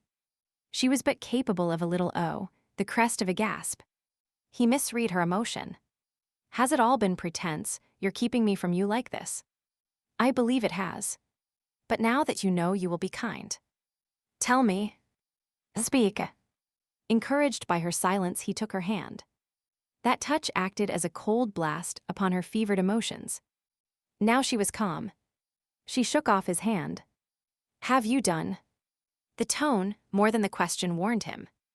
"Well," he said, sullen wrath gathering. "Well, never speak to me again. You won't be friends." "Friends? With you?" Her meaning that he had lost stung him. Her tone that she despised him was a finger in the wound. He gripped her arm. "You little fool. How are you going to choose? If I want to be friends with you, how are you going to stop it? By God, if you want to be enemies, it will be the worse for you. If I can't be friends with you at home, I'll get you turned out, and I'll make you be friends outside." She was trying to twist her arm from his grasp. He gripped closer. "No, I don't mean that. I love you, that's why I talk so when you rebuff me. I'll not hurt you. I will be friends." His right arm held her. He slipped his left around her, drew her to him, and with his lips had brushed her cheek before she was aware of his intention. The insult swept her free of every thought but its memory. By a sudden motion, she slipped from his grasp and to her feet, faced him. "You beast," she cried. "You beast." He half rose, made a half grab at her. She stepped back a pace. Something in her action reminded him of that stinging blow she had dealt him in the library. He dropped back to his seat, and she turned and fled up the path whither Angela and David had toddled. 4. It was while Bob sat gazing after her, indeterminate, that he felt a hand from behind the seat upon his shoulder. Looked up to see a tall young man, fresh-faced, but fury-browed, regarding him. "What's your name?" asked George. "What the devil's that to do with you?" The tone of the first question had been of passion restrained. The passion broke now from between George's clenched teeth, flamed in his eyes. He tightened his grip upon the other's shoulder so that he pinched the flesh. "A lot to do with me," he cried. "Is it, Chater? What if it is? Let me go, damn you." "Let you go? I've been itching for you for weeks. What have you been saying to Miss Humphrey?" "Damn you." "Take off your hand. She's a friend of yours, is she?" My furious George choked, engaged to me, further bit upon his passion he could not brook. He brought his free hand down with a crash upon the face twisted up at him, relaxed his hold, ran round the seat those brown hands clenched. If Bob Chater at no time had aching desire for a brawl, he was at least no coward. Here the events he had suffered well sufficed to whip his blood to action. He sprang to his feet, was upon them as George, sideways to him, came round the arm of the seat, lunged furiously and landed a crack upon the cheekbone that spun George staggering up the path. It was a good blow, a lusty blow straight from the shoulder and with body and leg work behind it, a blow that, happier placed, might well have won the battle. A ring upon Bob's finger cut the flesh he struck, and he gave a savage "ha!" of triumph as he saw George go spinning and the red trickle come breaking down his cheek. A great ridge in the gravel marked the thrust of foot with which George stayed his stagger, from which he impelled the savage spring that brought him within striking distance. There was no science. This was no calmly prepared fight with cool brains directing attack, searching weak points, husbanding strength, deft in defense. Here was only the animal instinct to get close and wound, to grapple and wound again. George it was that provoked this spirit. Till now he had not seen this flushed face before him. But he had for many days conjured it up in his fancy, sharpening upon it the edge of his wrath, bruising himself against the wall of wise conduct that kept him from meeting and visiting upon it the distress his Mary had endured. Now that he saw it in the flesh, and it was not unlike his conception, he came at it with the impulse of one who, straining against a rope, rushes headlong forward when a knife parts the bond. The impulse thus given more than countered the greater bulk and reach that should have told in Bob's scale. Bob felt his wits and his courage simultaneously deserting him before the pell-mell of blows that came raining against his guard. Whensoever he effected a savage smash that momentarily checked the fury, it served but to bring back this seemingly demented young man with a new rush and ardor. Bob gave step by step, struck short arm, felt the faint saltness of blood upon his lips, staggered back before a tremendous hit between the eyes, stumbled, tripped, fell.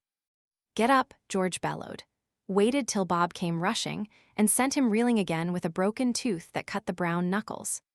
Bob lacked not courage and had proved it, for he was sorely battered. But the pluck in him was whipped, and now venom alone bade him make what hurt he could. His heavy stick was leaning against the seat. He seized it, swung it high, crashed a blow that must have split the head it aimed. George slipped aside, the blow missed.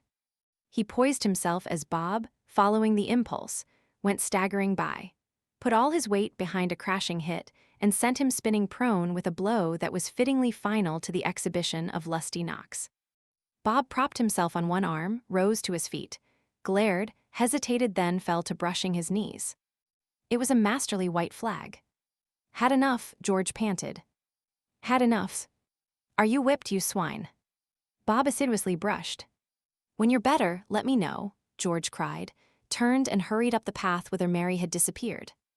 The forced draft of fury, pain, and exertion sent Bob's breath roaring in and out in noisy blasts, now long and labored, now spasmodic quick. He examined his bill of health and damage. Face everywhere tender to the touch, clothes dust-covered and torn, both knees of trousers rent, silk hat stove in when in a backward rush he had set his foot upon it. His tongue discovered a broken tooth, his handkerchief a bleeding nose, his fingers blood upon his chin, trickling to his shirt front. So well as might be he brushed his person, straightened his hat, clapped handkerchief to his mouth, past staring eyes, grinning faces, hurried out of the park to bury himself in a cab. 5. From a window Mistress Chater saw the bruised figure of her darling boy alight, with palpitating heart rushed to greet him. "Bob, my boy, my boy, what has happened?" Her boy brushed past, bounded to his room.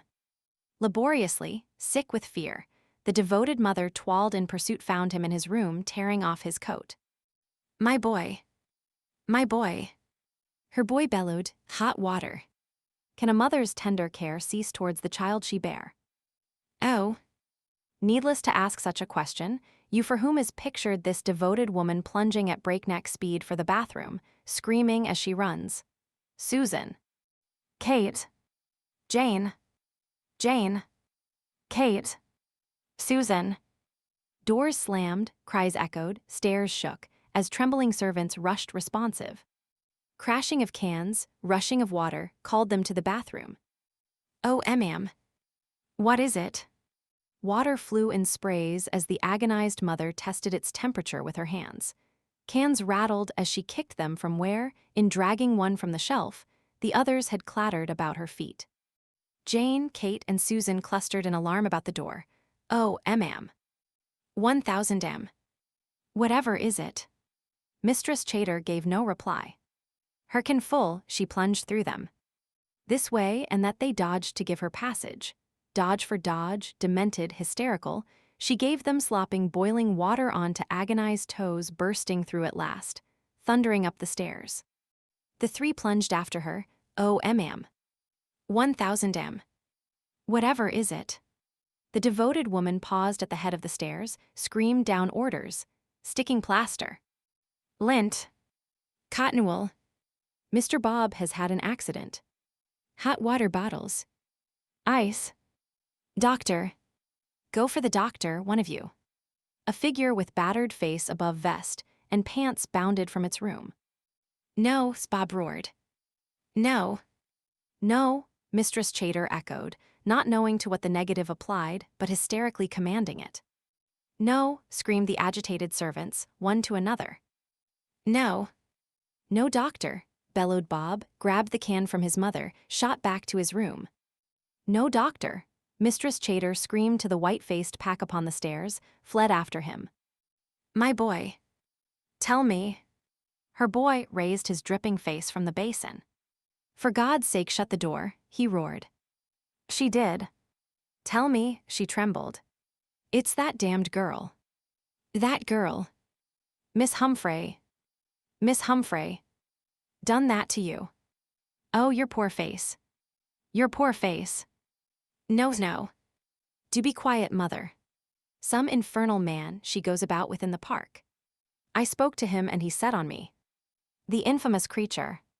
The wicked, infamous girl. A bad girl, I knew it. Agitated tapping at the door, the cotton wool sticking plaster hot bottle Go away, roared Bob. Go away.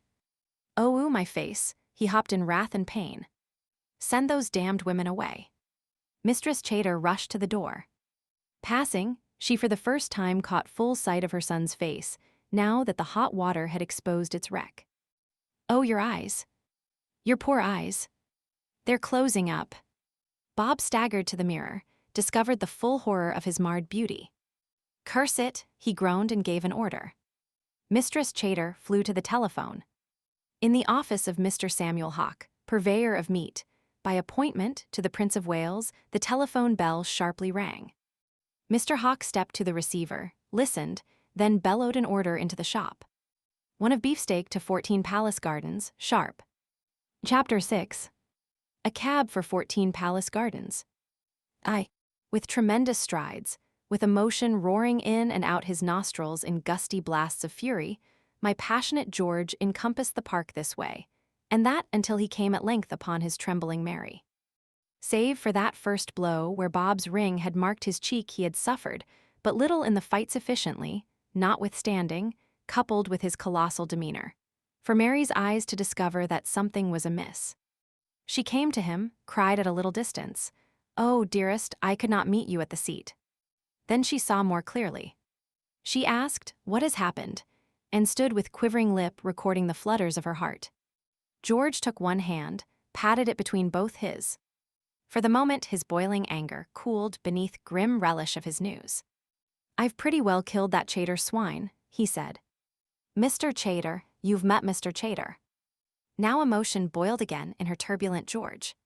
He said, "I saw you run from him." "I saw what had he been doing." "Oh, Georgie." "Well, never mind. I'd rather not hear. I've paid him for it, whatever it was." "You fought." "Oh, and your face and your hand bleeding too." Tears stood in this ridiculous Mary's eyes. Women so often cry at the wrong moment. They should more closely study their men in the tremendous mannish crises that come to some of us. This was no moment for tears. It was an hour to be Amazon. To be hard-eyed. To count the scalps brought home by the braven delight to squeal over them, in pride to clap the hands and jump for joy at such big behavior. My Mary erred in every way. Her moistening eyes annoyed George. "Oh, don't make a fuss about that, Mary," he cried irritably. "It's nothing. Master Bob won't be able to see for a month." "Oh, George, why did you do it?" Then the tremendous young man flamed. "Why did I do it? 'Pon my soul, Mary, I simply don't understand you sometimes. You've made me stand by and see you insulted for a month, and then I see him catch hold of you, and you run, and I go and thrash him, and you say, 'Why did you do it?'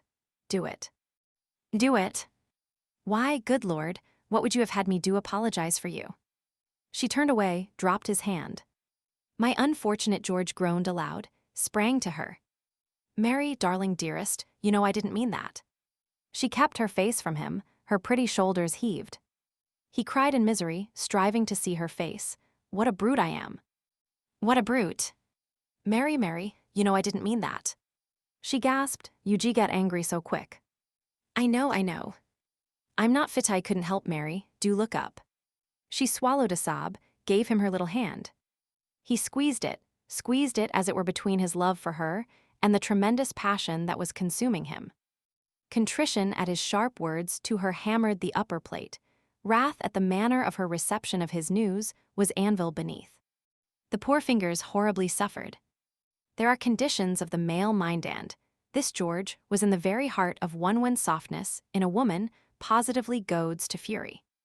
The mind is in an itching fever, and like a bull against a gate-post requires hard, sharp corners against which to rub and ease the irritation. Comes the lord and master home sulky, or in fury, the wise wife will meet him with a demeanor so spiked that he may scratch his itching at every turn. To be soft and yielding is the most fatal conduct. It is to send the lumbering bull crashing through the gate-post into the lane to seek solace away from the home paddock. Unversed in these homely recipes, this simple Mary had at least the wit not to cry, oh, in pain and move her hand. They found a seat, and for good 5 minutes this turbulent George sat and threshed in his wrath like a hooked shark this little hand, the rope that held him. Soon its influence was felt. His tuggings and boundings grew weaker. The venom oozed out of him. He uncovered the crushed fingers, raising, pressed them to his lips. He groaned. Now you know me at last. She patted those brown hands, did not speak. You know the awful temper I've got, he went on. Uncontrollable angry, even with you foul brute. But I annoyed you, Georgie. He flung out an accusatory hand against himself. How? By being sweet and loving. Why, what a brute I must be. She told him, you shan't call yourself names. In fact, you mustn't. Because that is calling me names too. We belong, Georgie. The pretty sentiment tickled him. Gloom flew from his brow before sunshine that took its place. He laughed. You're a dear, dear old thing. She gave a whimsical look at him. I ought to have said at once what I am going to say now. Did you hurt him much? I bashed him, George said, reveling in it. I fairly bashed him. She snuggled against this tremendous fellow. 2. It was a park keeper who, from that opium drug of sweet silence with which lovers love to dull their senses, recalled them to the urgency for action. The park keeper led David by one hand, Angela by the other, whence he had found them wandering. Disappointment that their owner was a protected lady instead of a nicely shaped nursemaid, whom by this introduction he might add to his recreations, delivered him of stern reproof at the carelessness which had let these children go astray. I would very much like to know, he concluded, what their ma would say. My plump gentleman, said George pleasantly, meet me at this trysting place at noon tomorrow, and your desire shall be gratified. The park keeper eyed him, thought better of the bitter words he had contemplated, contented himself with, funny, ain't yer? Screaming, said George. One long roar of mirth. Hundreds turned away nightly. Early doors threepence extra. Bring the wifes. The park keeper withdrew with a morose air. 3. And now my George and his Mary turned upon the immediate future. Conning the map of ways and means and roads of action, a desolate and almost horrifying country presented itself. No path that might be followed offered pleasant prospects. All led past that ogre's castle at 14 Palace Gardens. At the head of each stood the ogress shape of Mistress Chater, gnashing for blood and bones over the disaster to her firstborn. She must be faced. George flared a torch to light the gloom, but why should you go near her, dearest? Let me do it. I'll take the children back. I'll see her. I'll get your boxes. Even the sweetest women trudge through life, handicapped by the preposterous burden of wishing to do what their sad little minds hold right. It is a load which, too firmly strapped, makes them dull companions on the highway. Mary said, it wouldn't be right, dear. The children are in my charge. How could I send them back to their mother in the care of a strange man? And it wouldn't be right to myself, either. It would look as if I admitted myself in the wrong. No, I must face her. George's torch guttered, gave gloom again. He tried a second. Well, I'll come with you. That's a great idea. She won't dare say much while I'm there. Oh, it wouldn't be right, Georgie. You oughtn't to come to the house to see her after what you've done to the detestable Bob. No, I'll go alone, and I'll go now. You shall come as far as the top of the road, and there wait. And then, George asked. This was to research the map for rest houses, and for fortunes that might be won after the ogre castle had been passed. Mary conned and peered until the strain squeezed a little moisture in her eyes. I don't know, she said faintly. Her bold George had to know. It won't be for very long, dear old girl. You must find another situation. Till then, a lodging. I know a place where a man I know used to have digs. A jolly old landlady. I'll raise some money, I'll borrow it. Mary tried to brighten. Yes, and I'll go to that agency again. I must, because I shall have no character, you see. I'll tell her everything quite truthfully, and I think she'll be nice. It's no good waiting, George said. His voice had the sound of a funeral bell. Mary arose slowly, white. She said, come along. With a tumbril rumble in their ears, the children dancing ahead, they started for Palace Gardens. 4. The groans and curses of her adored Bob, his bulgy mouth and shutting eyes, his tender nose and the encrimsoned water where he had laid his wounds, these had so acted upon Mistress Chater's nerves, plunged her into such vortex of hysteria, that the manner of her reception of Mary was true reflection of her fears, nothing dissembled. Withdrawing her agitated face from the dining-room window as Mary and the children approached, she bounded heavily to the door, flung it ajar, collapsed to her knees upon the mat, clasped David and Angela to that heaving bosom. Safe, she wailed. Safe. Thank God, my little lambs are safe. Distraught, she swayed and hugged, kissed and moaned again. David pressed away. You smell like whiskey, Mummy, he said. It was a dash of icy water on a fainting fit. Wonderfully, it strung the demented woman's senses. She pushed her little lambs from her, fixed Mary with awful eye. So you've come back, miss? Mary quivered. I wonder you dared. I wonder you had the boldness to face me after your wicked behavior. You've got nothing to say for yourself. I'm not surprised. Mary began, Mistress Chater, Oh, how can you? How can you dare defend yourself?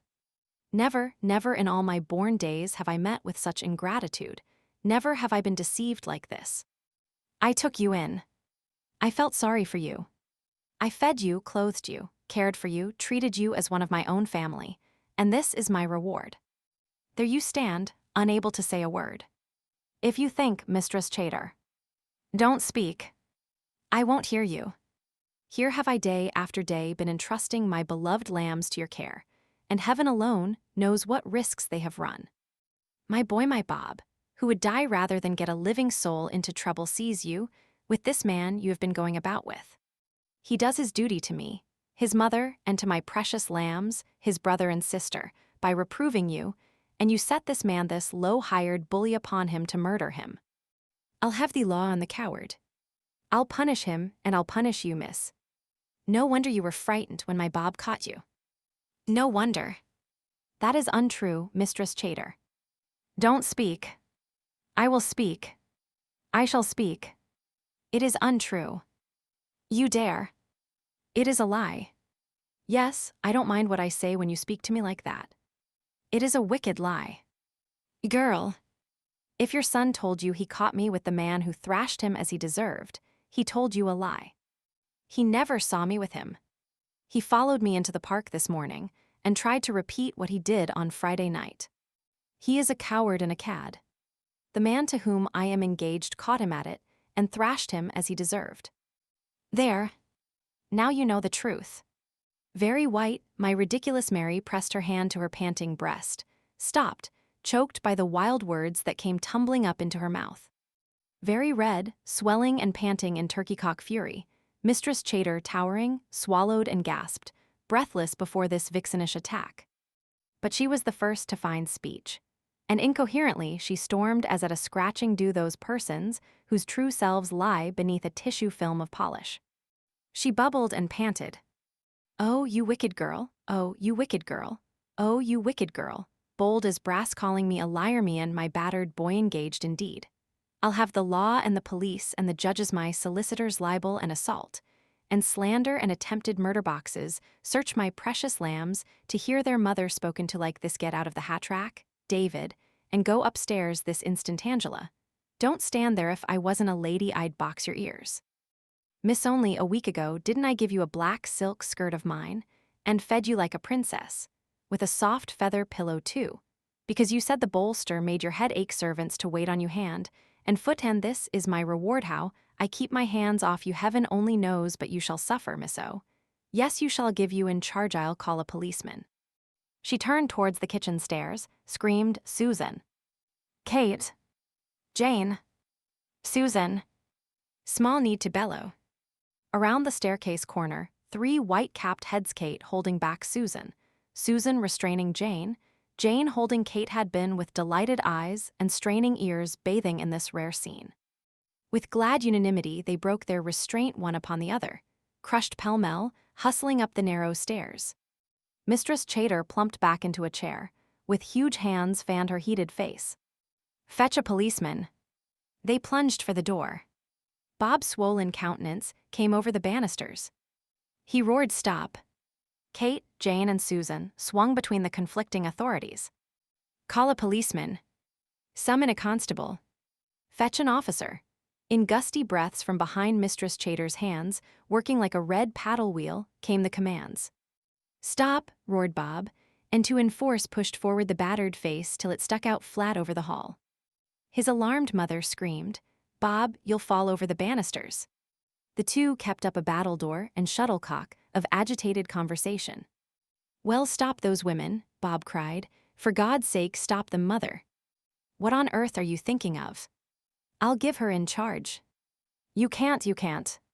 Oh my God, what a house this is. She called me a liar. You can't charge her for that. She half murdered you. She never touched me. Why don't you do as I told you? Why don't you send her away? Mercy, Bob. You'll fall and kill yourself. Do as I say then. Do as I say. Well, put back your head. Put back your head. Do as I say then. Mistress Chater stopped the paddle wheel, rose to her feet. Bob's ghastly face drew in to safer limits. She addressed Mary. Again my boy has interceded for you. Oh, how you must feel, she addressed the maids. Is her box packed? They chorused yes, pointed, and Mary saw her tin box, corded, set against the wall. Call a cab, Mistress Chater commanded, and as the whistle blew she turned again upon Mary. Now, miss, you may go. I pack you off as you deserve. But before you go, the battered face shot out again above the banisters. Pay her wages and send her away, mother. Do, for goodness sake, send her away. Wages? Certainly not. Mercy. Your head again. Go back, Bob. The maddened, pain-racked Bob bellowed, Oh, stop it. Stop it. I shall go mad in a minute. She is entitled to her wages. Pay her. I won't. Well, I will. Susan. Susan, come up here and take this money. How much is it? She is not to be paid, Mistress Chater trumpeted. She is to be paid, bawled her son. Do you want an action brought against you? Oh my God, what a house this is. My boy. You will fall. Very well, I'll pay her. Mistress Chater turned to Mary. Again, and yet again, my son intercedes for you, miss. Oh, how you must feel. She grabbed around her dress for her pocket, found a purse, produced coins, banged them upon the table. There. And now my Mary, who had stood upright breasting these successive surges, spoke her little fury. With a hand she swept the table, sending the coins flying this way and that, with them a card salver, a vase, a pile of prayer books. With her little foot she banged the floor. I would not touch your money, your beastly money. You are contemptible and vulgar, and I despise you. Mr. Chater, if you are a man, you will tell your mother why you were thrashed. Do you dare to say you interfered because you found me with someone? Do you dare? With masterly strategy, Bob drove home a flank attack. To have affirmed, he did dare might lead to appalling outburst from this little vixen. He said very quietly, as though moved by pity, "Please do not make matters worse by blustering, Miss Humphrey." He sighed, "I bear you no ill will." My poor Mary allowed herself to be denuded of self-possession. His words put her control to flight, left her exposed. Tears started in her eyes. She made a little rush for the stairs. "Oh, you coward," she cried. "You coward! I will make you say the truth." Would she have clutched the skirts of his dressing gown, forgetting the proper modesty of a nice maiden, and dragged him down the stairs? Would she indelicately have pursued him to his very bedroom, and there, regardless of his scanty dress, have assaulted him? Bob believes she would. It is so easy for the world's heroines to remain calm against attack. My Mary was made of commoner stuff, the wretched, baser clay of which not I, but my neighbors, not you, but your acquaintances are made. Bob believed she would. He cried, "Send her away." "Why the devil don't you send her away?" Gathered his skirts, fled for the safety of a locked door. Mistress Chater believed she would. Mistress Chater plunged across the hall, stood, an impassible and panting guardian, upon the lowermost step. Her outstretched arm stayed Mary, a voice announced, "The cab." My Mary stood a moment. Little fists clenched, flashing eyes, blinked against the premonition of a rush of tears, then, as they came, turned for the door. "Go," trumpeted Mistress Chater. "Go." Mary was upon the mat when Angela and David made a little rush, caught her skirts. The alarming scenes had hurtled in sequence too rapid and too violent to be, by the children, understood. But a scrap here and a scrap there they had caught, retained, correctly interpreted, and the whole, though it supplied no reason, told clearly that their adored Mary was going from them. "You're coming back soon, aren't you?" David cried. "You're not going away, are you, Miss Humphrey?" implored Angela. Mistress Chater shrilled, "Children, come away. Come here at once." Mary dropped one knee upon the mat, caught her arms about the children. She pressed a cool face against each side her wet and burning countenance, gave kisses, and upon the added stress of this new emotion choked. "Goodbye, little ducklings." "Oh, darling, darling Miss Humphrey, we will be good if you'll stay." They felt this was the desperate threat that so often followed their misdemeanors put into action. She held them, hugging them. "It isn't that. You have been good. Then you said you would stay forever and ever if we were good." "Not ever and ever. I said perhaps a fairy prince would come to take me. Didn't I?" This was the romance that forbade tears. But David had doubts. He regarded the hansom at the door. "That's a cab, not a carriage. Fairy princes don't come in cabs. The prince is waiting. Kiss me, darling Davy. Angie, dear, dear Angle, kiss me." She rose. Mistress Chater had come from the stairs, now laid hands upon the small people, and dragged them back from the pretty figure about which they clung. They screamed, "Let me go." David roared, dropped prone upon the mat to kick and howl. "Take away your hand, mother." Angela gasped, "Oh, come back, darling Miss Humphrey." With a glare of defiance into Mistress Chater's stormy eyes, my Mary stooped over David. David, the calm ring of the tones he had learned to obey checked his clamor, his plunging kicks. She stooped, kissed him. "Be good as gold," she commanded. "Promise." "Good as gold, yes, piamis," David choked. Angela was given, and gave, the magic formula. Mary stepped back. Susan slammed the door. With quivering lips, my Mary walked to the cab. "Drive down the street," she choked, lay back against the cushions, gave herself to shaking sobs. 5. Her George met her a very few yards down the street. He gave an order to the cabman and sat beside her. It was not long before her grief was hushed. She dried her eyes, nestled against this wonderful fellow who, as love had now constituted her world, was the solace against every trouble that could come to her, the shield against any power that might arise to do her hurt.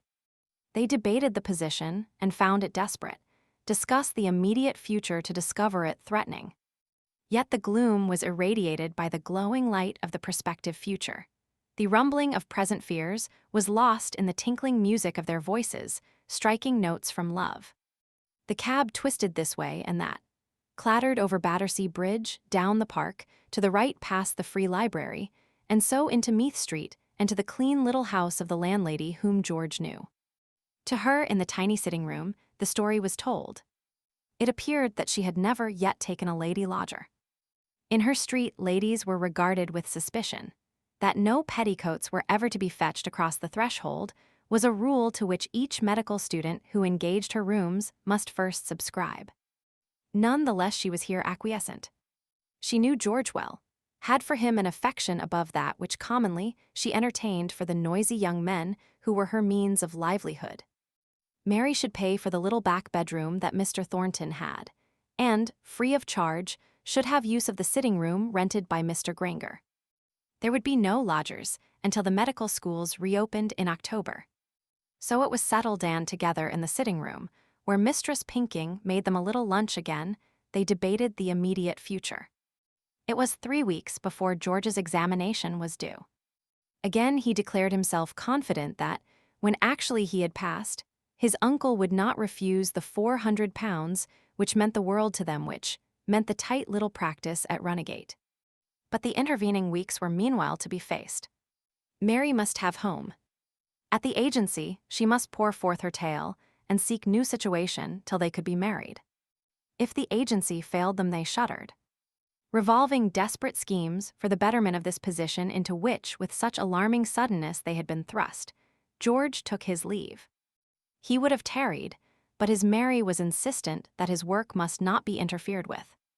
Upon its successful exploitation, everything now depended. Brightly she kissed her George goodbye. He was not to worry about her. She was to be shut from his mind. Tomorrow she would go to the agency.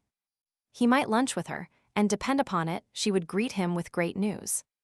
So they parted. Book 4, in which this history begins to rattle. Chapter 1. The author meanders upon the enduring hills, and the reader will lose nothing by not accompanying him. In pursuit of our opinion that the novel should hark back to its origin, and be as a story that is told by mouth to group of listeners, here we momentarily break the thread. It is an occasion for advertisement. As when the personal narrator, upon resumption of his history, will at a point declare, "Now we come to the exciting part, so now do I." Heretofore we have somewhat dragged. We have been as host and visitor at tea in the drawing-room. Guests have arrived. To you I have introduced them, and after the shortest spell they have taken their leave.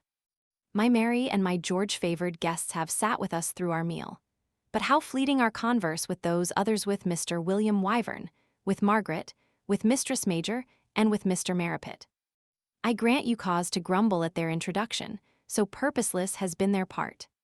I grant you they have been as the guests at whose arrival, disturbing the intimate chatter, impatient glances are exchanged. At whose departure there is shuffle of relief. Well, I promise you we shall now link our personages, and set our history bounding to its conclusion. We have collected them, now to switch on the connection and set them acting one against the other until the sparks do fly. Watching those sparks shall be your entertainment.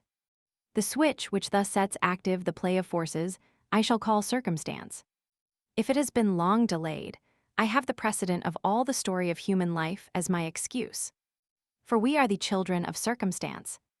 We move each in our little circle by a stout hedge encompassed. Circumstance suddenly will break the wall. Some fellow man or woman is flung against us, and immediately the quiet ambulation of our little circle is for some conflict sharp exchanged. Today we are at peace with the world, tomorrow warring with all mankind. I say with all mankind, because so narrow and so selfish is our outlook upon life that one single man or woman, a dullard neighbor, or a silly girl who may interfere with us, throws into turmoil our whole existence. Walls of impenetrable blackness shut out all life save only this intruder and ourself. That other person becomes our world, engaging our complete faculties. Deeper misfortune cannot be conceived. It is through allowing such occurrences to crush us that brows are wrinkled before their time, nerves broken-edged, while yet they should be firmly strung. Death reached ere, yet the proper span of life is lived. For these unduly wrinkled brows, too early broken nerves, too soon encountered graves, civilized man has agreed upon an excuse. He names it the strain of life in modern conditions. There is no body in this plea. It is not the conditions that matter. It is our manner of receiving those conditions. Bend to them and they will crush. Face them and they become of no avail. Allow them to be the whole of life, and immediately they are given so great a weight that to withstand them is impossible. Regard them in their proper proportion to the scheme of things, and they become of airy nothingness. For if we regulate each to its right importance all that surrounds us, not forgetting that since life is transient, time is the only ultimate standard of value, how unutterably insignificant must small human troubles appear in their relation to the whole scheme of things, to the enduring hills, the immense seas, vast space. Gain strength from strength. Compare vexations encompassed by the artifice of man with the tremendous life that is mothered by nature. Gain strength from strength. Set troubles against the enduring hills, misfortunes against the immense seas, perplexities against vast space, torments against the stout trees. Learn to take tribute of strength from every object that is built of strength, the strength of solidity that a stout beam may give, the strength of beauty that from a picture or a statuary irradiates. Gain strength from strength. It is a first principle of warfare to band undisciplined troops with tried regiments, to shoulder recruits with veterans. The horsebreaker will set the timid colt in harness with the steady mare. Thus is stiffening and a sense of security imparted to the weaker spirit. Timidity oozes and is burned by the steady flame of courage that from the stronger emanates. In the heat of that flame, latent strength warms and kindles in the weaker. Gain strength from strength. Seek intercourse with the minds that are above you. If not to be encountered, they are to be purchased in books. Avoid communion with the small minds below you and of your level. No man, nor book, nor thing can be touched without virtue passing thence into you. See to it that who or what you touch gives you strength, not weakness, uplifts, not debases. The aspiring athlete does not seek to match his strength against inferiors. These give him easy victory. Contact with them is for him effortless. They tend to draw him to their plane. Rather, being wise, he shuns them to pit his prowess against such as can give him best, from whom he may learn, out of whom he will take virtue, by whom he will be raised to all that is best in him. Gain strength from strength. The attributes strength and weakness are as infectious as the plague. Make your bed so that you may lie with strength and catch his affection. I do not pretend that these are thoughts which influence the persons of my history. My unthinking George and my simple Mary would care nothing for such things. Sight of the enduring hills would evoke in my George the uttered belief that they would be an infernal sweat to climb. Sound of the immense seas, if in anger, would move my Mary to prayer for all those in peril on the wave, if in lapping tranquility to sentimental thoughts of her George. But they had laughter and they had love. Adversity can make little fight against those lusty weapons. And now we have an exquisite balcony scene and rare midnight alarms for your delectation. Chapter 2. An exquisite balcony scene and something about sausages. On that day when George left his Mary at the little lodgings in Meath Street, Battersea, Bill Wyvern returned to Pateley Hill after absence from home for a week upon a visit. His Margaret was his first thought upon his arrival. Letters between the pair were, by the sharpness of Mr. Marrapit's eye, compelled to be exchanged not through the post, but by medium of a lover's postal box situate in the hole of a tree in that shrubbery of Heron's Holt, where they were wont by stealth to meet. Thus when Bill, upon this day of his return, scaled the tremendous wall and groped among the bushes, he saw the trysting bower innocent of his love then searched and found a letter. A sad little note for lover's heart. Mr. Marrapit, it said, abed of a chill, prevented Margaret meeting her Bill that afternoon. Her father must be constantly ministered, impossible to say when she would be released. She heard him calling, she must fly to him. With fondest love. No time for more. 2. The lines chilled Bill's heart. His was a fidgety and nervous love that took fright at shadow of doubt. The week that had divided him from Margaret was the longest period they had not embraced since their discovery one of another. Was it not possible, he tortured himself, that loss of his presence had blurred his image in her heart? Countless heroes of his own stories, who thus had suffered Rose to assure him that possible indeed it was. The more he brooded upon it, the more probable did it become. Bedtime found him desolated. In apprehension, he paced his room. The thought of sleep with this devil of doubt to thump his pillow was impossible. Leaning from his window, he gazed upon the stars and groaned, dropped eyes to the lawn, silvered in moonlight, and started beneath the prick of a sudden thought. It was a night conceived for lovers' tryst. He would seek his Margaret's open window, whistle her from her bed, and bring this damned doubt of her to reality or knock the ghostly villain dead. It was an inspiriting thought, and Bill started to whistle upon it until he remembered the demeanor in which he would have sent forth one of his own heroes upon such a mission.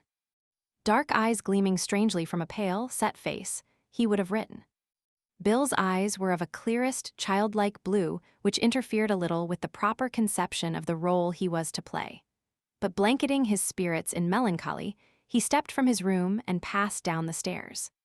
That favored bull terrier Abraham, sleeping in the hall, drummed a tattoo of welcome upon the floor. "Chuck it," said Bill morosely. The faithful hound that gives solace to the wounded heart is a pretty enough thing in stories. Abraham had had no training for the part. This dog associated his master not with melancholy that needed caressing, but with wild rags that gave and demanded tremendous spirits. Intelligence, however, showed the wise creature that the tone of that command meant he was to be excluded from whatever wild rag might be now afoot. It was not to be borne. Therefore, to lull suspicion, Abraham ceased his drumming, rose when Bill had passed, behind him crept stealthily, and upon the door being opened bounded around his master's legs and into the moonlight with a joyous yelp. Fearful of arousing Cora and Dathan in their kennels to tremendous din if he bellowed orders, Bill hissed commands advising Abraham to return indoors under threat of awful penalties. Abraham frisked and skipped upon the lawn like a young lamb. Bill changed commands for missiles. Abraham, entering into the thing with rare spirit, caught, worried, and killed each clod of earth hurled at him, then bounded expectant forward for the next sacrifice that would be thrown for his delight in this entrancing game. "Very well," spoke Bill between his teeth. "Very well. You jolly well come, my boy. Wait till you get near enough for me to catch you, that's all." Beneath this understanding, they moved forward across the lawn and down the road, Abraham sufficiently in the rear to harass rats that might be going about their business, without himself being in the zone of his master's strength. Heaving a sigh burthened with fond memory as he passed the wall of Heron's Holt, where it gave upon the secret meeting place in the shrubbery, Bill skirted the grounds. For the second time in his life passed through the gate and up the drive. 3. Well, he knew his adored's window. From the shrubbery she had pointed at him. Now, with a bang of the heart, he observed that the bottom sash stood open so that night breezes, mingling freely with the perfumes of her apartment, unhindered could bear in to her his tremulous love signals. He set a low whistle upon the air. It was not louder, he felt, than the agitated banging of his heart that succeeded it. Again he whistled, and once again. There was a rustling from within. "Margaret," he softly called. "Margaret." She appeared. The blessed damozel leaned out. About her yearning face the long dark hair abundantly fell. Her pretty bedgown, unbuttoned low, gave him glimpse of snowy bosom, beautifully rounded. "Oh, Bill," she cried, stretching her arms. Then, glancing downwards at her person, she stepped back swiftly. Reappearing, the soft round of her twin breasts was not to view. She had buttoned up her night dress. "Oh, Bill." "Oh, Margaret." "Wow," spoke Abraham in nerve-shattering welcome. "Wow." The blessed damozel fled. Bill plunged a kick. Abraham took the skirt of it, waddled away across the lawn, his waving stern expressing pleasure at having at once shown his politeness by bidding a lady good evening, and at being, like true gentlemen, well able to take a hint. Bill put upon the breeze. "It's all right. He's gone." No answer. Shuddering with terror lest that hideous wow had disturbed the house, the blessed damozel lay trembling abed, the coverings pressed about her straining ears. "He's gone," Bill strained again, his larynx torn with the rasp of whispers that must penetrate like shouts, and yet speed softshod. He's gone. Margaret put a white leg to the ground, listened, drew forth its companion, listened, glimpsed her white legs, shuddered at such immodesty with a man so close, veiled them to their toes with her bedgown, listened, stepped again to the window. Oh, Bill. Oh, Margaret. Has anyone heard, do you think? My darling, not a soul. It sounded loud to us. Oh, Margaret. Hush. Yes. Do you know why I am come? Hush, no. I thought from your note that you didn't care to see me again. I thought being away like that you found you didn't love me after all. Oh, I was tortured, Margaret. Oh. Hush. Listen. Damn, said Bill. The blessed damozel poked her beautiful head again into the night. It's all right. I thought I heard a sound. We must be careful. Oh, Margaret, I was torture-racked. I had to come to you. Tell me I was wrong in thinking. Oh, Bill, I. This girl was well nigh in a swoon of delicious excitement. Emotion took her, and must be gulped ere she found voice. She stretched her arms down towards him. Oh, Bill, I thought so too. A steely pang struck at his heart. You thought you didn't love me after all. No, no, no. Emotion dragged her from the window to her waist. Her long hair cascaded down to him so that the delicious tips, kissing his face, might by his lips be kissed. No, no, she breathed, I thought the same of you. I thought you might have found. Yes. Hush. Damn, said Bill. She reappeared, again her tresses trickled to him. It's all right. I thought you might have found you didn't love me after all. Dearest, not hearing from you. In sympathy of spirit, Bill groaned, what could I do? She clasped her hands in a delicious ecstasy. I know. But you know how foolish I am. I felt, oh, Bill, forgive me. I felt that, if you had really cared, a way of sending me a message might have been found. Of course, it was impossible. And there was more than that. When we parted last week, I thought you seemed not to care very much. Oh, Margaret. I know. I know now how foolish I was, but that is what I thought, and, Bill, it tortured me. I've not been able to sleep at nights. That is how I was awake just now. Margaret, I believe you're crying. I'm so happy now. Oh, so am I. Aren't you glad I came, Margaret? She murmured, oh, Bill, gave him a smile that pictured her answer. Mutually they gazed for a space, drinking delight.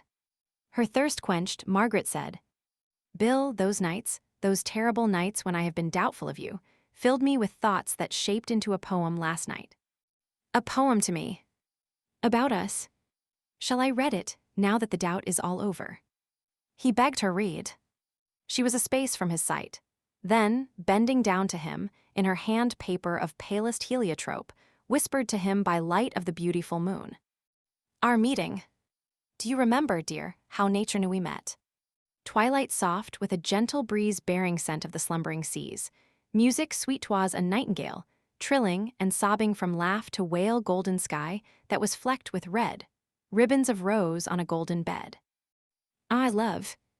When first we met. She paused. It was raining, as a matter of fact, dearest, she whispered, and just after breakfast. But you know what I mean. That is the imagery of it as it seemed to me. Bill said, and to me, a beautiful imagery. She smiled in the modest pride of authorship. Oh, it's nothing, really. You know how these things come. To you in prose, to me in song. One has to set them down. One is merely the instrument, Bill said. Yes, the instrument, she hugged the phrase. The instrument. How cleverly you put things. Bill disavowed the gift. Margaret breathed, oh, you do, I have so often noticed it. Bill again denied. 4. Conventionality demanded this little exchange of them, and today the empress sway of conventionality is rarely rebelled. Even as here, when treading the path of love, the journey must constantly be stopped while handfuls of the sweet-smelling stuff are tossed about our persons. Neglect the duty, and you must walk alone. For to neglect conventionality is like going abroad without clothes. The naked man appears. Now, nothing can be more utterly horrid to our senses than a stark woman or stark man walking down the street. We should certainly pull aside the blind to have a peep, and the more we could see of the nakedness, the further would we crane our heads, provided no one was by to watch. But to go out and chat, to be seen in company with the naked creature, is another matter. We would sooner chop off our legs. So with the conventions. The fewer of them you wear, the more naked, that is to say real, do you become. Eyes will poke at you round the blinds, but you must walk quickly past the gate, please. If you will not go through the machine and come out a nice smooth sausage, well, you must remain original flesh and gristle. But you will smell horrid in nice noses. Is it not warming, as you read this, to know perfectly well that you are not one of the sausages? 5. When they had sufficiently daubed themselves, Margaret asked, "Shall I read the next verse?" That was the imagery of our meeting, this of our parting. Bill gulped. This man was fondling the scented tresses that trickled about his face. Speech was a little difficult. She put her page beneath the moon, gave her voice to its rapture. Our parting. Do you remember, dear, how nature our folly knew? Mournful swish of the sobbing rain, distant surge of the deep in pain, whispering wail of the wandering wind, seeking, sobbing, a rest to find. Fitful gleam from a troubled sky, nature weeping to see love die. Ah, love, when last we met. It was a perfect day, really, she said. Very hot, and just before lunch, do you remember? But there, again, it is the imagery of it as it seemed to our inner selves. It comes to one, and one is the instrument. Bill's voice was hoarse. Margaret, come down to me, he said. I dare not. You must. I must touch you, kiss you. You must come down. Bill, I dare not, I should be heard. He bitted his next words as they came galloping up. Dare he give them rein? And then again, he bathed in the ecstasy of the scene. The black square of the open window, the scented roses that framed it, the silver night that lit its picture-her dusky face between her streaming hair, her white arms, bare to where the pushed-back sleeves gave them to the soft breeze to kiss, the soft outline of her breast where the press of her weight drew close her gown. It was not to be borne. The bitted words lashed from his hold. He gasped. Then I am coming up. Was she aghast at him? He asked himself. He stood half-checked while her steady eyes left his face, roamed from him contrasting, as ashamed he felt, the purity of the still night with the clamor of his turbulent passions and, settled on an adjacent flower-bed. At last she spoke, very calmly. There is a potting box just there, she said. If you turned it on end you could reach the window, and then. The box gave him 2 feet of reach. He jumped for the ledge, caught it, pulled, fetched the curve of an arm over the sill. Then between earth and paradise he hung limp, for a sudden horror was in his Margaret's eyes. She put upon his brow a hand that pressed him back, gave words to her pictured alarm, a step upon the gravel. Twixt earth and window, with dangling legs and clutching arms, in muscle-racking pain he hung. Truly a step, and then another step. And then a very tornado of sound beat furiously upon the trembling night, with it a flash, from it the pattering of 100 bullets. Someone had discharged a gun. As Satan was hurled, so, plumb out of the gates of paradise, Bill fell. And now the still air was lashed into a fury of sound waves, tearing this way and that in 20 keys. Now the sleeping garden was torn by rushing figures, helter-skelter for life and honor. Sounds, the melancholy bellow of that gardener, Mr. Fletcher, as the recoil of the bell-mouthed blunderbuss he had fired hurled him prone upon the gravel. The dreadful imprecations of Bill striving to clear his leg of the potting box, through whose side it had plunged. Piercing screams of Mistress Major from a ground-floor room, shrills of alarm from Mr. Marrapit, gurr-arring yelps from Abraham in ecstasy of manhunt. Rushing figures, Bill, freed from his box at top speed towards the shrubbery. Mr. Fletcher, up from his fall, with tremendous springs bounding across the lawn, Abraham in hurtling pursuit. More sounds, panic screams from Mr. Fletcher, heavily laboring, the protest of a window roughly raised, from George's head, thrust into the night. Yea. Yea. Yea. Hup then. Good dog. Sock him. Sock him. Yea. Yea. Yeah. We must seek the fuse that touched off this hideous turbulence. Chapter 3. Alarums and Excursions by Night. We are going into a lady's bedroom, but I promise you the thing shall be nicely done. There shall not be a blush. It was midnight when Bill Wyvern projected the scheme, whose execution we have followed through sweetness to disaster. 2 hours earlier, the Marrapit household had sought its beds. It was Mr. Marrapit's wise rule that each member of his establishment should pass before him as he or she sought their chambers. Night is the hour when the thoughts take on unbridled license, and he would send his household to sleep each with some last admonition to curb fantastic wanderings of the mind. Upon this night, Mr. Marrapit was himself abed of the chill that Margaret had mentioned in her note to Bill. But the review was not therefore foregone. Upon his back, night-capped head on pillow propped, he lay as the minute hand of his clock ticked towards 10. His brow ruffled against a sound without his door. He called, "Mistress Armitage." "Sir," spoke Mistress Armitage through the oak. "Breathe less stertorously." Mistress Armitage, his cook, waiting outside upon the mat, gulped wrath, respirated through open mouth. The clock at Mr. Marrapit's elbow gave the first chime of 10. Instantly Mistress Armitage tapped. "Enter," said Mr. Marrapit. She waddled her stout figure to him. Behind her Clara and Ada, those trim maids, took place. Mr. Marrapit addressed her. "Tomorrow, Mistress Armitage, arouse your girls at 6. Speed them at their toilet, set them to clean your flues."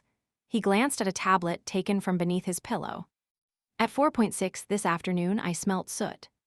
"The flues were cleaned this morning, sir." "Untrue. Your girls were late." "Prone in suffering upon my couch, my ears tell me all that is accomplished in every part of the house. 10 minutes after your girls descended, I heard the kitchen fire roar. I suspect paraffin." Mistress Armitage wriggled to displace the blame. "I rose them at 6, sir." "They sleep that heavy, and they take that long to dressing.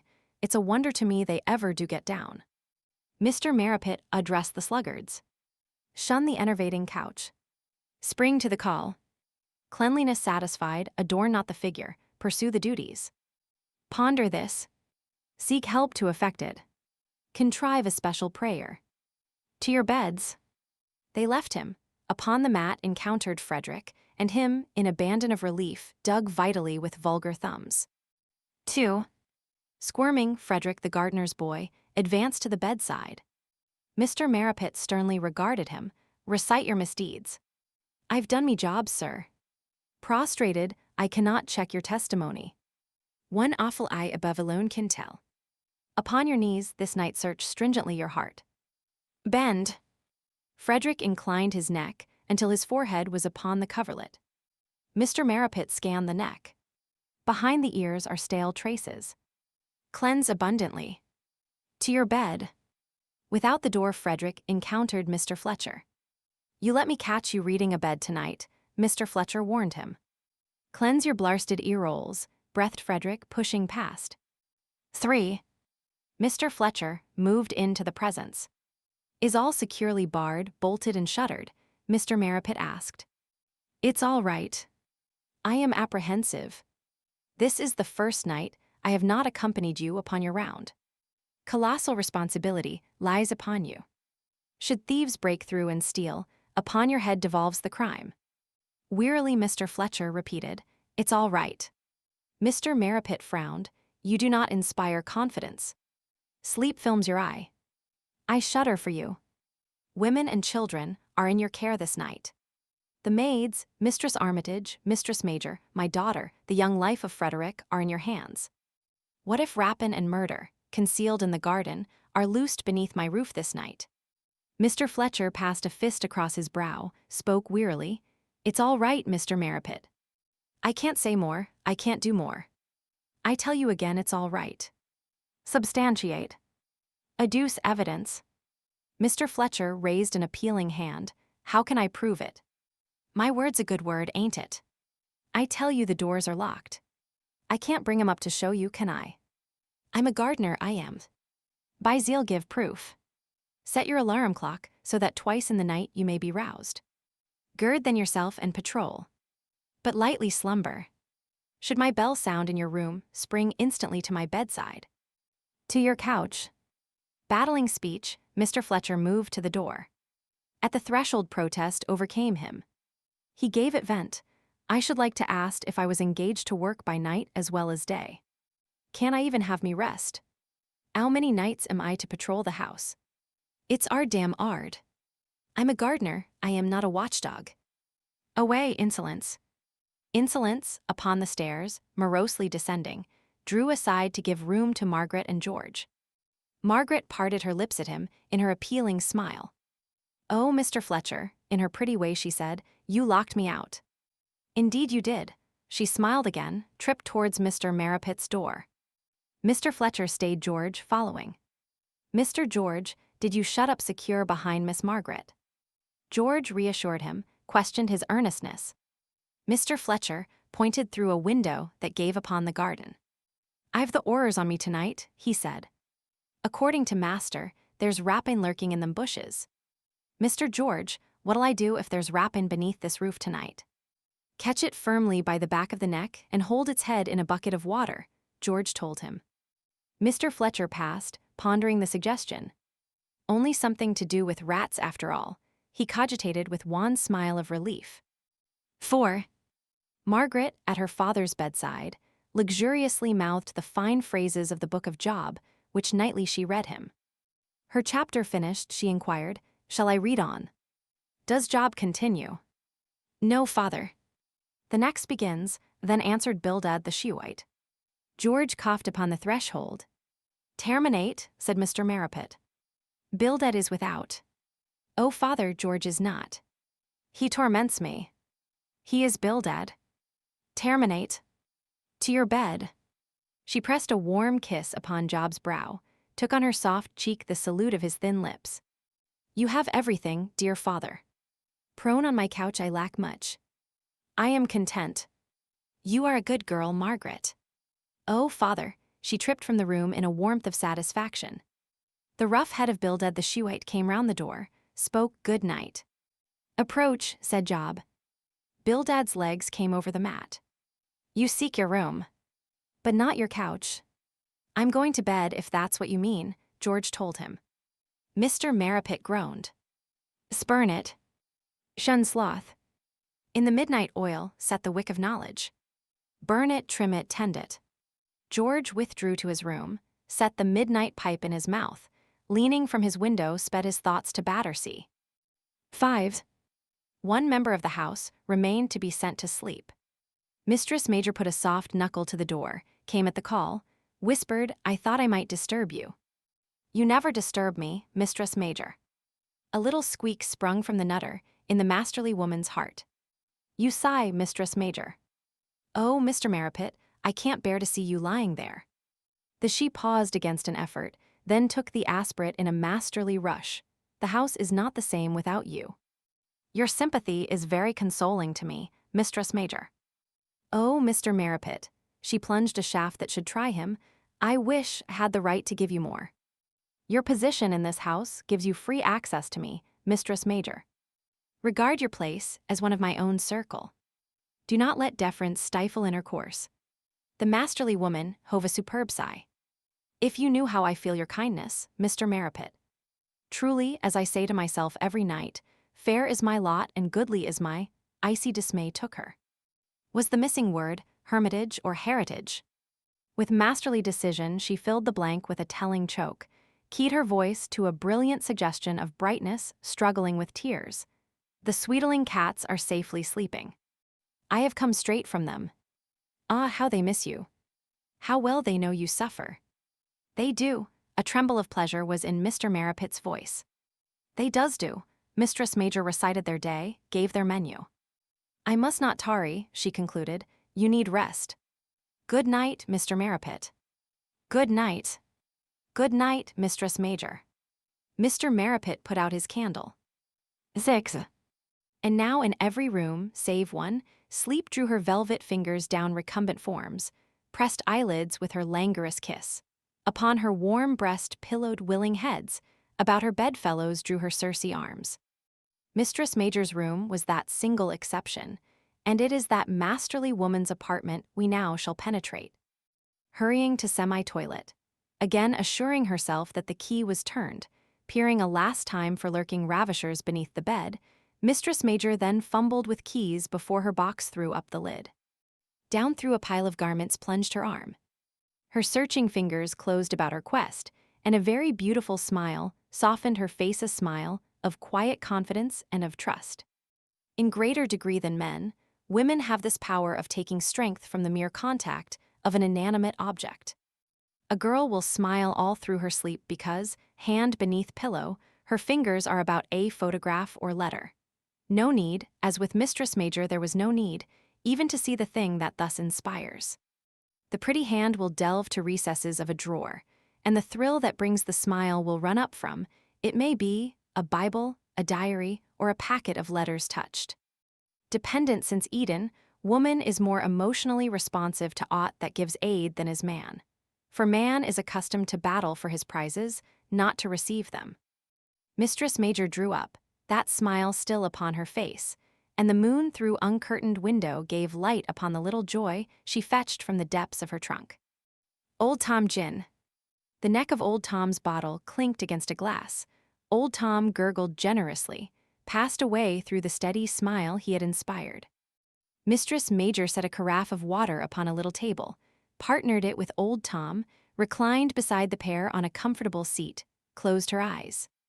At intervals, as the hand crept between 11 and 12 of the clock, she would open them. When she did so, deluded Old Tom in the glass fell lower, full-bodied Old Tom in the bottle marched steadily behind. The further Old Tom crept downwards from the neck of his captivity.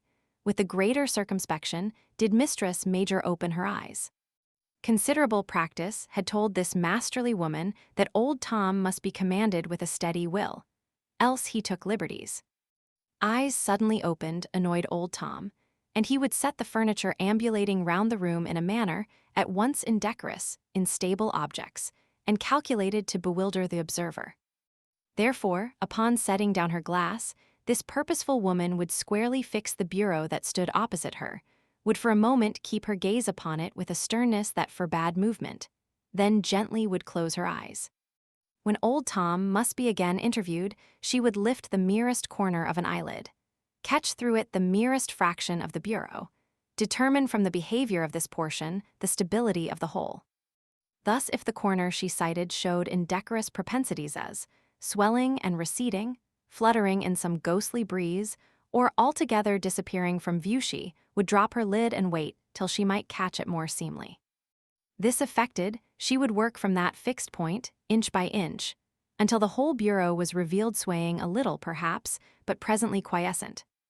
When, and not until, it was firmly anchored, she would slowly start her eye in review around the other objects of her apartment. If the washstand had tendency to polka with the bed, or the wardrobe unnaturally to stretch up its head through the ceiling, Mistress Major would march her gaze steadily back to the bureau, there to take fresh strength and start again. When all was orderly, then Old Tom. Masterly in all things, this woman was most masterly in her cups. 7. Into Mr. Marrapit's dreams there came a whistle. He pushed at sleep, she crooned to him, and he snuggled against her. Upon his brain there rapped a harsh wow. He wriggled from his bedfellow, she put an arm about him, drew him to her. Now there succeeded a steady wash of sound rising, falling, murmuring, persistent against his senses. He turned his back upon sleep. She crooned, he wriggled from her. Seductively she followed, he kicked a leg and jarred her, threw an arm and hurt her. Disgusted, she slipped from bed and left him, leaving a chilly space where she had warmly lain. Mr. Marrapit shivered, felt for sleep, found her gone, with a start sat upright. The breakwater gone, that wash of sound which had lapped around his senses rushed in upon them. Lingering traces of the touch of sleep still offered resistance, a droning hum. The wash surged over, poured about him voices. Mr. Marrapit violently cleared his throat. The voices continued. Violently again. They still continued. Tremendously a third time. They yet continued. From this, he argued that they could not be very close to his door. Intently he listened, then located them. They came from the garden. He felt for the bell push that carried to Mr. Fletcher's room, put his thumb upon it, steadily pressed. Sleep toyed no tricks in Mr. Fletcher's bed. Like some wanton mistress discovered in the very act of betrayal, she at the first tearing clamor of the electric bell bounded from the sheets, scuttled from the room. "Rappin'!" cried Mr. Fletcher, plunged his head beneath the bedclothes and wrestled in prayer. The strident gong faltered not nor failed. Steady and penetrating, it dinned its hideous call. Mr. Fletcher waited for screams. None came. He pushed the sheet between his chattering teeth, listened for cudgeling and heavy falls. None came. That bell had single possession of the night.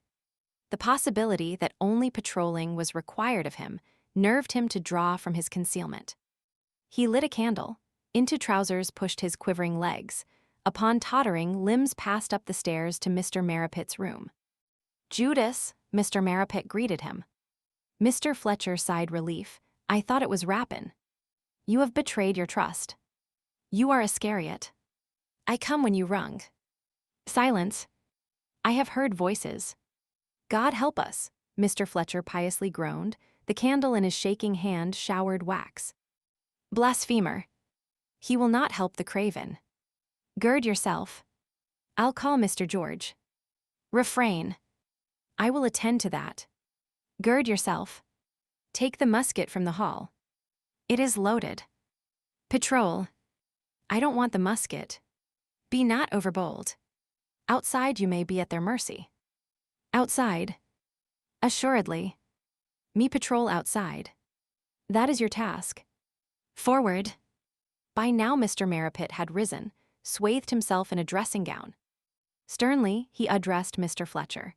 "As you this night quit yourself, so will I consider the question of your dismissal. If blood is spilt this night, it will be upon your head." Mr. Fletcher trembled. "That's just it. It's our damn ard. Forward, Iscariot." Mr. Marrapit drove Judas before him, in the hall took down the gun and pressed it into the shaking hands. He drew the bolts, impelled Iscariot outward, and essayed to close the door. Mr. Fletcher clutched the handle. Mr. Marrapit pushed, hissed through the crack, "Away. Search every nook. Penetrate each fastness. Use stealth. Track trace follow." Discarding entreaty, Mr. Fletcher put hoarse protest through the slit of aperture that remained. "I should like to ask if I was engaged for this, Mr. Marrapit," he panted. "I'm a gardener, I am. I recognize that. To your department. With your life forfend it." Mr. Marrapit fetched the door against the lintel. In the brief moment he could hold it close slid the lock. 8. No tremor of fear, or of excitement, ruffled this remarkable man. Calm in the breezes of life, he was calm also in its tempests. This is a natural corollary. As a man faces the smaller matters of his life, so he will face its crises. Each smallest act accomplished imprints its stamp upon the pliable mass we call character. Our manner of handling each tiniest commonplace of our routine helps mold its form. Each fleeting thought helps shape the mold. The process is involuntary, and we are not aware of its working. Character is not made by tremendous thumps, but by the constant patterings of minutest touches. The athlete does not build his strength by enormous exertions, but by consistent and gentle training. Huge strains at spasmodic intervals, separated by periods in which he lies fallow in sloth, add nothing to his capacity for endurance. It is by the tally of each minute of his preparation that you may read how he will acquit himself against the test. Thus also with the shaping of character, and thus was Mr. Marrapit, collected in minor affairs, mighty in this crisis. 9. Turning from the door, he marched steadily across the hall, towards the stairs to arouse George. At the lowermost step a movement on the landing above made him pause. He was to be spared the trouble. Placing the candle upon a table, he looked up. He spoke. "George." "Wash it," said a voice. "Wash it." "Wash nothing," Mr. Marrapit commanded. "Who is this?" The answer, starting low, ascended a shrill scale. "Wash it. Wash it. Wash it." "Silence," Mr. Marrapit answered. "Descend." He craned upwards. the curl-papered head of Mistress Major poked at him over the banisters. "Darling," breathed Mistress Major. "Darling, Mistress Major. What is this?" "Thash what I want to know," said Mistress Major coquettishly. "Wash it. Wash-ish it. You are distraught, Mistress Major. Have no fear. To your room." The curl-papered head waggled. Mistress Major beamed. Darling, exercise control," Mr. Marrapit told her. "Banish apprehension. There are thieves, but we are alert." The head withdrew. Mistress Major gave a tiny scream. "Thieves!" She took a brisk little run down the short flight which gave from where she stood, flattened against the wall that checked her impulse, pressed carefully away from it, stood at the head of the stairs facing Mr. Marrapit. He gazed up. "I fear you have been walking in your sleep, Mistress Major." Mistress Major did not reply. She pointed a slippered toe at the stair below her, swayed on one leg, dropped to the toe, steadied, beamed at Mr. Marrapit, and in a high treble coquettishly announced, "1." Mr. Marrapit frowned. "Retire, Mistress Major." Mistress Major plumped another step, beamed again. 2. "You dream." "Retire." Mistress Major daintily lifted her skirt, poised again. The projected slipper swayed a dangerous circle. Mistress Major alarmingly rocked. That infamous old Tom presented 3 sets of banisters for her support. She clutched at one. It failed her. 3, 4, 5, 6, 7, 8, 9, 10, darling," she cried, at breakneck speed plunged downwards, and with the "darling," flung her arms about Mr. Marrapit's neck. Back before the shock, staggering beneath the weight, Mr. Marrapit went with digging heels. They could not match the pace of that swift blow upon his chest. Its backward speed outstripped them. With shattering thud, he plumped heavily to his full length upon the floor. Mistress Major pressed him to earth. But that shock was a whack on the head for old Tom that temporarily quieted him. "What has happened?" Mistress Major asked, clinging tightly. Mr. Marrapit gasped, "Release my neck." "Remove your arms." "Where are we?" "You are upon my chest. I am prone beneath you." "Release." "It's all dark," Mistress Major cried, gripped firmer. "It is not dark. I implore movement. Our juxtaposition unnaturally compromises us. It is abhorrent." Mistress Major opened the eyes she had tightly closed during that staggering journey and that shattering fall. She loosed her clutch, got to her knees, thence tottered to a chair. That infamous old Tom raised his head again, tickled her brain with misty fingers. Mr. Marrapit painfully rose. He put a sympathetic hand upon the seat of his injury, with the other took up the candle. He regarded Mistress Major, suspiciously sniffed the air, pregnant with strange fumes, again regarded his late burden. Upon her face, that infamous old Tom set a beaming smile. "Follow me, Mistress Major," Mr. Marrapit commanded, turned for the dining room, from its interior faced about upon her. With rare dignity, the masterly woman slowly arose. Martially, she poised against the hat-rack, with stately mien marched steadily towards him. Temporarily, she had the grip of old Tom was well aware, at least, of his designs upon her purity, and superbly she combated him. With proud and queenly air she drew on Mr. Marrapit, felt that the swift suspicion which had taken him had misjudged her. Mistress Major reached the mat. Old Tom gave a playful little twitch of her legs, and she jostled the doorpost. With old-world courtesy, she bowed apology to the post. "Beg pardon," she graciously murmured, stood swaying. 10. Step by step with her as she had crossed the hall, Mr. Fletcher, recovering from the coward fear in which he shivered outside the door, had crept forward along the path around the house. As Mistress Major stood swaying upon the threshold of the dining room, he reached the angle, peered round it. In horror sighted Bill's figure pendant from Margaret's window. Thrice the bell mouth of his gun described a shivering circle. Tightly, he squeezed his eyelids, pressed the trigger. Bang! Mr. Marrapit bounded 6 inches, hardly reached the earth again, when, with a startled scream, Mistress Major was upon him, again her arms about his neck. And now shriek pursued shriek, tearing upwards through her throat. Old Tom had loosed the ends of all her nerves. Like bolting rabbit in young corn, the tearing discharge of that gun went madly through them, and lacerated she gave tongue. Stifled by the bony shoulder that pressed against his face, Mr. Marrapit went black. He jerked his head free, put up his face, and giving cry for cry, shrilled, "George! George! George!" The din reached George, where from his window he leaned, crying on Abiram in the manhunt across the garden. He drew in his head, bounded down the stairs. Over Mistress Major's back, bent inwards from the toes to the rock about which she clung, Mr. Marrapit's empurpled face stared at him. Upon George's countenance, the sight struck a great grin, his legs it struck to dead halt. Mistress Major's shrieks died to moans. "Action," Mr. Marrapit gasped. "Remove this creature." George put a hand upon her back. It shot a fresh shriek from her, she clung closer. "Pantaloon," Mr. Marrapit strained. "Crush that grin." "Action. Remove this woman. She throttles me. The pressure is insupportable. I am Sinbad." George again laid hands.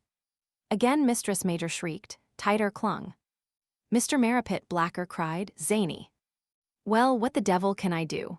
George asked, hopping about the pair, Mistress Major's back as responsive to his touch as the keys of a piano to idle fingers. "You run to and fro and grin like a dog," Mr. Marrapit told him. "Each time you touch her she screams, grips me closer. I shall be throttled. Use discretion. Add to mine your assurance of her safety. She is not herself." George chuckled. "She's not. She's tight as a drum." "Liar," moaned Mistress Major. "Intoxicated?" Mr. Marrapit asked. "Blind. Sharp words will move where entreaty cannot stir." Mistress Major relaxed her hold, spun round. "Monster and perjurer," rushed headlong to her lips. "Ponster," she cried, tottered back against the sofa, was struck by it at the bend of her knees, collapsed upon it. Her head sunk sideways, she closed her eyes. "You can see for yourself," George said. Mr. Marrapit sniffed, "My nose corroborates." "Ponster," the prone figure wailed. Mr. Marrapit started, "Mistress Major." She opened her eyes, "Call me Lucy." "Darling, she began to snore. "Abhorrent," Mr. Marrapit pronounced. Whisperings without made him step to the door. White figures were upon the stairs. "To your beds," he cried. "Oh, whatever is it, sir?" Mistress Armitage panted. "Away. You outrage decency." Mr. Marrapit set a foot upon the stairs. The affrighted figures fled before him. George, when his uncle returned, was peering through the blind. "Who the devil loosed off that gun?" "It is immaterial. All events are buried beneath this abhorrent incident. The roof of my peace has crashed about me." Mr. Marrapit regarded the prone figure. "Her inspirations grate upon me, her exhalations poison the air. Rouse her. Thrust her to her room. You'll never wake her now till she's slept it off. Let us then essay to carry her. She cannot remain here. My shame shall not be revealed, nor hers uncovered." George began, "Tomorrow. Tomorrow I speed her from my gates. My beloved cats have been in the care of this swinish form. They have been in jeopardy. I tremble at their escape. Tomorrow she departs." A sudden tremendous idea swept over George, engulfing speech. With no word he moved to the sofa, grasped the prone figure, put it upon its weak legs. They gave beneath it. "You must take her feet," he said. Averting his gaze, Mr. Marrapit took the legs that old Tom had devitalized. The procession moved out, staggered up the stairs. Heavy was the burden, bursting with vulgar laughter was George, but that huge idea that suddenly had come to him swelled his muscles, lent him strength. He heaved the form upon the bed. On the dressing table, a candle burned. By its light Mr. Marrapit discovered old Tom's bottle, 2 fingers of the villain yet remaining. He beat his breast. "Extinguish that light. I to my room. Seek Fletcher. He patrols the garden for malefactors. In the morning I will see you. Before this disaster my chill is sped. You are of my flesh. Cleave unto me. In our bosoms let this abhorrent sore be buried. Seek Fletcher." The distraught man tottered to his room. 11. George went slowly down the stairs. bathing in the delicious thrills of unfolding the wrappings from about his great idea.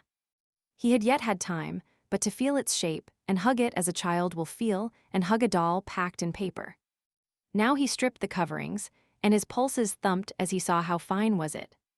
Almost unconscious to his actions, he unbarred the door, stepped into the thin light, was not aroused until, treading upon Mr. Fletcher's musket, his idea was suddenly jolted from him.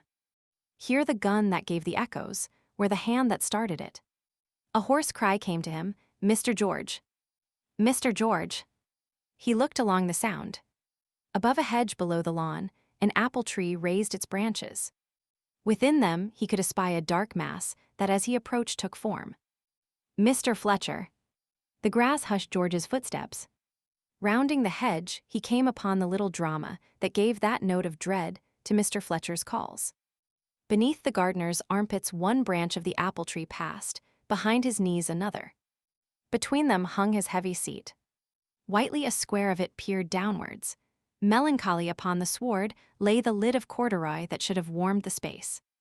For 10 paces outwards from the tree trunk, there stretched a pitted path. Abraham, as George came, turned at this path's extremity, set his slow eye upon the dull white patch in Mr. Fletcher's stern, hurled forward up the track, sprang and snapped jaws an inch below the mark as Mr. Fletcher mightily heaved. A lesser dog would have yapped bafflement, fruitlessly scratched upwards from hind legs. Abraham was perfect dog of the one breed of dog that is in all things perfect. Silently he plodded back, turned, ran, leapt again. Again Mr. Fletcher heaved, and again the fine jaws snapped an inch beneath the pallid square of flesh. As once more uncomplaining he turned, Abraham sighted George, ruffled. George spoke his name. Abraham wagged that short tail that marked his champion victor wild blood, shook the skull that spoke to the same mighty strain.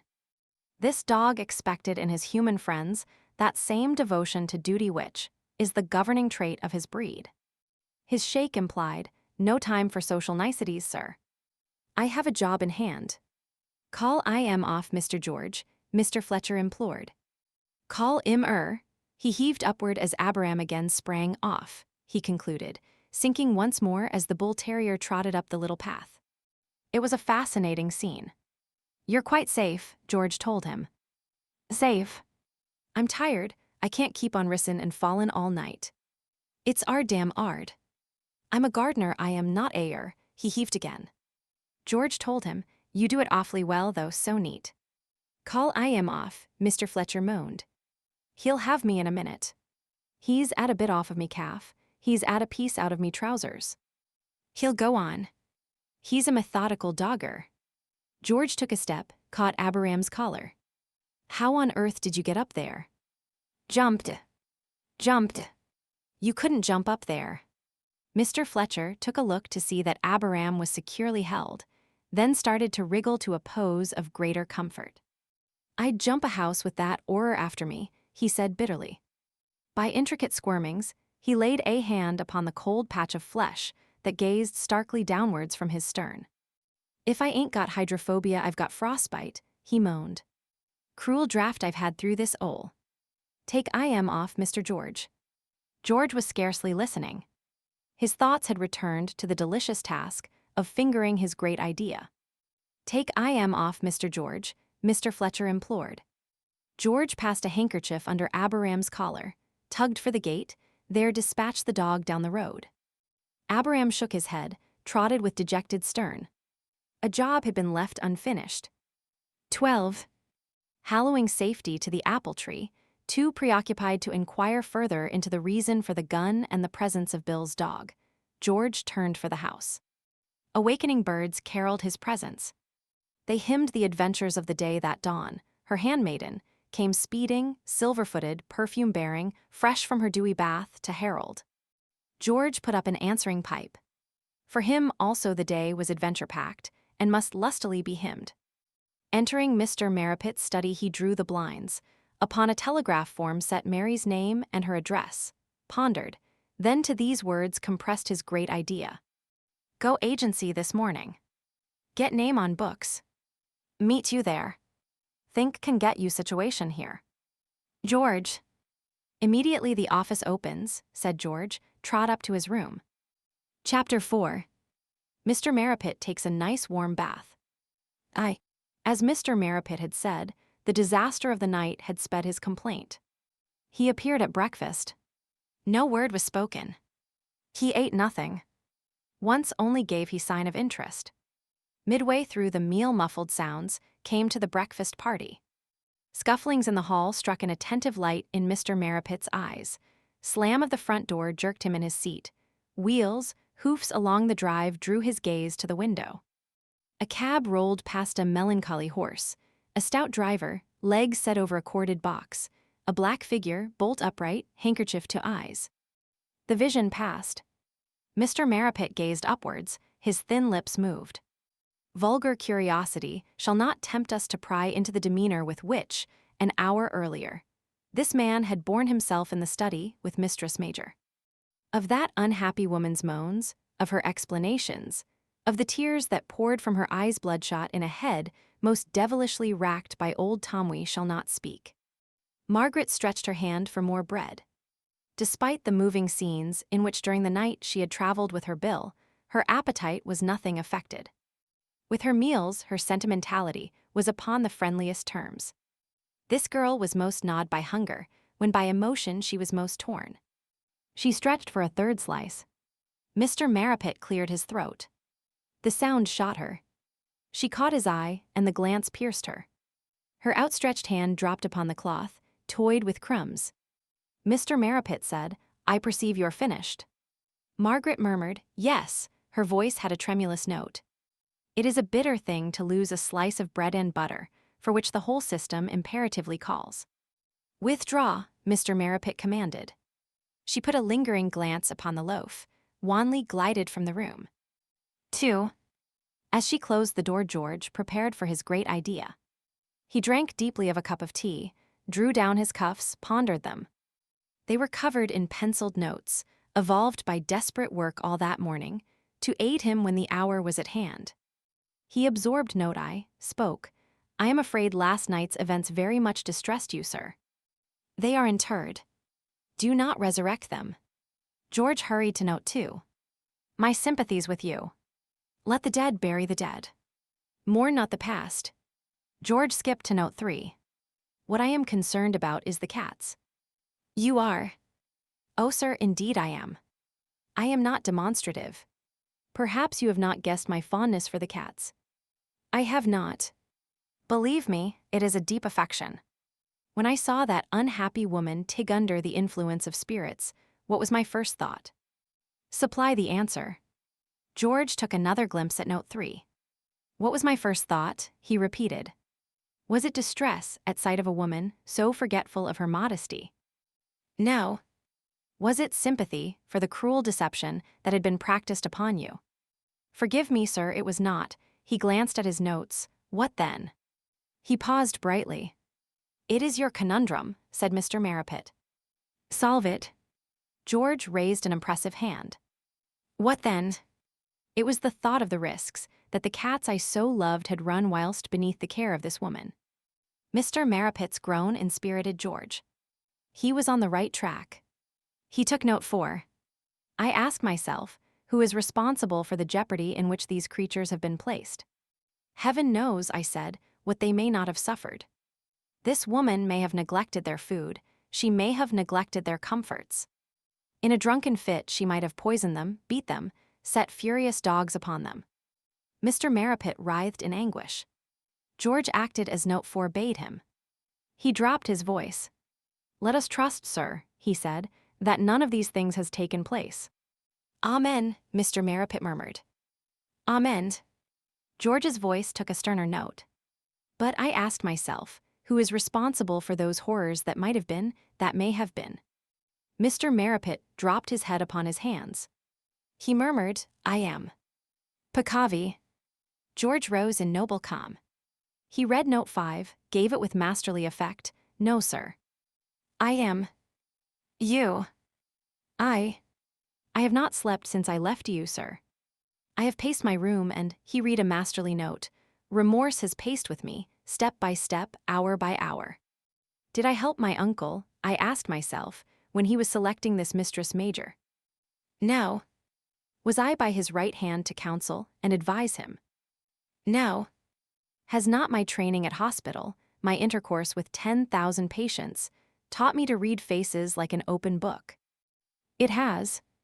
Should not I then have been by his side to help him when he selected a woman for the post of caring for our forgive me, sir? I said our caring for our cats. I should. I asked myself how I could make amends. Only by begging my uncle's forgiveness for my indifference, and by imploring him to let me help him in the choice of the next woman he selects. A masterly pause he followed with an appeal sent forth in tones of rare beauty. Oh, sir, I do beg your forgiveness. I do implore you let me make amends by helping you in your next choice. Mr. Marrapit wiped moist eyes. I had not suspected in you this profundity of feeling. George said brokenly, I have given you no reason. Mr. Marrapit replied on a grim tone, assuredly you have not. George glanced at note 6, fled from the danger zone. Where I fear the mistake was made in Mistress Major, he hurried, was that she was not a perfect lady. Forgive me for saying, our cats are refined cats, cats of gentle birth, of inherent delicacy. Their attendant should be of like breeding. She should be refined, her birth should be gentle, her feelings delicate. She should be a lady. You are right, Mr. Marrapit said. As sea calleth to sea, as like calleth to like, so would an ebb and flow of sympathy be set in motion between my cats and an attendant delicately born. Is that your meaning? George murmured in admiration, in beautiful words that is my meaning. He paused. Now the bolt was to be shot, and he nerved himself against the strain. He fired, I have a suggestion. Propound. No further need for notes. George pushed back his cuffs, gulped the agitation that swelled dry and suffocating in his mouth. This is my suggestion. Because I have had experience in the reading of faces, because I wish to make recompense for my share in the catastrophe of Mistress Major's presence, because you are drowning beneath reasons. Cease bubbling. Strike to the surface. George had not been drowning. He had been creeping gingerly from stepping stone to stepping stone. The endeavor had been to come as close as possible to the big rock upon which he intended to spring. The less the distance of the leap, the more remote the chance of slipping down the rock and being whirled off in swift water. It is a method of progression by which, in the race of existence, many lives are lost. The timid will hobble from stone to stone, landing at each forward point more and yet more shaky in the knees. The torrent roars about them. Sick they grow and giddy. Stepping stones are green and slimy. The effort of balancing cannot be unduly prolonged. Ere ever they feel themselves ready for the leap they slip, go whirling and drowning downstream past the stepping stones that are called infirmity of purpose. Or they may creep close enough the rock, only to find they have delayed over their hobbling progression until the rock is already so crowded by others who have been bolder over the stones as to show no foothold remaining. They leap and fall back. We are all gifted with strength sufficient for that spring, but disaster awaits him who scatters his energies in 100 hesitating little scrambles. Now George sprang, poised upon that last because. And because I wish, he sprang. Therefore I suggest that I should go to town today and search every agency until I find you a lady I think suitable. The thud of his landing knocked the breath out of him. In terror, he lay lest Mr. Marrapit's answering words should have the form of desperate fellows who would hurl him from his hold, throw him back. I agree, Mr. Marrapit said. George was drawn to his feet. He could have whooped for joy. I agree. I have misjudged you. In this matter, I lay my trust in you. Take it, tend it, nurse it, cherish it so that it may not be returned to me cold and dead. Speed forth. Have I a free hand? George asked. Emphatically no. Every effort must be made to keep down expenses. Here are 2 shillings. Render account. As to salary. George burst out, oh, she'll come for anything. Mr. Marrapit started. She. Whom? George threw a blanket to hide the hideous blunder. Told of such a home as this is, he explained, a true lady would come for anything. The blunder sank covered. "I earnestly pray that may be so," Mr. Marrapit said. "I doubt. Rapacity and greed stalk the land. Mistress Major had £25 per annum. I will not go above that figure." George told him, "Rely upon me." But by a free hand, I meant a free hand as to engaging what I may think a suitable person. Emphatically no. You are the lower court. Sift sheep from goats. Send sheep here to me. I am the tribunal. I will finally select. The refusal placed a last obstacle in the path of George's scheme, but he did not demur. Primarily, he dared not. To demur might raise again that blunder he had let escape when he had said, "She'll come for anything." This time, it might rage around and not be captured. All might be wrecked. Secondly, he felt there to be no great need for protest. The confidence of having won thus far gave him courage against this final difficulty. "Trust me, sir," he said. Very soberly he paced from the room, gently closed the door, with the tread of one bearing a full heart heavily moved up the stairs. He reached his room, ripped off sobriety. "Oh, Mary," he exultantly cried, "if I can get you down here, old girl." Mr. Marrapit, meanwhile, stepped to the room where his cats lived, lovingly toyed with his pets, took the Rose of Sharon a walk in the garden. He was in pleasant mood. Great had been the distress of the night, but this man had enjoyed a luxurious, warm bath in crocodile's tears. Chapter 5. Miss Porter swallows a particularly large sweet. Mary in the little Battersea lodgings was at breakfast when her George's telegram arrived. She puckered over its mystery, shaped events this way and that, but could make of them no keyhole that the message would fit and unlock. She flew among the higher improbabilities. George, she conjectured, had misrepresented this stony-hearted uncle. Last night had told all to Mr. Marrapit, and Mr. Marrapit had warmed to her and bade him fetch her to Heron's Holt. She ripped George's description of his uncle from about the old man, dressed Mr. Marrapit in snowy locks and a benign smile, pictured him coming down the steps with outstretched hand to greet her. She heard him say, "My daughter." She saw him draw George to her, lock their hands. She heard him murmur, "Bless you, my children." This was a romantic young woman. A poached egg was allowed to grow cold as she trembled over her delectable fancies. But a glance at the telegram pulled her from these delicious flights, bumped her to earth. Think can get you situation here. Situation drove the fatherly air from Mr. Marrapit, once more rehabilitated him as her George presented him grim and masterly. Further conjecture altogether drove Mr. Marrapit from the picture. What situation could be offered her in the Marrapit household? Why should here mean Heron's Holt? It must mean at a house in the district. Upon the magic carpet of this new thought my Mary was whirled again, in an imaged paradise. She would be near her George. High in these clouds, she ran to her bedroom for her hat, but with it there descended upon her head a new thought that again sent her toppling earthwards. Characterless and worse than characterless, how was she to get any such delightful post? My Mary started up the street for the agency, blinking tears. At Battersea Bridge, a new thought came sweeping.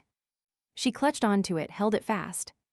Into her tread it put a spring, to her chin gave a brave tilt.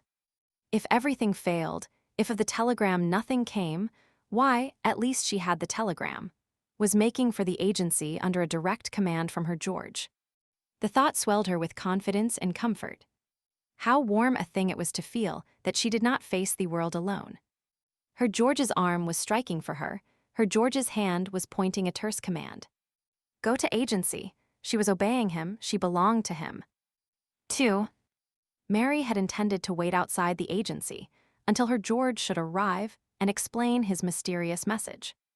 But she was scarcely at the building when Miss Ram, also arriving, accosted her, took her upstairs. Miss Ram quite naturally regarded the meeting as evidence that Mary had come for help. Mary, in a flutter as to George's intentions, could but meekly follow. In the room marked private, settled at her table, Miss Ram icily opened the interview. I have heard from Mistress Chater. I did not expect to see you again. Mary began, I don't know what you have heard. Miss Ram stretched for a letter. Oh, I don't wish to, Mary cried, put out a hand that stayed the action. To hear all she says would again begin it all. It would be like her voice. It would be like being with her again. Please, please, Miss Ram, don't tell me. You have your own version. I have the truth, Mary pointed at the letter file. The truth isn't there. Mistress Chater isn't capable of the truth. She cannot even recognize the truth when she hears it. In yet more freezing tones, Miss Ram replied, She is an old and valued client. You only know her in this office, Mary told her. You don't know her in her home. I have suited her with other young ladies. I have heard of her from them. And they have spoken well of her. Discounting the prejudice of a late employee, they have spoken well. Was her son there with them? They have not told me so. Ah, said Mary, sat back in her chair. Then your version is about the son. Mary nodded. Recollection put a silly lump in her throat. Miss Ram said, Miss Humphrey, when I received that letter from Mistress Chater, I said I would have no more to do with you. I told Miss Porter I would not see you. Why, out of all my ladies, do you come back to me characterless from your situations? I will listen to your story. Make it very brief. Don't exaggerate. I have sat in this chair for 17 years. I can distinguish in a minute between facts and spleen. You desire to tell your version. I must, Mary said. What I'd like to do would be to get up and say, if you doubt me, I'll not trouble to convince you. I'd like to walk out and leave you and face anything rather than explain. Why should I explain to anybody? But I'm not going to walk out. I haven't the pluck. I know what it is like to be alone out there. She gave a little choke. I've learnt that much anyway, she went on. I'll just tell you that's all. I don't want your sympathy, I only want your sense of justice. I like your spirit, Miss Ram said. It was a quality she rarely found in her applicants. Go on. Then Mary told. She phrased bluntly. Her recital was after the manner of the fireworks called Roman candles. These, when lit, pour out fire and smoke in a rather weak-kneed dribble. They must be held tightly. When tensely enough constricted, of fire and smoke there is little, but at intervals out there pops an exceedingly luminous ball of flame. My Mary kept the pressure of pride upon her throat. There was no dribble of emotion. Only the facts popped out hard and dry, and to Miss Ram intensely illuminative. Mary did not mention George's name.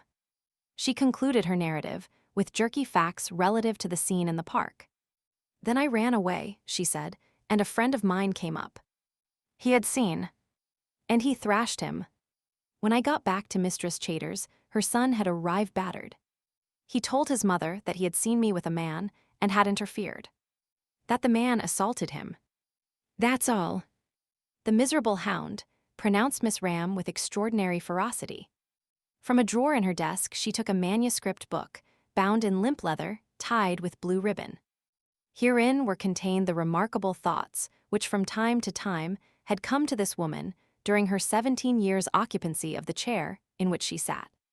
Upon the flyleaf was inscribed Aphorisms by Eugenie Ram.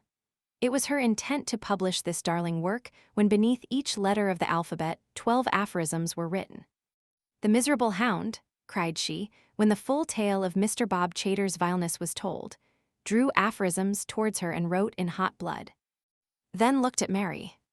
L, she read L. Lust. Lust is the sound meat of natural instinct gone to carrion. Men eat meat, wolves eat carrion. Some men are wolfmen. Hand me the dictionary, Miss Humphrey. 2 R's in carrion. I thought so. Thank you. She replaced aphorisms. My dear, I will do what I can for you, she told Mary. I do believe you. Go into the interview room. I hear a step.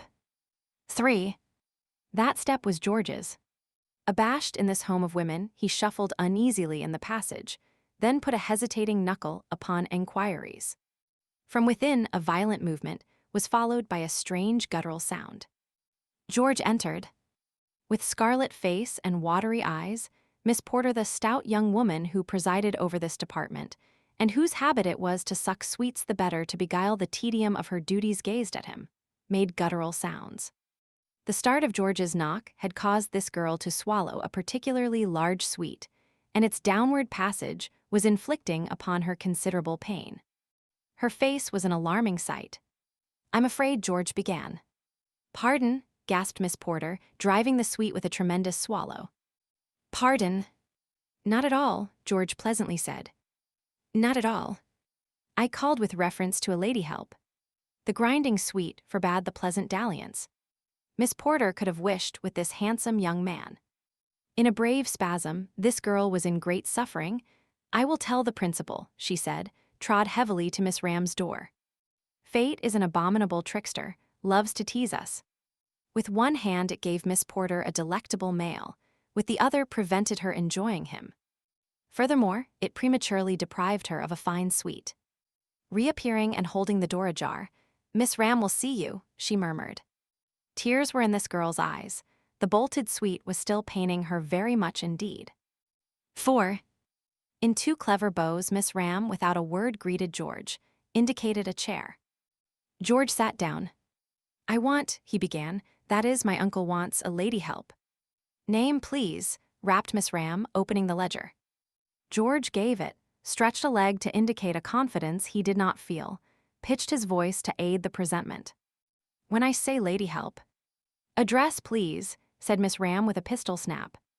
George withdrew the signs of confidence with a jerk. He gave the information, then waited Miss Ram to give him a lead. He had twice been shot, was in no desire again to expose his person. Miss Ram fixed her small black eyes upon him. She said nothing. The intrusion of a young man into matters essentially domestic she strongly disapproved. Under 500, in aphorisms, this woman had a trenchant note touching this matter. Domesticity. Domesticity, said this note, is the offspring of all the womanly virtues.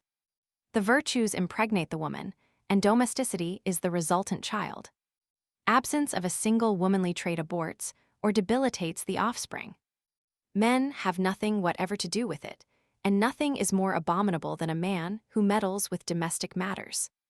The rays of Miss Ram's disconcerting eye pushed George steadily backwards from the rock of such small confidence as remained to him. Assailed by the inquiring bows with which she now interrogated his further purpose, he slipped from it, plunged wildly into the sea of what he required, and for 5 minutes beat this way and that, hurling the splash of broken sentences at Miss Ram's unbending countenance. Beginning a description of Mr. Marrapit's household, he floundered thence to a description of the required lady's duties. Abandoning that unfinished, splashed to a description of the manner of person for whom he sought. It was his object to paint a character and appearance as near to his Mary's as he could master, to induce Miss Ram to suggest her as likely candidate for the post. He could not introduce his Mary to his uncle unless she came under the auspices of some recognized institution. So he floundered on. Miss Ram did not move. His struggles grew less. He caught at haphazard words, flung them desperately, at last relapsed, sat sweating. Miss Ram poked him with a questioning bow. He did not stir. With a further bow, she accepted his defeat, handed him a pink paper. "Now, kindly fill up this form.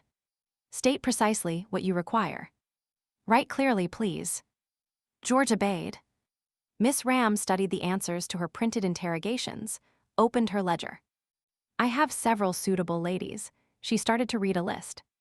Miss Minna Gregor, age 25, daughter of the late Humphrey Gregor, stockbroker, 3 years' character from Mistress Mountsaffron of Charles Street, to whom she was lady help, and from whom an excellent reference may be obtained. "Too old," said George. Miss Ram frowned, returned to the ledger.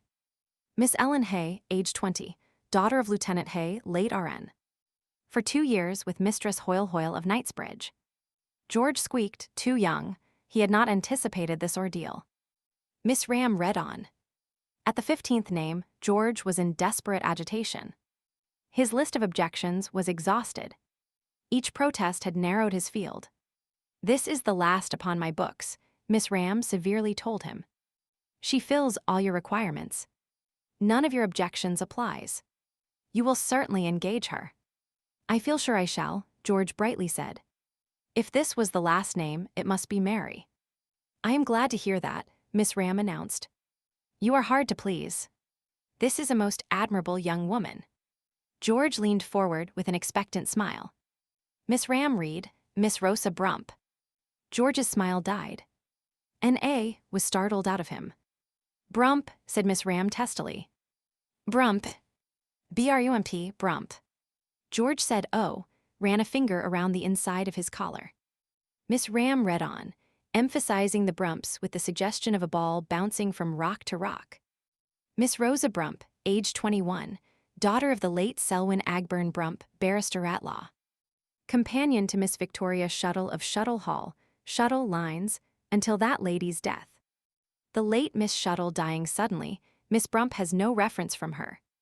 What that reference would have been, however, is clearly evidenced by the fact that in her will Miss Shuttle bequeathed to my faithful companion Rosa Brump her terracotta bust of the late Loomis Shuttle, Esquire, J.P., inventor of the Shuttle liquid manure. Miss Ram wagged a finger at George. That speaks for itself, she said. George did not answer. He was in a confusion of fear. This terrible woman would force Miss Brump upon him. He was powerless in her hands. He was in chains. Does it not? Poked Miss Ram. Rather, said George. Oh, rather. Very good. I congratulate your uncle upon obtaining this estimable young woman. She should call here in a few minutes. You can then make final arrangements. Meanwhile, this form. George hurled himself free from this hypnotic panic. Anything must be done to shake off this intolerable Brump. One moment, he said. I had forgotten. Well, what color is Miss Brump's hair? Her what? Hair. Her hair. How extraordinary. Brown. George affected an admirable start. He echoed, brown, oh not brown. Certainly. Brown. George mournfully shook his head. Oh dear. How unfortunate. I'm afraid Miss Brump will not suit Miss Ram. My uncle extraordinary foible has a violent objection to brown hair. He will not have it in the house. Unheard of, Miss Ram snapped. Unheard of. George rubbed together his sweating palms, blundered on. None the less a fact, he said impressively. He dropped his voice. It is a very sad story. He had 15 brothers. 15. I assure you, yes. All were black-haired except one, who was brown, the first brown-haired child in the history of the house.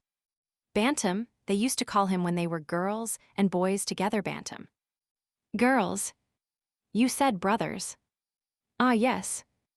Girls as well. 12 girls. 12 girls and 15 boys. I assure you, yes. A record. As I was saying, the brown-haired child, he took to drink. It is most painful. Died in a madhouse. My uncle, head of the family, reeled beneath the stigma reeled. Vowed from that day that he would never let a brown-haired person cross his threshold. George wiped his streaming face, sat back with a sigh. Miss Brump was buried. Miss Ram's next words caused him to start in his seat. But your hair is brown. My contemptible George, all his lies now rushing furious upon him, put his hand to his head. Withdrawing it, gazed at the palm with the air of one looking for a stain. How about that? Rapped Miss Ram. George gave a wan smile. It is my misfortune, he said simply, my little cross. We all have our burdens in this life, Miss Ram. Pardon me if I do not care to dwell upon mine. With a bow, Miss Ram indicated sympathy, decorously closed the subject. George gave a little sigh. With a simulation of brightness, he proceeded. You are sure you have no other lady? I have one, said Miss Ram. She would not suit. May I be allowed to judge? Miss Ram turned to the ledger. Miss Mary Humphrey. George started. It is nothing, he explained. One of those shivers, that is all. Miss Ram bowed. Miss Mary Humphrey, aged 21. Only child of the late Colonel Humphrey, Indian Army. References from former employer not good, but with extenuating circumstances. I think she might suit, George said. She, he groped wildly. She is the daughter of a colonel. So were 4 others. George wiped his brow. The only daughter. You consider that a merit. My uncle would. He has curious ideas. He is himself an only child. Miss Ram stared. George had the prescience of trouble, but could not find it. Oh yes, he said, oh yes. 15 brothers and 12 sis. George saw the gaping pit, sprang from it. Has an only child, he corrected. Has not is. Miss Ram glared, continued, what of the absence of character? I imagine the fact of being an only child would override that. You said there were extenuating circumstances. There are. I personally would speak for the young lady. Excitement put George upon his feet. I thank you very much, Miss Ram. I feel that this lady will suit. You have asked nothing about her. With the others, you were unusually particular. I act greatly by instinct. It is a family trait. Something seems to assure me in this case. Miss Ram gazed searchingly at George, answered him upon an interested note. Indeed, she spoke. Remarkable. Pray pardon me. She drew aphorisms from its drawer, hesitated a moment, with flowing pen wrote beneath I. She turned towards George. Pray pardon me, she repeated. What you tell me of acting by instinct greatly interests me as a student of character. In this little volume here I allow me, she emphasized with a quill pen. Instinct. Instinct is the Almighty's rudder with which He steers our frail barks upon the tempestuous sea of life at moments when otherwise we should be quite at a loss. Some of us answer quickly to this mysterious helm, and for example, something seems to tell them in the middle of the night that the house is on fire, and they get up and find it is. Let those who don't answer quickly beware. That's awfully well put, said George. Awfully well. For the first time, Miss Ram smiled. You would wish to interview the young lady, she asked. Fortunately, she is present. Kindly step to the interview room. She led the way. With thundering pulses, George followed. His merry rose. Miss Ram introduced them. George rolled his tongue in a dry mouth, passed it over dry lips. He had no words. Have you no questions? Miss Ram asked severely. For a third time since he had entered this building, panic broke damply upon George's brow. He blew his nose, in a very faint voice asked, Your age is 21. Upon an agitated squeak, his Mary told him, Yes. In desperation he paused, caught Miss Ram's awful eye, was goaded to fresh plunge. 1 and 20. In a tiny squeak, Mary replied, Yes. He shuffled in desperation. When will you be 22? In February. February, this was awful. February. Miss Ram's eye stabbed him again. February. Then you must be 21 now. Sounded Miss Ram. 21, George stammered. 21. From the other room at that moment, Miss Porter called. I am required, said Miss Ram, elsewhere. I will return in a moment. She passed out, closed the door. 5. My darling, cried George. Georgie. They embraced. He held her to him, kissed the soft gold hair. On a movement in the next room, his Mary wriggled free. Tell me. By gad, it's been awful. Did you hear me in that room? She nodded, laughing at him. He kissed the smiles. Oh, do be careful. Let go, George, let go. I couldn't hear what you said. But you were hours. Years, said George. Years. Eons of time. I have aged considerably. I thought it would never end. It was appalling. She clasped her pretty hands. But tell me, George. Do tell me. I don't understand anything. What has happened? Give me time, George told her. I am not the same George. The light-hearted George of yore is dead under Miss Ram's chair. I am old and seamed with care. George, do tell me. Don't fool. I'm not fooling. I can't fool. You don't realize what I have been through. You have no heart. I can't fool. When I was a child, I thought as a child, I did childish things. But now that I have been through Miss Ram's hands, my bright boyhood is sapped. I am old and stricken in years. Oh, Georgie, do tell me. This ridiculous George gave a boyish laugh, clasped his Mary again, squeezed her to him till she gasped. "I've got you, Mary," he said. He kissed the gold hair. "I've got you. I'm going to see you every day. You're coming down to live at Heron's Holt." Then he told her. 6. Miss Ram returned, directed at George a bow that was one huge note of interrogation. "Quite satisfactory," George replied. "I am sure my uncle will agree." "There is, of course," objected Miss Ram, "the unfortunate matter of references." George took a frank air. "Miss Ram, I am quite willing to take your personal assurances on that matter. On behalf of my uncle, I accept them." "I will send a written statement of the matter," said Miss Ram. Her air was dogged. "I most solemnly assure you that is unnecessary." Miss Ram killed him with a bow. "It is my custom. I have the reputation of 17 years to sustain." George quailed. "Your uncle," Miss Ram exclaimed, "will also wish to see Miss Humphrey. She shall go this afternoon." "Not this afternoon," George told her. "No. Tomorrow." He could not see her today. "Very well. Tomorrow.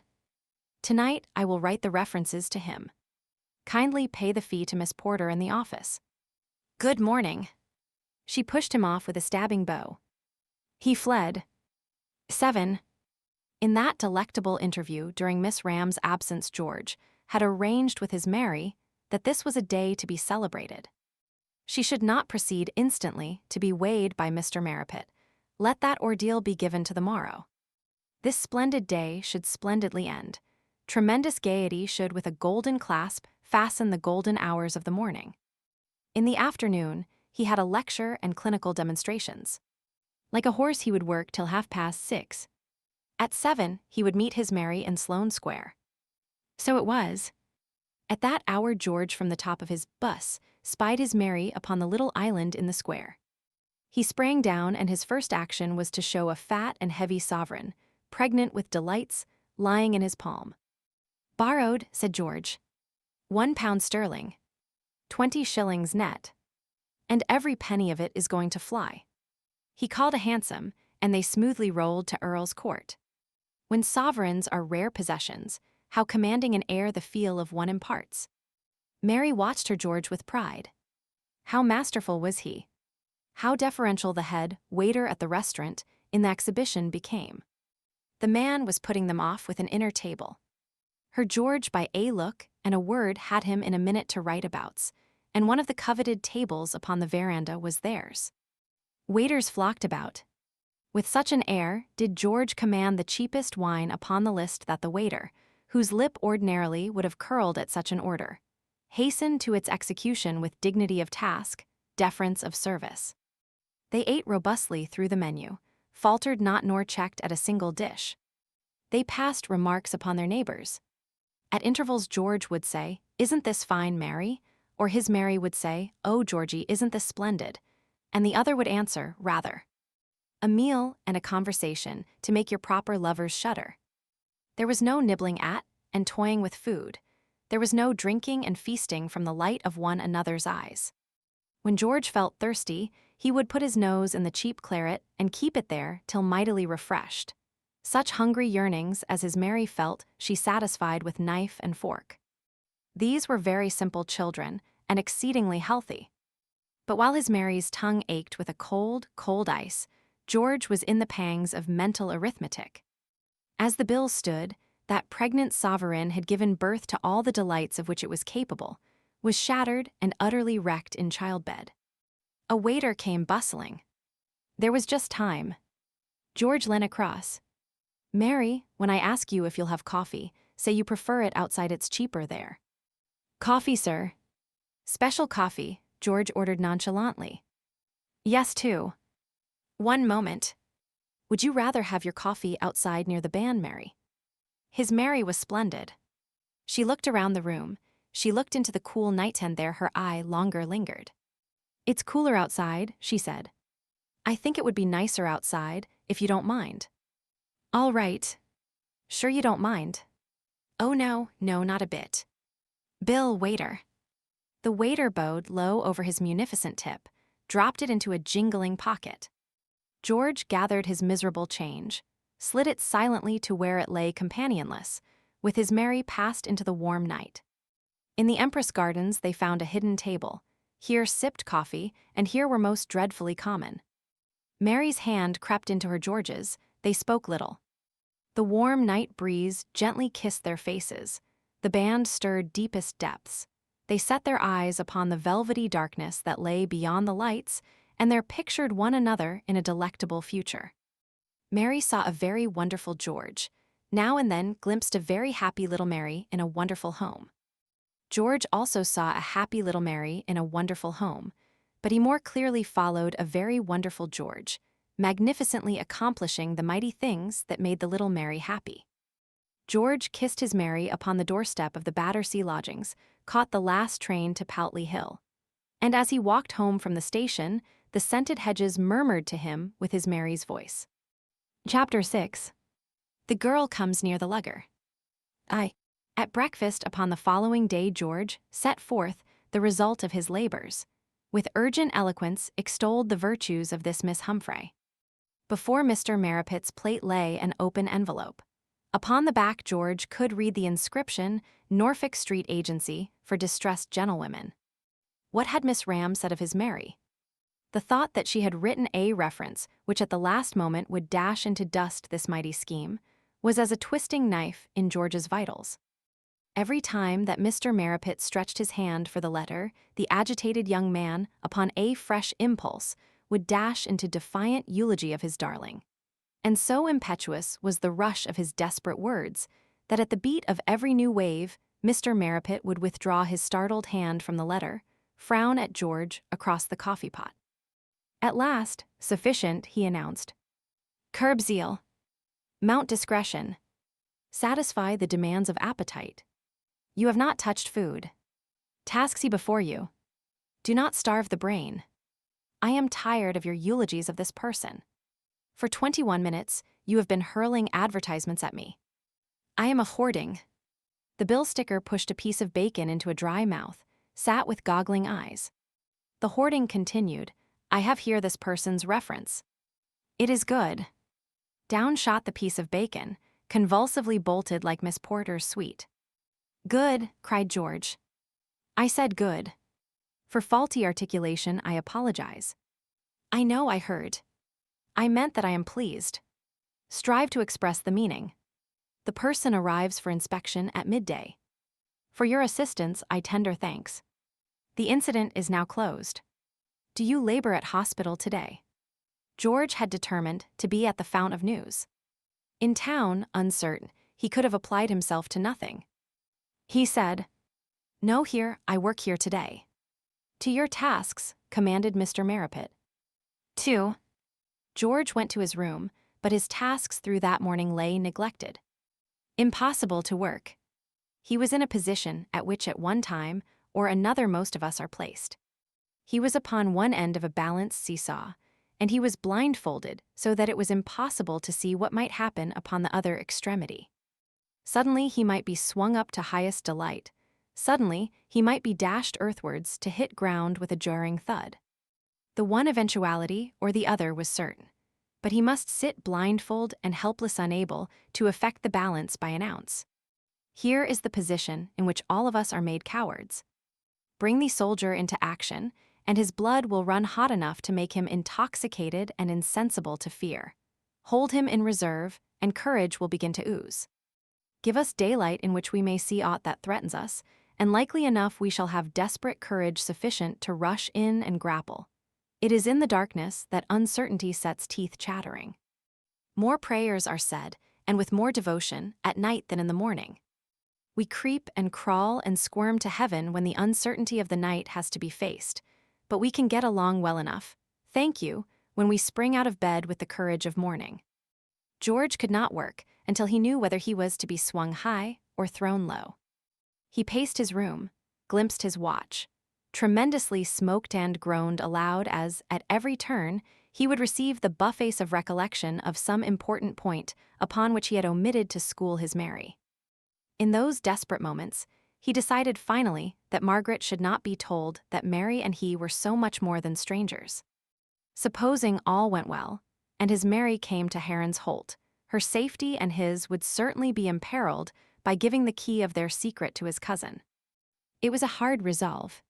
About the beautiful romance of the thing Margaret's nature would have crooned as a mother over her suckling.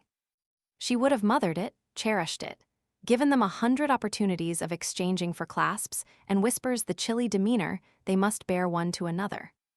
But the pleasure must be foregone. My George had the astonishing sense to know that the animal instinct in Margaret's nature would outride the romance. Twice the countless years that separate us from the gathering of our first instincts may pass, and this, the strongest of them, the abhorrence of secrecy, will never be uprooted. When all life was a ferocious struggle for life, secrecy, and it would have been the secret of a store of food, was inimical to the existence of the pack.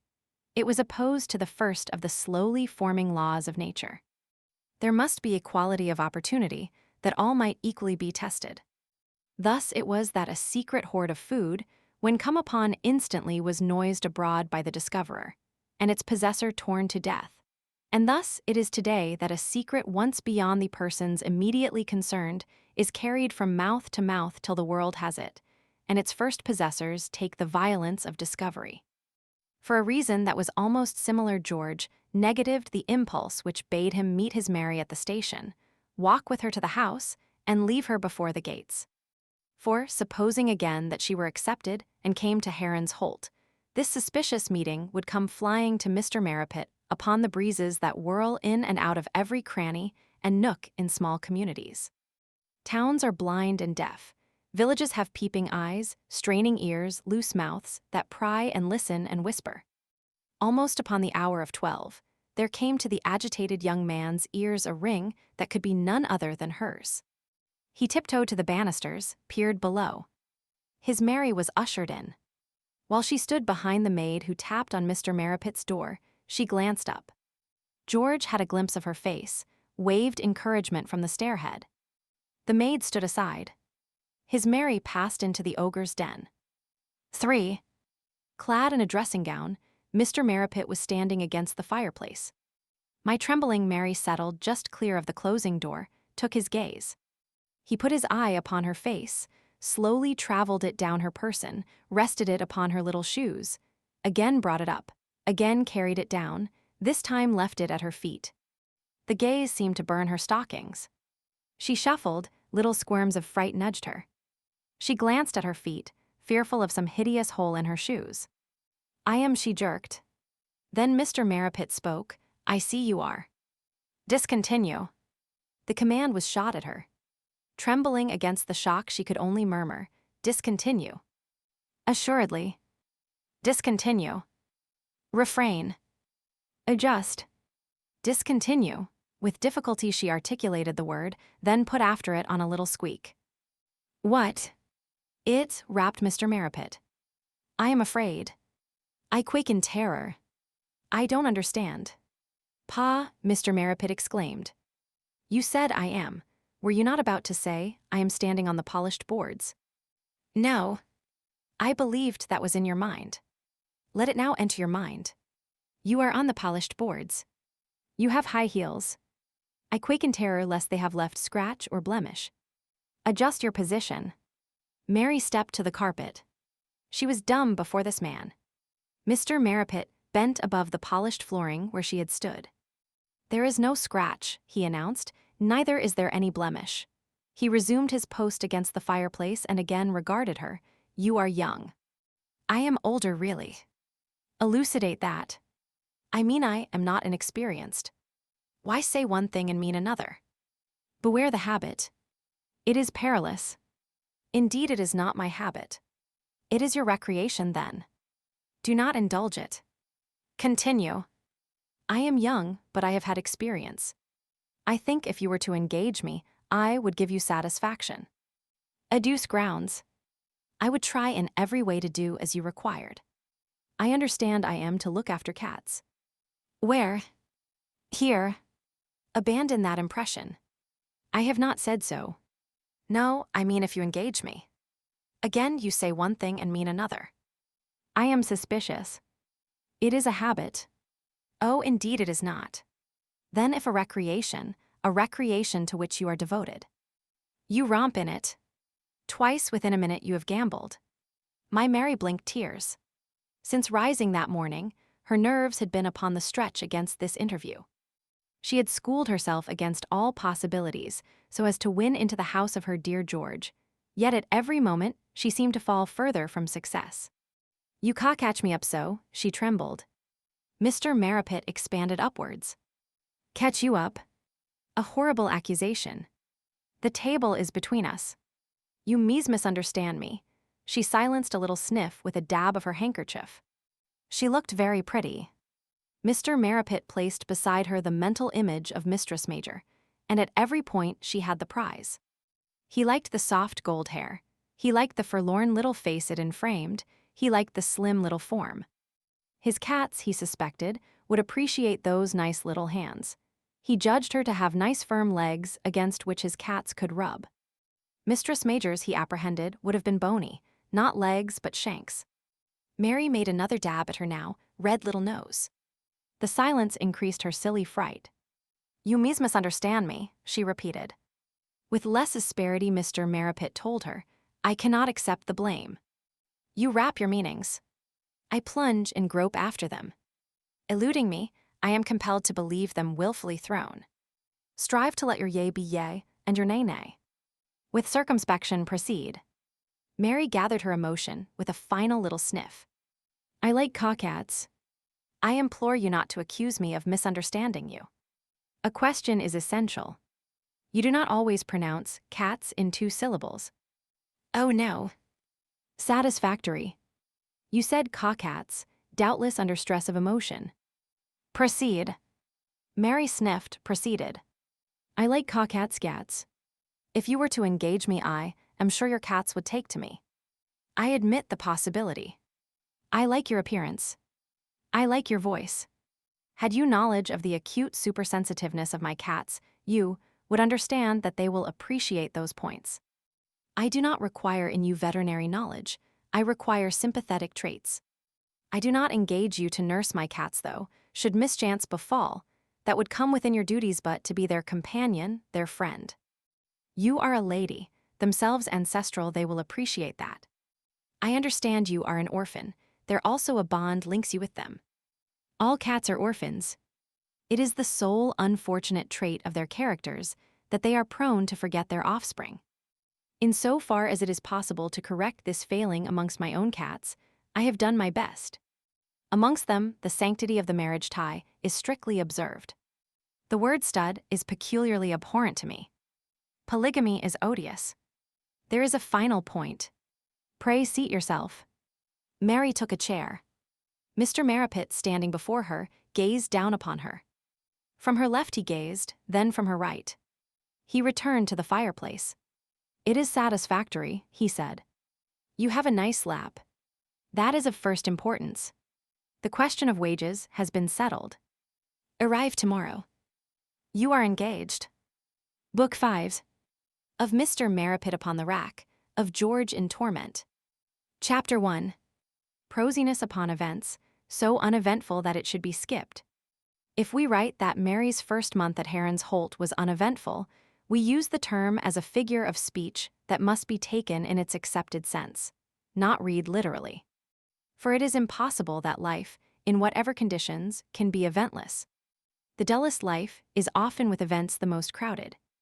In dullness, we are thrown back upon our inner selves, and that inner self is of a construction so sensitive that each lightest thought is an event that leaves an impression. In action, in gaiety, in intercourse, we put out an unnatural self to brunt the beat of events. We are upon our guard.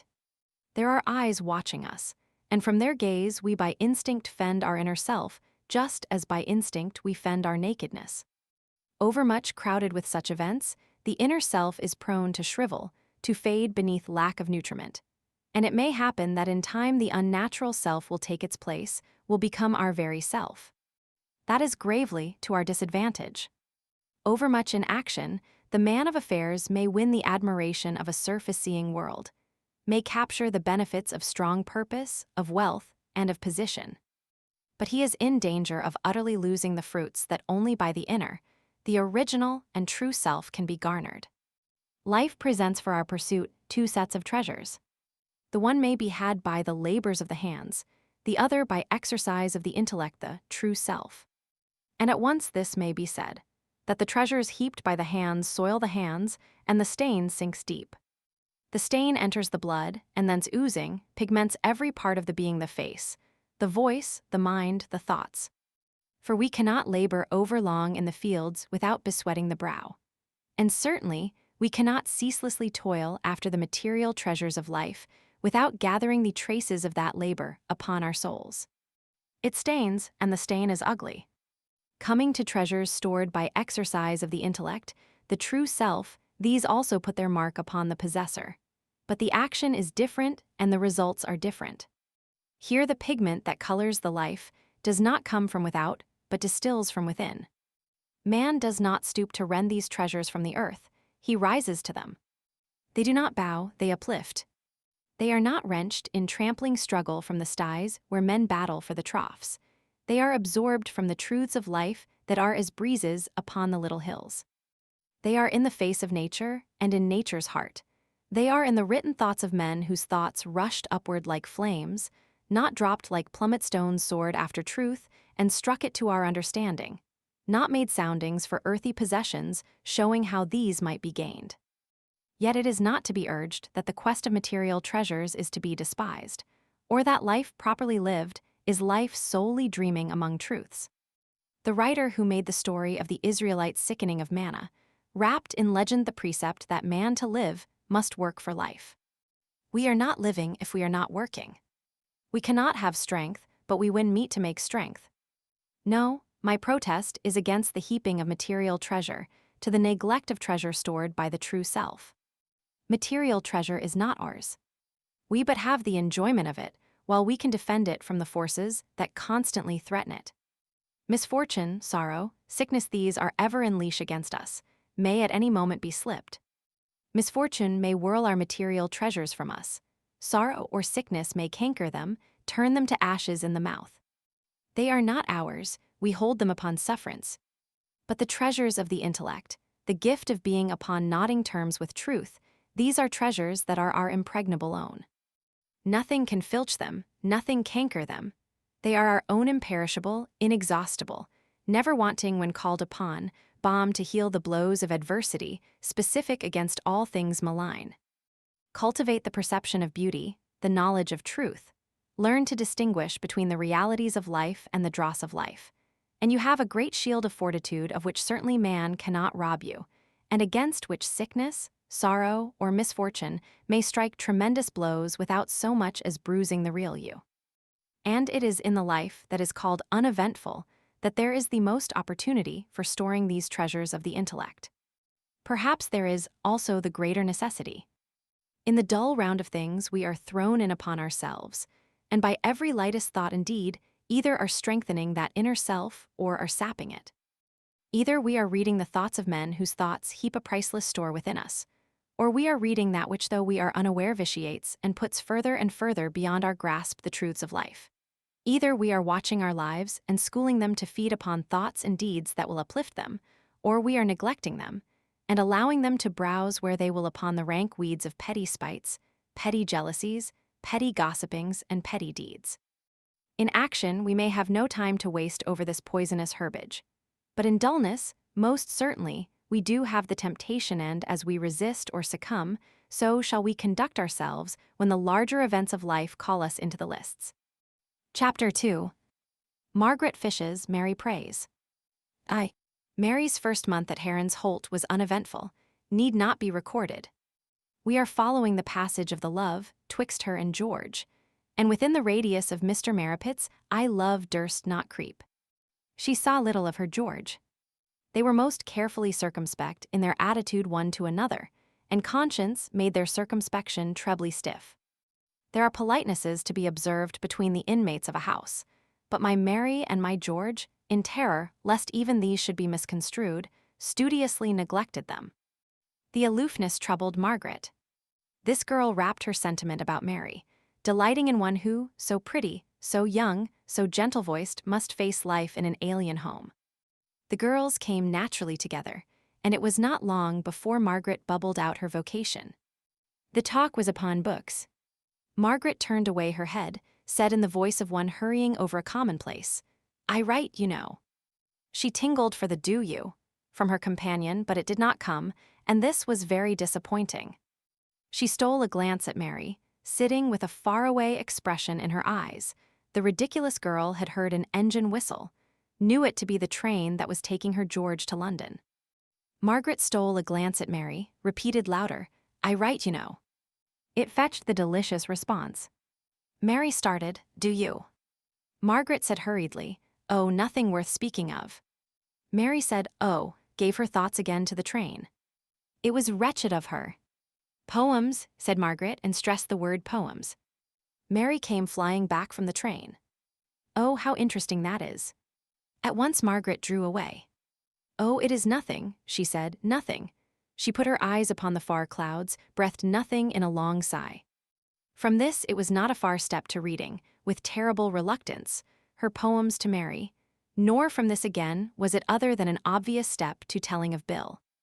Her pretty verses were so clearly written at some heart which throbbed responsive, that Mary must needs put the question.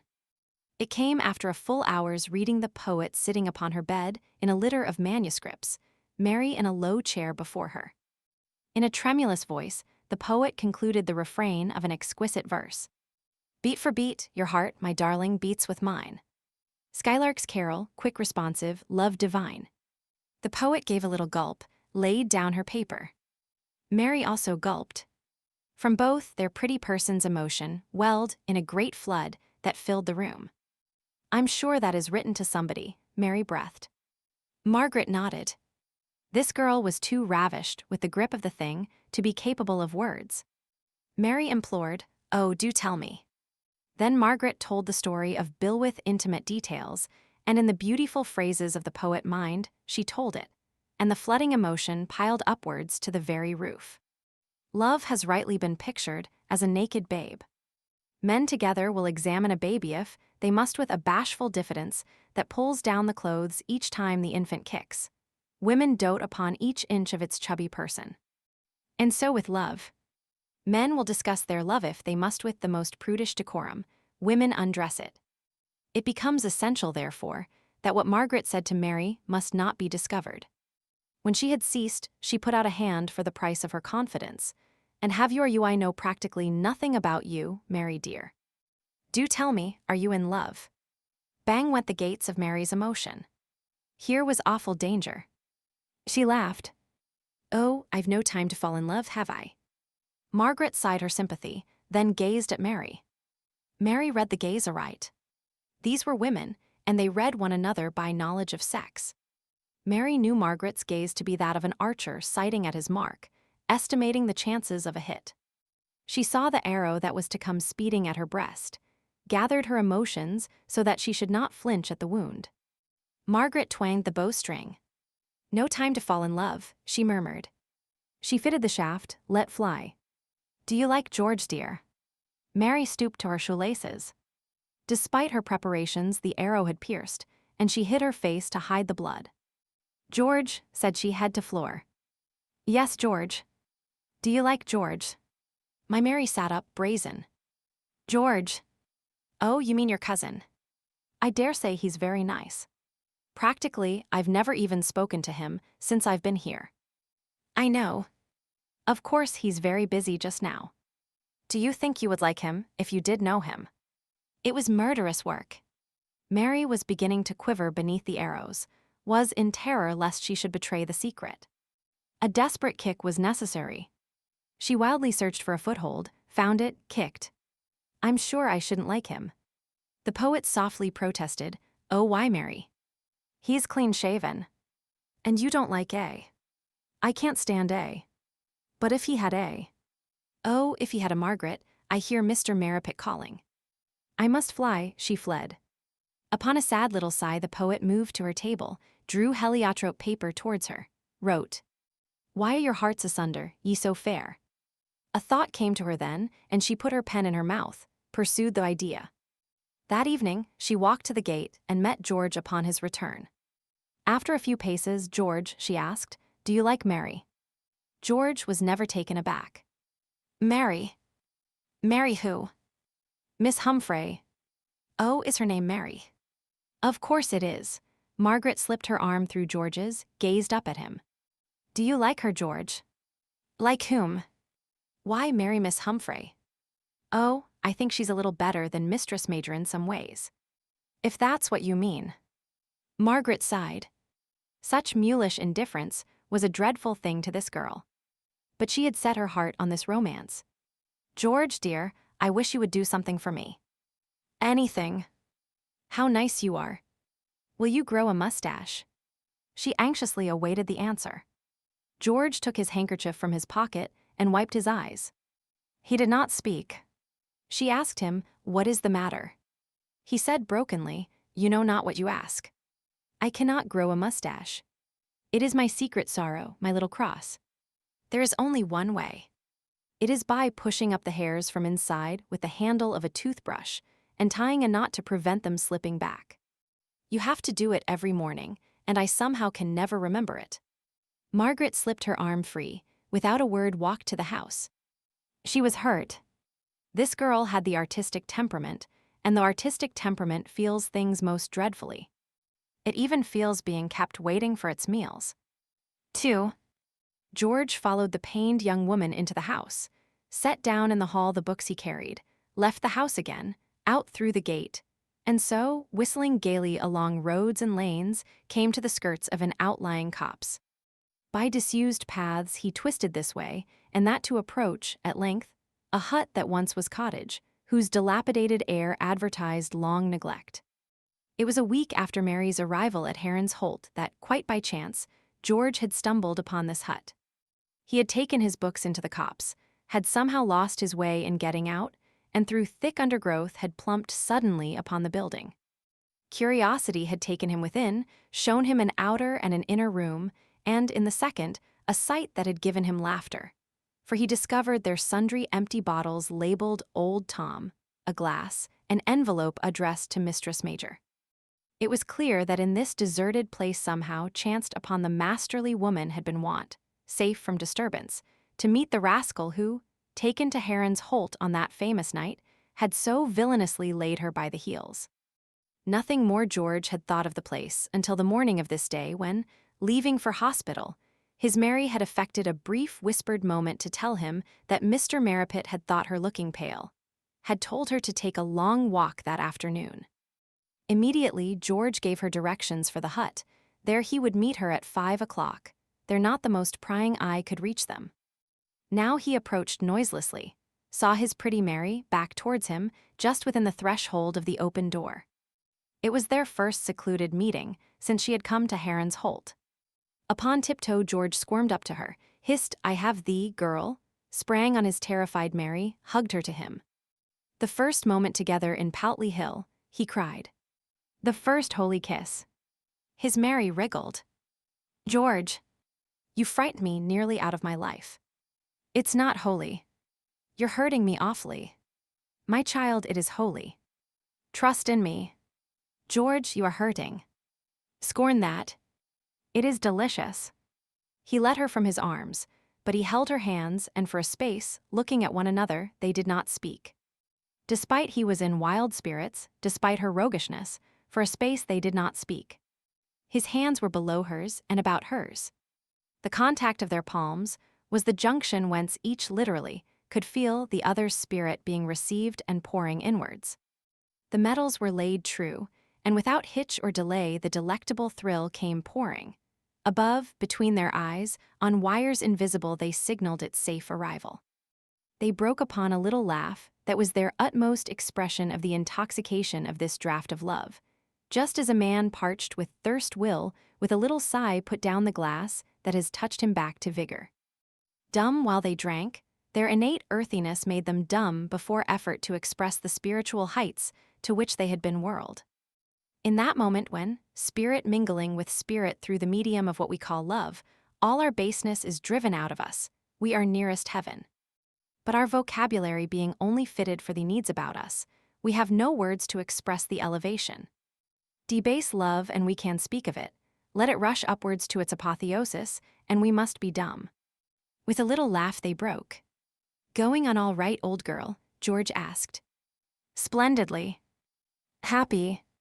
She laughed and said, I will give the proper answer to that. How can it be other than happy, oh my love, when daily I see your angel form? I forgot that. Yes, you're a lucky girl in that way, very, very lucky.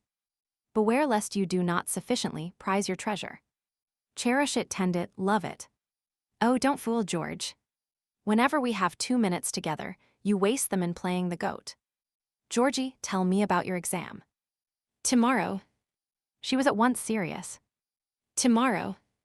Tomorrow, I thrust my angel form into the examination room. Tomorrow, my angel voice trills in the examiner's ears. I thought you had a paper first, before the viva. Do not snap me up, girl. I speak in metaphors. Tomorrow, my angel hand glides my pen over the paper. On Thursday, my angel tongue gives forth my wisdom with the sound of a tinkling cymbal. The paper tomorrow, the viva on Thursday. He bowed his angel head. George, don't fool. Are you nervous? Will you pass? I shall rush, I shall bound. I shall hurtle through like a great boulder. Georgie, will you? He dropped his banter. I believe I shall, old girl. I really think I shall. I've simply sweated my life out these weeks all for you. She patted his hand. Dear old George. How I shall think of you. And then why then we'll marry. Marry, I shall hear the result immediately after the viva. Then I shall rush back here and tackle old Marrapit at once. If he won't give me the money, I think perhaps he'll lend it, and then we'll shoot off to Runagate and take up that practice and live happily ever after. With the brave ardor of youth, they discussed the delectable picture, arranged the rooms they had never seen, planned the daily life of which they had not the smallest experience. Twice in our lives we can play at make-believe, once when we are children, once when we are lovers. And these are the happiest times of our lives. We are not commoners then, we are emperors. We touch the scepter, and it is a magic wand. We rule the world, shaping it as we will, dropping from between our fingers all the stony obstacles that would interfere with its plasticity. Between childhood and love, and between love and death, the world rules us and bruises us. But in childhood, and again in love, we rule the world. So they ruled their world. 3. That night, Mary prayed her George might pass his examination of prayer to make us wise folk laugh. The idea of our conception of the divinity deliberately thrusting into George's mind knowledge that he otherwise had not. The idea of the divinity deliberately prompting the examiners to questions that George could answer, these are ludicrous to us in our wisdom. We have the superiority of my simple Mary in point of intelligence. Well, let us hug that treasure and make the most of it. Because we miss the sense of confidence with which Mary got from her knees, passed into her dreams. With our fine intellects, we should lie awake fretting such troubles. These simple, stupid Marys just hand the tangle on and sleep comforted. They call it faith. Yes, but isn't it grand to be of that fine, brave, intellectual, hard-headed, business-like stamp that trusts nothing it cannot see and prove? Rather. Chapter 3. Barley water for Mr. Marrapit. Up the drive George came bounding with huge strides. The fires of tremendous joy that roared within him impelled him to enormous energy. Upon the journey from Waterloo to Poutley Hill, he could with difficulty restrain himself from leaping upon the seat, bawling, I've passed. I've passed. I'm qualified. He could not sit still. He fidgeted, wriggled, thrust his head first from one window, then from the other. Every foot of the line was well known to him. To each familiar landmark his spirit bellowed, greeting. When last you saw me, I was coming up in a blue funk. Now, oh, good God, now, and he would draw in, stride the carriage, and thrust his head from the other window. His 4 fellow passengers regarded him with some apprehension. They detected signs of lunacy in the young man, kept a nervous eye cocked upon the alarm cord. At the first stopping place, with one accord arose and fled. One, signing herself Lady Shareholder, had her alarming experience in her daily paper upon the following morning. At his station, George leapt for the platform a full minute before the train had stopped. Up the lanes, he sent his bursting spirits flying in shrill whistlings and gay hummings, slashed stones with his stick, struck across the fields, and took gates and stiles in great spread-eagled vaults. So up the drive, stones still flying, whistling still piping. 2. Upon the lawn, he espied Mr. Marrapit and his Mary. She, on a garden seat, was reading aloud from the Times. Mr. Marrapit, on a deep chair stretched to make lap for the Rose of Sharon, sat a little in advance of her. George approached from Mr. Marrapit's flank. Soft turf muffled his strides. The warm glow of kindliness towards all the world, which his success had stoked burning within him, put a foreign word upon his tongue. He sped it on a boisterous note. "Uncle," he cried. "Uncle, I've passed." Mary crushed the Times between her hands, bounded to her feet. "Oh," she cried. "Hip. Hurry." She bit the final exclamation, dropped to her seat. Mr. Marrapit had twisted his eye upon her. "You are in pain?" he asked. "No, oh no." "You have a pang in the hip." "Oh no. But you bounded. You cried hip." "Whose hip?" I was startled. "Unsatisfactory. The brain, not the hip, is the seat of the emotion." "Elucidate." "I don't know why I said hip. I was startled." Mr. George startled me. Me also he startled. I did not shout hip, thigh, leg nor knee. "Control the tongue." He turned to George. "Miss Humphrey's extraordinary remark has projected this dilatory reception of your news. I beg you repeat it." Sprayed upon between mortification and laughter at the manner of his greeting, George's enthusiasm was a little damped. But its flame was too fierce to be hurt by a shower. Now it roared again. "I've passed," he cried. "I'm qualified. I tender my felicitations. Accept them. Leave us, Miss Humphrey. This is a mighty hour. Take the rose. Give her cream. Let her with us rejoice." Mary raised the cat.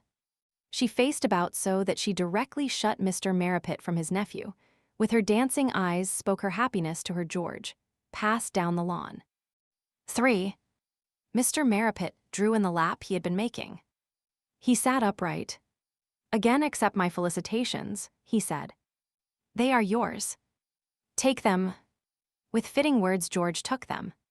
Mr. Marrapit continued, "It is a mighty hour. Through adversity we have won to peace, through perils to port, through hurts to harbor." He paused. "You mean," George said, groping. "Do not interpose. It is a mighty hour. Let this scene sink into our minds and march with us to the grave. Here upon the lawn we stand. Westward the setting sun. Creeping towards us the lengthening shadows. Between us the horrid discord, which has so long reigned, no longer stands. It is banished by a holy peace. The past is dead. My trust is ended. The vow which I swore unto your mother, I have steadfastly kept. I would nourish you, I declared, until you were a qualified physician. You are a qualified physician. I have nourished you. Frequently in the future, upon a written invitation, I trust you will visit this home in which your youth has been spent. When do you leave?" The query towards which Mr. Marrapit had been making through his psalm came to George with a startling abruptness that was disconcerting. He had not anticipated it. He jerked, "When do I leave?" "Certainly.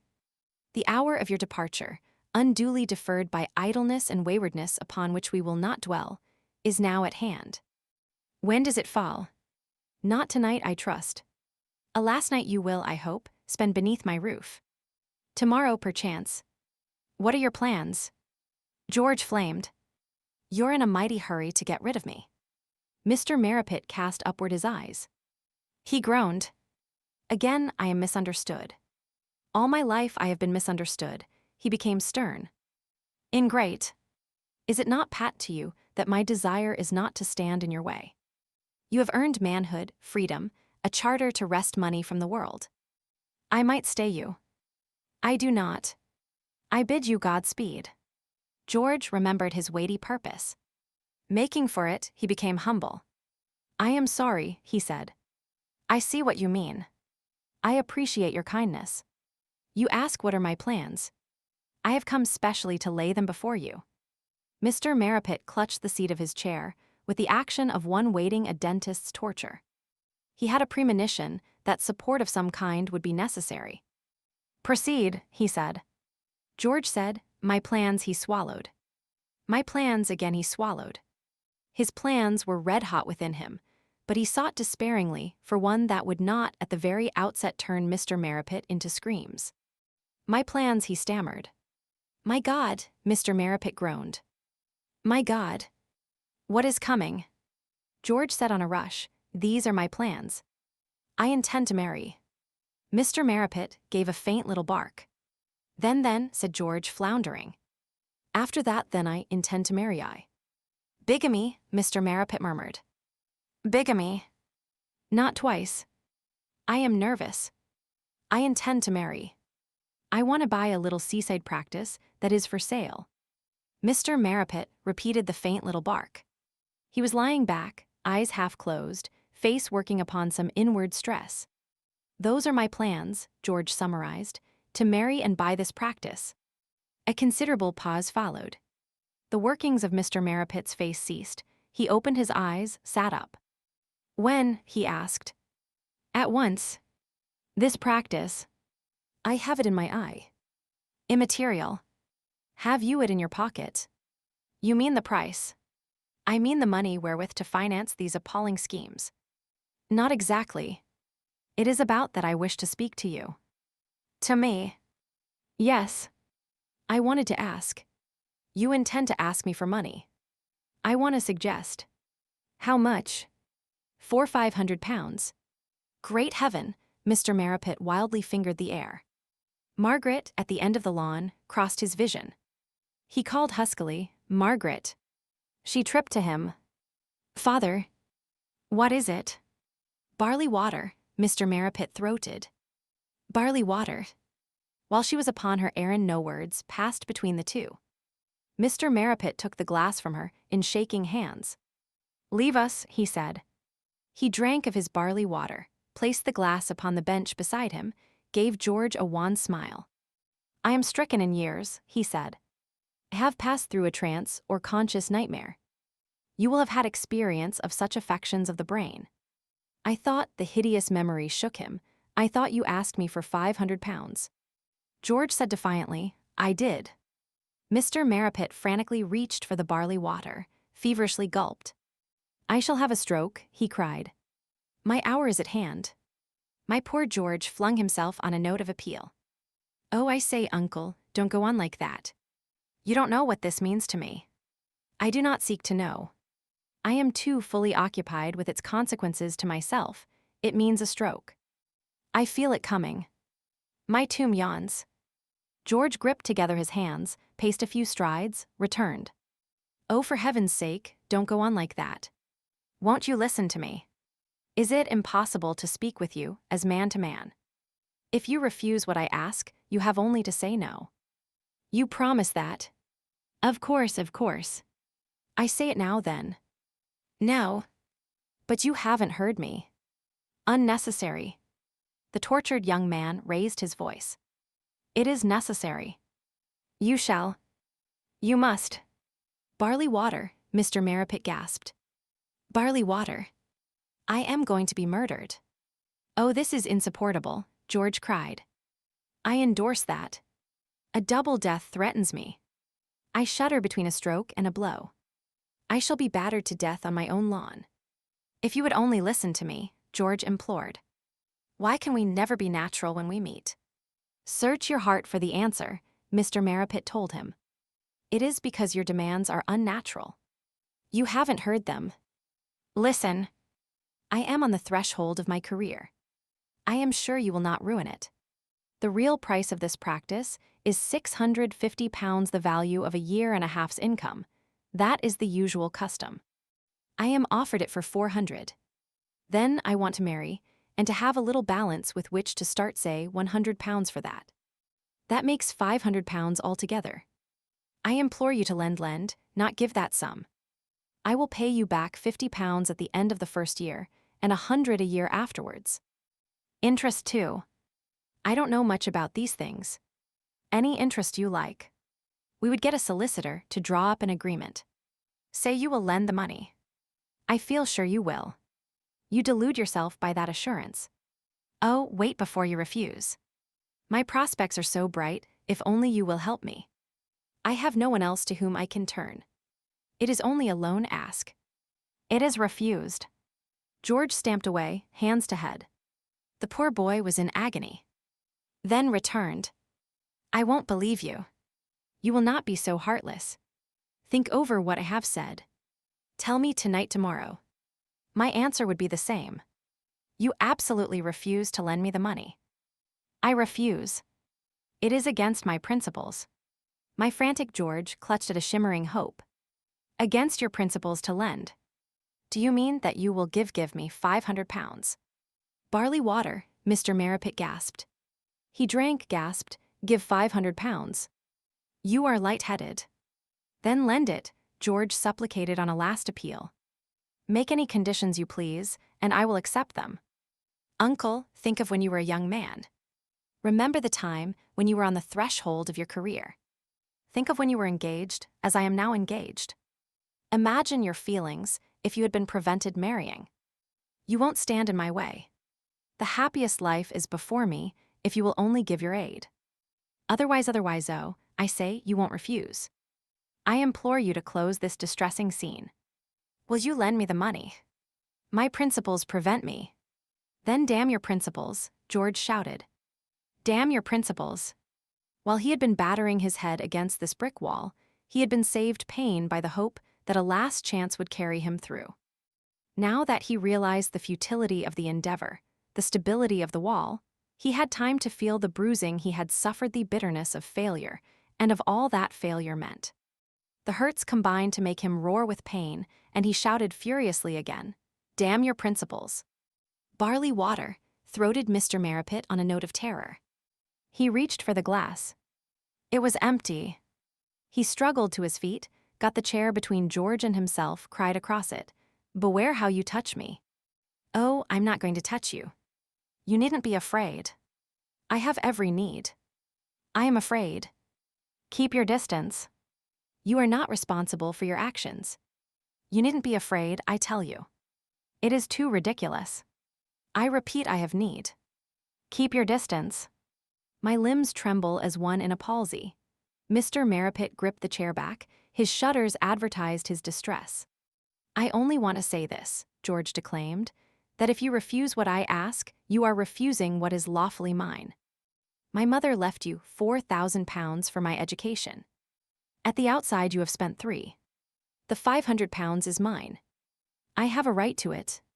Keep your distance, sir. My furious George took 3 steps forward. Can you answer what I say? He shouted.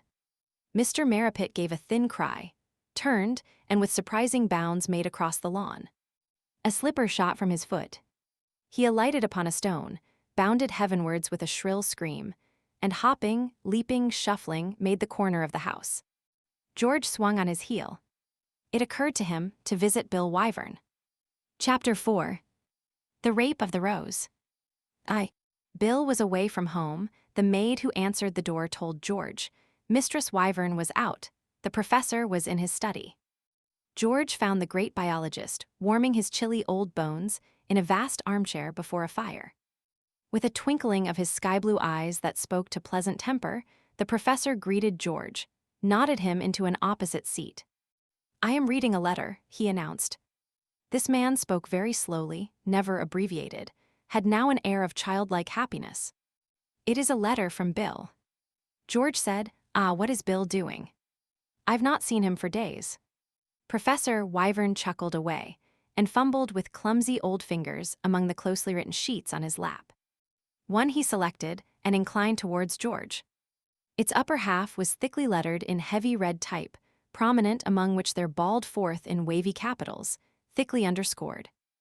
The Daily, everybody's paper. Price 1/2d. Hot stuff, George cried. Is old Bill on the staff of the Daily?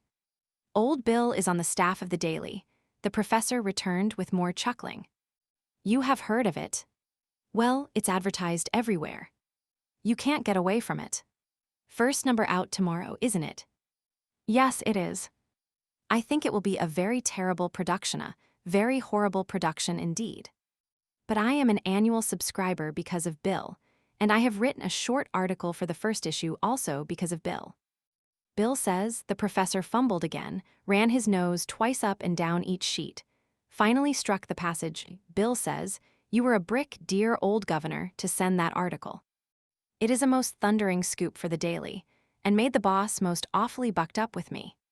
You are a brick, dear old governor. A little tear rolled out of Professor Wyvern's silly old eye, and he blew his nose in a series of terrific thunderclaps. There, he said. You see how pleased Bill is with himself. I am afraid he uses the most terrible expressions in his letters, but he does not use them when he is writing his stories. He is a clever boy, and I am very proud of him. Now let me tell you, he fell to nosing these sheets again. All this first part is about his dogs. If Abraham and Dathan start scrapping, just hoof Abraham, it's his fault. The professor looked up at George. I would more readily kick a police constable than I would kick Abraham, he said. I must tell Hawken all this. He continued. See that Cora is kept short of meat for a bit. When they are exercising, for goodness sake, don't let them be taken down Windmill Lane. There is a collie there that they have got a grudge against, and will tear to bits if they catch. The professor paused. Oh dear. Oh dear. I must give all this part to Hawken to keep. Now here is about his work. They have engaged him at £4 a week. He does not know exactly what he is. Not a sub-editor. Not a reporter. He thinks they will put him on to what he calls special jobs, or he may have to do what he calls ferret round and find jobs for himself. The understanding is that he is only on probation. If he does anything very good, they will put him on the permanent staff. If not, he is liable to go at a week's notice. Then he says, tell all this to George and give him my love. He was up for his exam. Professor Wyvern broke off. Dear me, he cried. Oh dear me, I have forgot. You have been up for your examination. George nodded. Kindly old Professor Wyvern misinterpreted the lack of enthusiasm. When I was a medical student, he said, I failed dozens of times in my final examination dozens. It's no criterion of knowledge, you know, it is just luck. Never let examination failure dishearten you. Go along happily, George, and take your chance when it comes. It's come, George said, beaming. Recollection of his splendid success temporarily overshadowed recollection of his tragic failure. You have qualified. Yes. The professor's sky-blue eyes danced with glee. He struggled on to his tottery old legs. Before George could save him the exertion, had hobbled over the hearthrug and was wringing his hand in tremendous pleasure. Well done, George, he bubbled. Well done. Well done. It is the most splendid news. I have not had such a happy day for a long time. Qualified. Well, that is splendid. Splendid. He fell back into his chair, panting with his excitement. Ring that bell, George. We must celebrate this. A maid appeared. Susan, said the professor, bring up a small bottle of champagne and 2 glasses. Mr. George has passed his examination. Be very quick, Susan. Susan was very quick. The cork popped, the glasses foamed and fizzed. Now we will have 1 glass each, the professor said. I think it will kill me at this hour, and if my wife catches me, she will send me to bed. So we must be very quick. Now this is your health, George. God bless you and good luck. He drained his glass like the brave old boy that he was, and when his eyes had done streaming, and he had finished gasping and choking, bade Susan hurry away the signs of the dreadful deed before her mistress should catch her. And now tell me your plans, George. Which road to Harley Street, eh? Then George poured into those kindly old ears all the tragic story of the girl he was going to marry, the practice he was going to buy, the wrecker who had wrecked his fair ships ere ever he had put to sea. There were in the professor's nature no sympathies that enabled him even to comprehend miserliness in any degree. Made aware of the taint in Mr. Marrapit, he became red and furious in his abhorrence of it. With snorts and fumes he punctuated the recital. When it closed, burst out, Why, but it is yours. The money is yours. It is misappropriation. That's just what I say. Well, he must be made to give it you, George laughed grimly. I say that too. But how? Are you certain of your facts, George? I've been to Somerset House and seen my mother's will. Legally, then we'll get it out of him by law. I've thought of that, George said. I don't think it is possible. Look, the passage runs like this. I have it word for word. To my brother Christopher, Marrapit £4,000, and I desire him to educate in the medical profession my son George. Not even, with which I desire him, you see. I don't think there's any legal way of getting the money. I want the 500. 2. For full 10 minutes, Professor Wyvern made no answer. He stared in the fire, and every now and again one of his little chuckles set his bent old shoulders bobbing. Upon a longer chuckle they waggled for a space, then he turned to George. Not legally. Well then, what about illegally, George? George did not comprehend. A very bad notion has come into my head, the professor continued. I ought to be ashamed of it, but I am not. I think it would be very funny. I think your uncle would deserve it. I am sure it would be very funny, and I think it would be proper and justifiable. Go on, George said. Tell me. The professor's old shoulders bobbed about again. No, I will not tell you, he said. I will not be a party to it, because if my wife found out, she would send me to bed and keep me there. But I will tell you a little story, George. If it sets up a train of action that you like to follow well, I think it will be very funny. Only don't tell me. I say this is mysterious. Tell me the story. Yes, I will. This is the story. When I was a student in Germany, we had a professor called Mayer. He wore a wig because he was quite bald. He was very sensitive about his baldness and would have no one know but we knew. Upon one afternoon, there was a great violinist who was coming to play at our town. All the professors announced that for this occasion they would postpone the lectures they should then have given, so that their classes might attend the concert. But this professor, Mayer, said that he would not postpone his lecture. It was a link in a series. You understand, not to be missed, so his class, of which I was one, were very furious. We told him that we were entitled to a holiday this day since all had it, but he would not hear us. We were very angry, for this holiday was our right. Now, also, 1 week before the concert, the burgomaster of our town was to give a great banquet to the celebration of the centenary of a famous citizen. Here our Professor Mayer was to make a speech.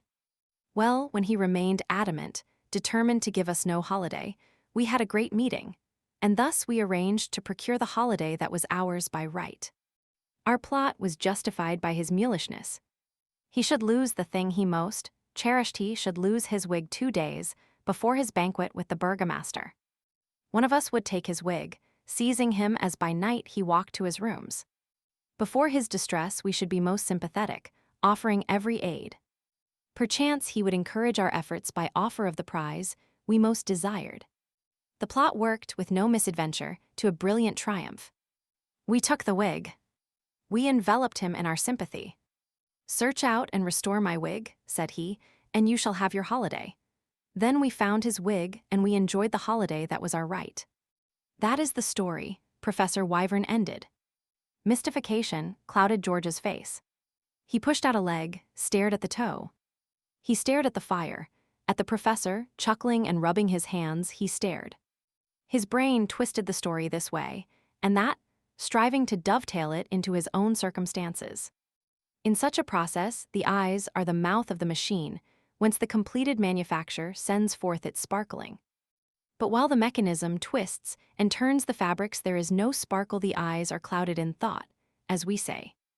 The eyes that George turned upon toe, upon fire, and upon Professor Wyvern were dull and lackluster. The machine worked unproductive. There was a cog that required adjustment, a lever that wanted a pull.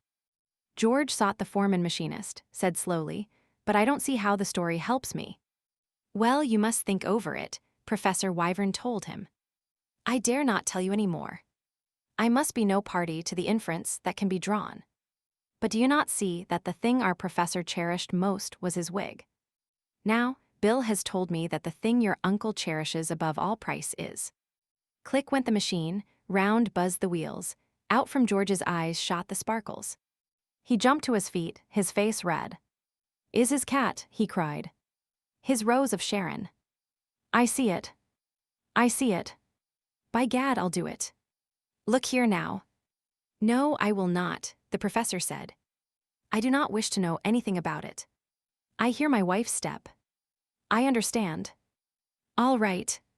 But don't tell a soul, not even Bill. I cannot tell because I do not know. But I suspect it is something very funny," and the professor burst into a very deep ho. Ho. Ho. "My dearest," said Mistress Wyvern at the door, "whatever can you be laughing at so loudly?" "Ho. Ho. Ho. Ho," boomed the professor, belling like a bloodhound. "It is something very funny." Mistress Wyvern kissed the thin hairs on the top of his mighty head. "Dear William, I do trust it was not one of those painful stories of your young days." George stayed to dinner. By 9 he left the house. He did not make for home. Striking through lanes, he climbed an ascending field, mounted a stile, and here, with an unseeing eye upon Heron's Holt twinkling its bedroom lights in the valley below, he smoked many pipes, brooding upon his scheme. 3. It was not a melancholy process. Every now and again, a crack of laughter jerked him. Once he took his pipe from his mouth and put up a ringing peal of mirth that sent a brace of bunnies, flirting near his feet, wildly scampering for safety. Long he brooded. A church clock gave him 11. At 10 he had been too deeply buried. Now his head was pushed clear from the burrow in which he had been working, and the sound caught his attention. No light now pricked Heron's Holt upon the dusky chart stretched beneath him. Its occupants were abed. "I'll do it tonight," cried George. "I'll do it at once." He drew on his pipe. A full cloud of smoke came.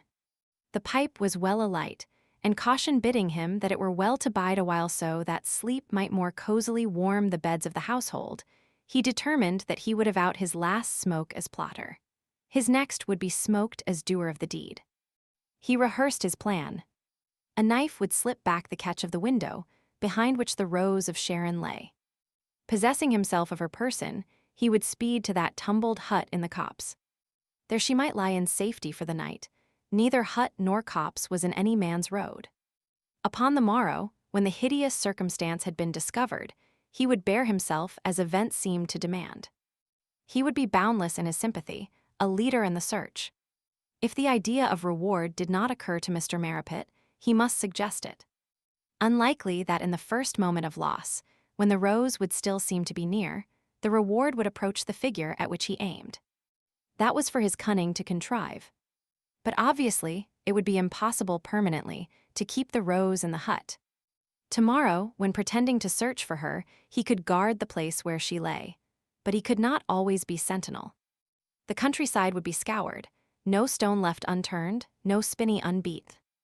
As he saw the matter, the plan would be to get somewhere down the railway line on pretext of a clue, taking the Rose of Sharon with him. For the success of the whole scheme depended upon his concealing the cat until Mr. Marrapit should be upon his bended knees in his distress, in deepest despair as to the Rose's recovery, and hence would be transported to deepest gratitude when it was restored to his arms. George told himself he must be prepared against the eventuality of his uncle failing, to offer in public reward so large a sum as £500. That did not greatly distress. Best indeed if that sum were offered, but failing it, it was upon Mr. Marrapit's gratitude that George ultimately reckoned.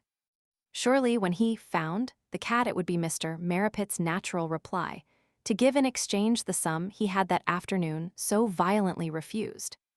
At the least, he could not refuse to lend it. Early in his brooding, George had decided he must not tell his Mary. First, it would be cruel to set her upon the rack of acting a part before Mr. Marrapit, before the household, before every questioner she must encounter. Second, my ignoble George had doubts as to in what spirit his Mary would regard this plot did he make her partner in it. That it was wholly justifiable, he personally would have contended before archangels. This miserly uncle was keeping from him money that was as incontestably his own as the being which also his mother had given him. Before all the angelic host, he would thus have protested without stammer, without blush, with the inspiration of righteousness, with the integrity of innocence. But to protest his cause before his Mary was another matter. There might be no occasion to protest. His Mary might see eye to eye with him in the matter. She might, but it was an eventuality he did not care to try against a test. His Mary was a girl, and girls are in their conduct narrowed by scruples that do not beset men. His Mary, and this it was that would make a test so violent. His Mary was his Mary, and well he knew, and loved, the little heart so delicately white as instantly to discover the finest specks of sootiness, if specks there were in any breeze that might cross its surface. No, he would not tell his Mary. When the thing was done, when he, the black-hearted rogue, had the little saint safe in the toils she would find so delicious, then he would tell her, would silence her frightened squeals if she squealed by his intention to pay back the money, whether won as reward, which was improbable, or earned as token of gratitude, which was highly likely. He had only asked to borrow, and it should only be a loan. Across the dark fields in spirit, he kissed his little saint. Of course one must admit these brutal things. Of course, the scheme might fail. Anything might happen to crash it about his ears. That was a deadly, dismal thought, but he flattened it from sight with that lusty hammer that gay youth uses. I shan't be any worse off if it does fail. The smoke came through his pipe in burning whiffs. He shook it bowl downwards. Ashes and sparks fell in a shower. The pipe was done. Whoop! Forward, the game was afoot. 4. A moon as clear as that which shone when Bill stole to Heron's Holt to woo his blessed damozel, gave a clear light to George as now he approached the house. He took his way across the fields, and his progression was that of no stealthy-footed conspirator. 2 miles of downward-sloping land lay between the stile whereon he had brooded and the home that his plottings were to disturb. In buoyant spirits, for this was action, and action makes lusty appeal to youth. He trotted or galloped as the descent was easy or sharply inclined. The low hedges he took in great sprawling jumps, the ditches in vast giant strides, arms working as balance bowl, humming as he ran. Upon the lawn he became more cautious. But the moon showed Heron's Holt sleepy-eyed, blinds drawn. The cat's parlor, back of the house, gave upon a little strip of turf that kept away the kitchen garden.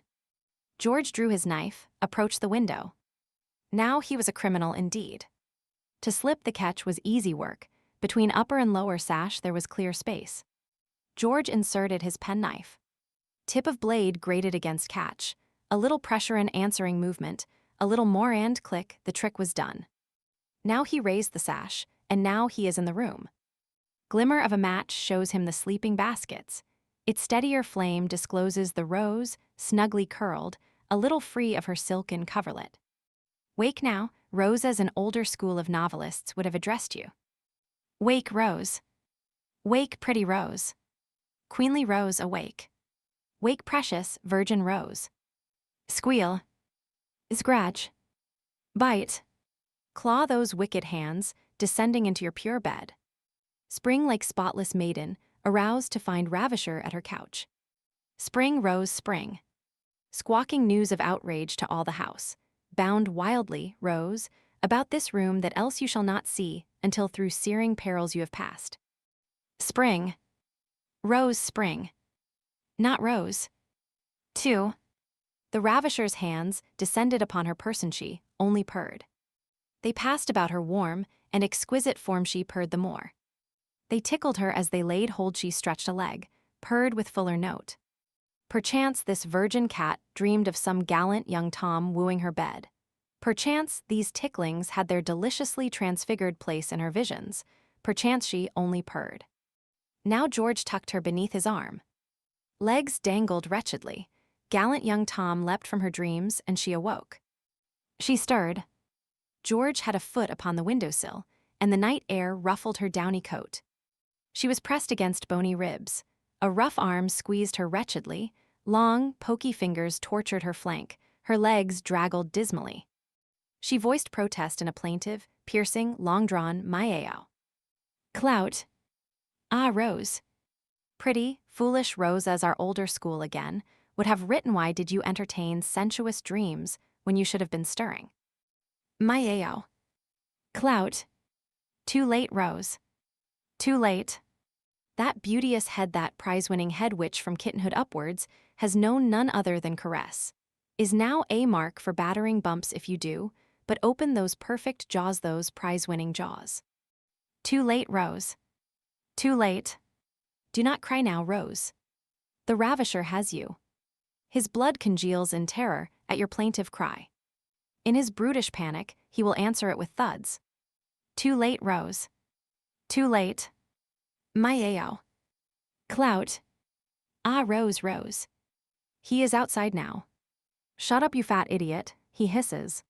Squeezing her yet more villainously with one arm, with the other he draws down the sash. Through the gate, into the lane, over the stream, down the ride into the copse up to the hut. The outer door hangs grinningly upon its hinges.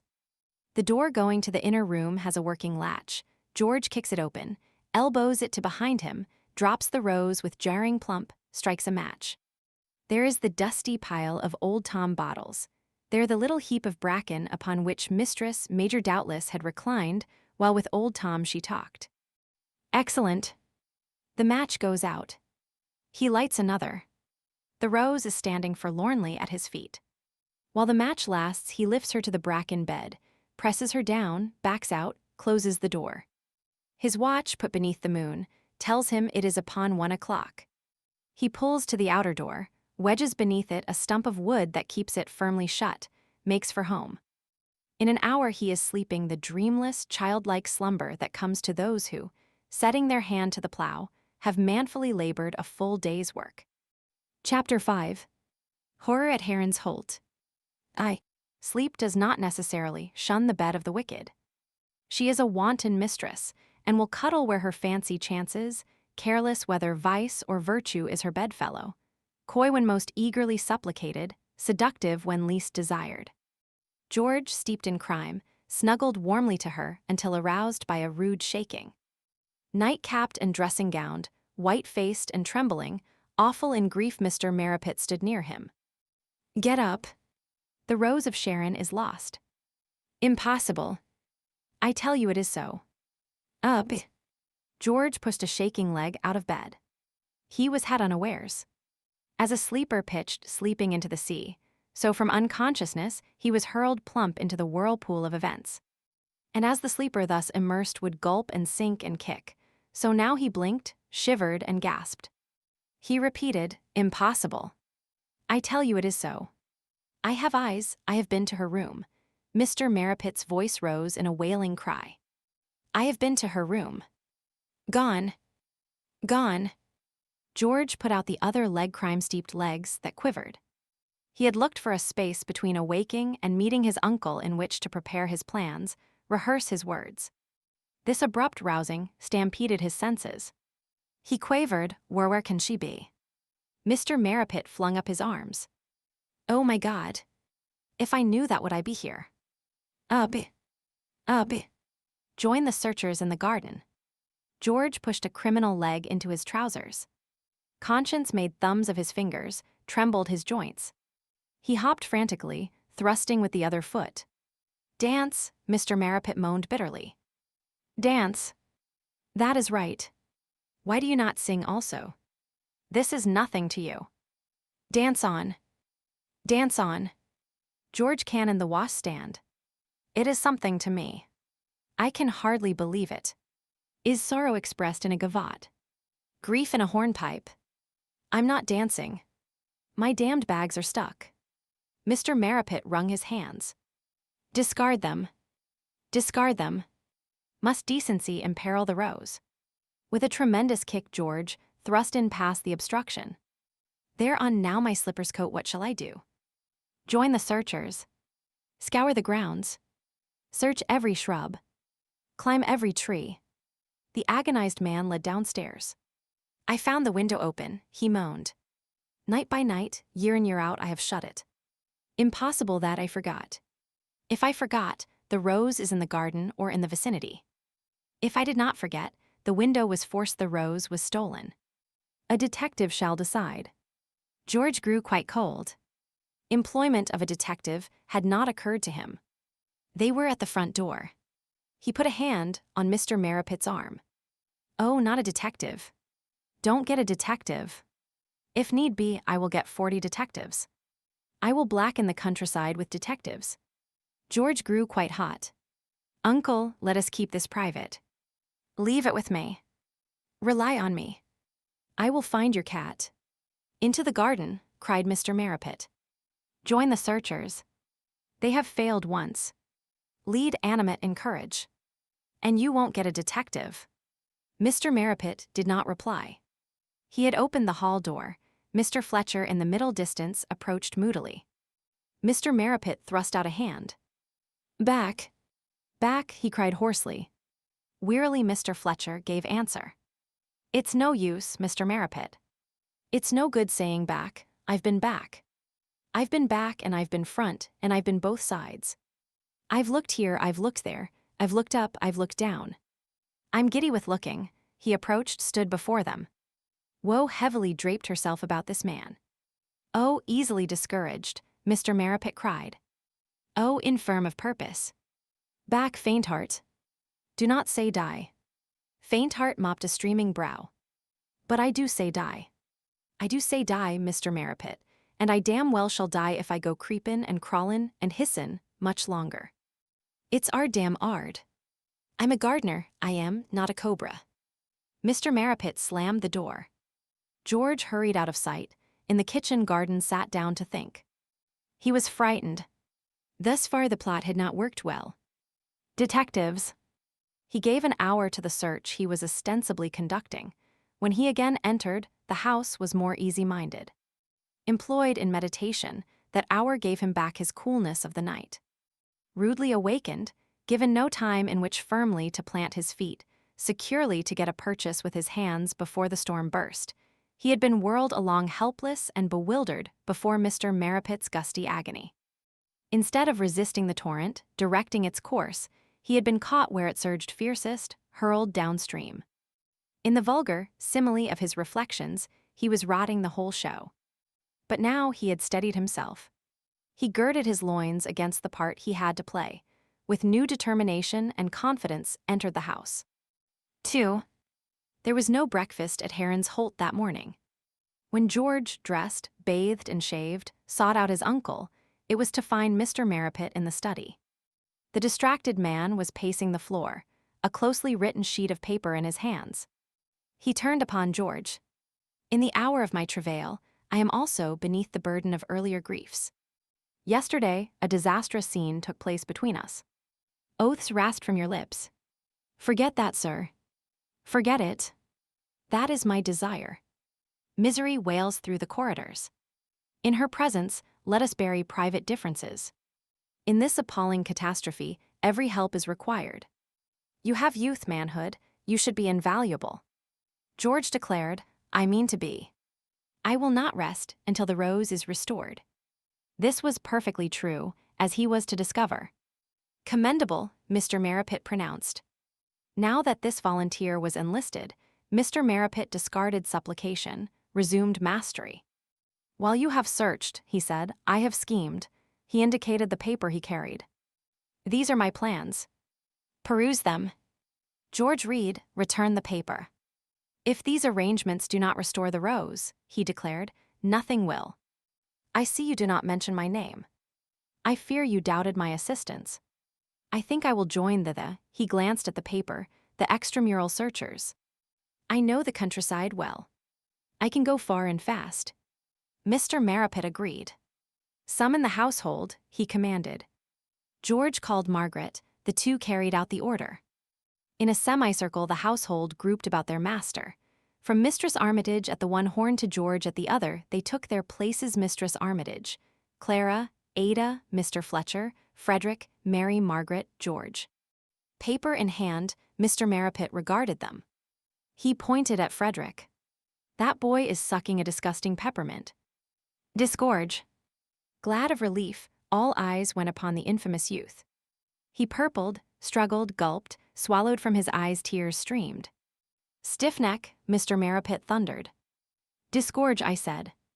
You are controlled by appetite, your belly is your god. Well, I ain't 'ad no breakfast, Stiffneck answered fiercely. Like Miss Porter upon a similar occasion, this boy was in great pain. And no breakfast shall you have until the rose is restored. Heartless, how can you eat while she, perhaps, does starve? The angry man addressed the group. These are the plans for her recovery. Give ear. You, vile boy, will rush to the dairy and order to be sent at once as much milk as Mistress Armitage will command you. Mistress Armitage, you with your maids, Fletcher, you with that boy, are the intramural workers, the workers within the walls. George, Margaret, Miss Humphrey extramural.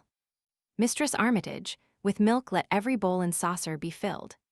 Fletcher, at intervals of 30 feet along the wall, let these be placed.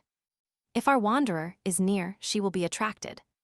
Margaret, with Miss Humphrey to the village. Collect an army of village boys. Describe our Rose. Set them to scour the countryside for her. Yourselves join that search. Let the call of Rose, Rose, echo through every lane. George, you also will scour far and wide. Upon your way, dispatch to me a cab from the station. I drive to the post office to telephone for a detective. I have not yet decided which detective. It is a momentous matter. He flung out both hands. To your tasks. Let zeal, let love for our lost one spur each to outvie the efforts of another. Fletcher raised the window. That pungent boy has poisoned the air. They trooped from him. Chapter 6. A detective at Heron's Holt. Bolt Buildings, Westminster, is a colossal red structure reared upon the site of frightened-looking little houses, which fell beneath the breaker's hammer coincident with the falling in of their lease. Here you may have a complete floor of rooms at from $300 to $500 a year. Or, high under the roof, you may rent a single room for £45. Mr. David Brunger, private detective and confidential inquiry agent, appeared on the books of the Bolt Buildings management as lessee of one of these single rooms. The appearance of his quarters as presented to the visitor had, however, a more pretentious aspect. Shot to the topmost floor in the electric lift, passing to the left and up 5 stairs in accordance with the lift boy's instructions, the intending client would be faced by 3 doors. Upon the first was inscribed, David Brunger, Clerks. Upon the middle door, David Brunger, Private. And upon the third, David Brunger, Office. These signs of large staff and flourishing business were in keeping with the telling advertisements which Mr. David Brunger from time to time caused to appear in the press. Watch your wife, said these advertisements, adding in smaller type that had the appearance of a whisper, David Brunger will watch her. What keeps your husband late at office? They continued. David Brunger will find out. Confidential inquiry of every description promptly and cheaply carried out by David Brunger's large staff of skilled detectives, male and female. David Brunger has never failed. David Brunger has restored thousands of pounds worth of stolen property, countless missing relatives. David Brunger, 7 Bolt Buildings, Strange Street, SW. Tel. 0 West. In London, with its myriad little eddies of crime and matrimonial infelicity, there is a neat sum to be made out of detective work. Scotland Yard wolfs the greater part of these opportunities. There are established names that absorb much of the remainder. In the surplus, however, there is still a livelihood for the David Brungers. For if the Brungers do not go nosing after silken petticoats, covering aristocratic but wanton legs, if the Brungers do not go flying across the continent, nose to ground, notebook in hand, after the fine linen worn by my lord who is making holiday with something fair and frail under the quiet name of Mr. and Mistress Brown, if the Brungers are not employed to draggle silken petticoats and fine linen through the divorce court, there is work for them among humbler washing baskets. Jealous little shopkeepers have erring little wives, and common little wives have naughty little husbands. These come to your Brungers. And if, again, the Brungers do not dog the footsteps of your £50,000 men, your embezzlement over a period of 10 years men, your check-forging men, if the Brungers are invited to do no dogging after these, there are pickings for them in less flashy crimes. Hiding in cupboard work while the sweated little shop assistant slips a marked shilling from the till, hiding in basement work while a trembling little figure creeps down and pilfers the stock. These are the pranks that come to your brungers. 2. While Mr. Marrapit at Heron's Holt was addressing to his household, grouped about him, his orders relative to the search for the Rose of Sharon, Mr. David Brunger at Bolt Buildings was entering the door marked David Brunger Private. A telephone, a gas stove, a roll-top desk, an office chair, an armchair, a tiny deal table, and a wooden-seated chair comprised the furniture of the apartment. For myself, I like severity and simplicity of surroundings. Mr. David Brunger in the office chair would tell a client in the armchair. For myself, and he would waggle his head towards the side walls with an air that seemed to imply prodigal luxury in the fittings of clerks and office. Entering the room, Mr. Brunger unlocked the roll-top desk, discovered the stump of a half-smoked cigarette, lit it, and began to compare the day's racing selections of Head Lad, who imparted stable secrets to one tipster's organ, with those of Trainer, who from the knowledge of his position very kindly gave one horse snips to another. At 10 o'clock the large staff of trained detectives, male and female, mentioned in Mr. Brunger's advertisements, came pouring up the stairs, knocked at the door, and filed into the room. Its name was Issy Jago, a Jewish young gentleman aged 17, whose appearance testified in the highest manner to the considerable thrift he exercised in the matter of hairdressers and toilet soap. Mr. Issy Jago sat himself on the wooden-seated chair before the small deal table, got to work upon his fingernails with the corner of an omnibus ticket, proceeded to study the police court reports in the Daily Telegraph. It was his duty, whenever he noted plaintiffs or defendants to whom Mr. David Brunger's services might be of benefit, to post to them Mr. David Brunger's card together with a selection of entirely unsolicited testimonials composed and dictated by Mr. Brunger for the occasion. Also his duty to receive clients. When a knock was heard at David Brunger Clerks, Mr. Issy Jago would slip through from David Brunger Private to the tiny closet containing the cistern into which the door marked David Brunger Clerks opened. Sliding through this door in such a manner as to give the client no glimpse of the interior, he would inform the visitor, with a confidential wink, "Fact is, we have a client in there, a very well-known personage, who does not wish it to be known that he is consulting us." The impressed caller would then be conducted into David Brunger Private. Between David Brunger Private and David Brunger Office, on the other hand, there was no communication. Indeed, there was no room behind Office. The door gave on to the roof. When, therefore, a hesitating client chose to knock at Office, Mr. Issy Jago, emerging from Private, would give the whispered information. "Fact is, there's a very important private consultation going on in their Scotland Yard consulting us," and the impressed client would forthwith be led into David Brunger Private. In either event, the client trapped, Mr. Issy Jago would skip into Clerks and sit on the cistern till Mr. Brunger's bell summoned him. For the privilege of adding to the dignity of his single apartment by having his name inscribed upon the cistern cupboard, and upon the emergency exit to the roof, Mr. Brunger paid 30 shillings extra per annum. 3. By 10:30, Mr. Brunger was occupied in composing an unsolicited testimonial to be sent to the wife of a greengrocer in the borough who, on the previous day, had summoned her husband for assault at Lambeth Police Court.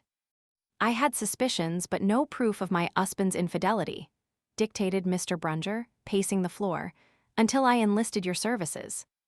I must say—" At that moment the telephone bell rang. Mr. Brunger ceased dictation, took up the receiver. "Are you David Brunger, the private detective?" a voice asked.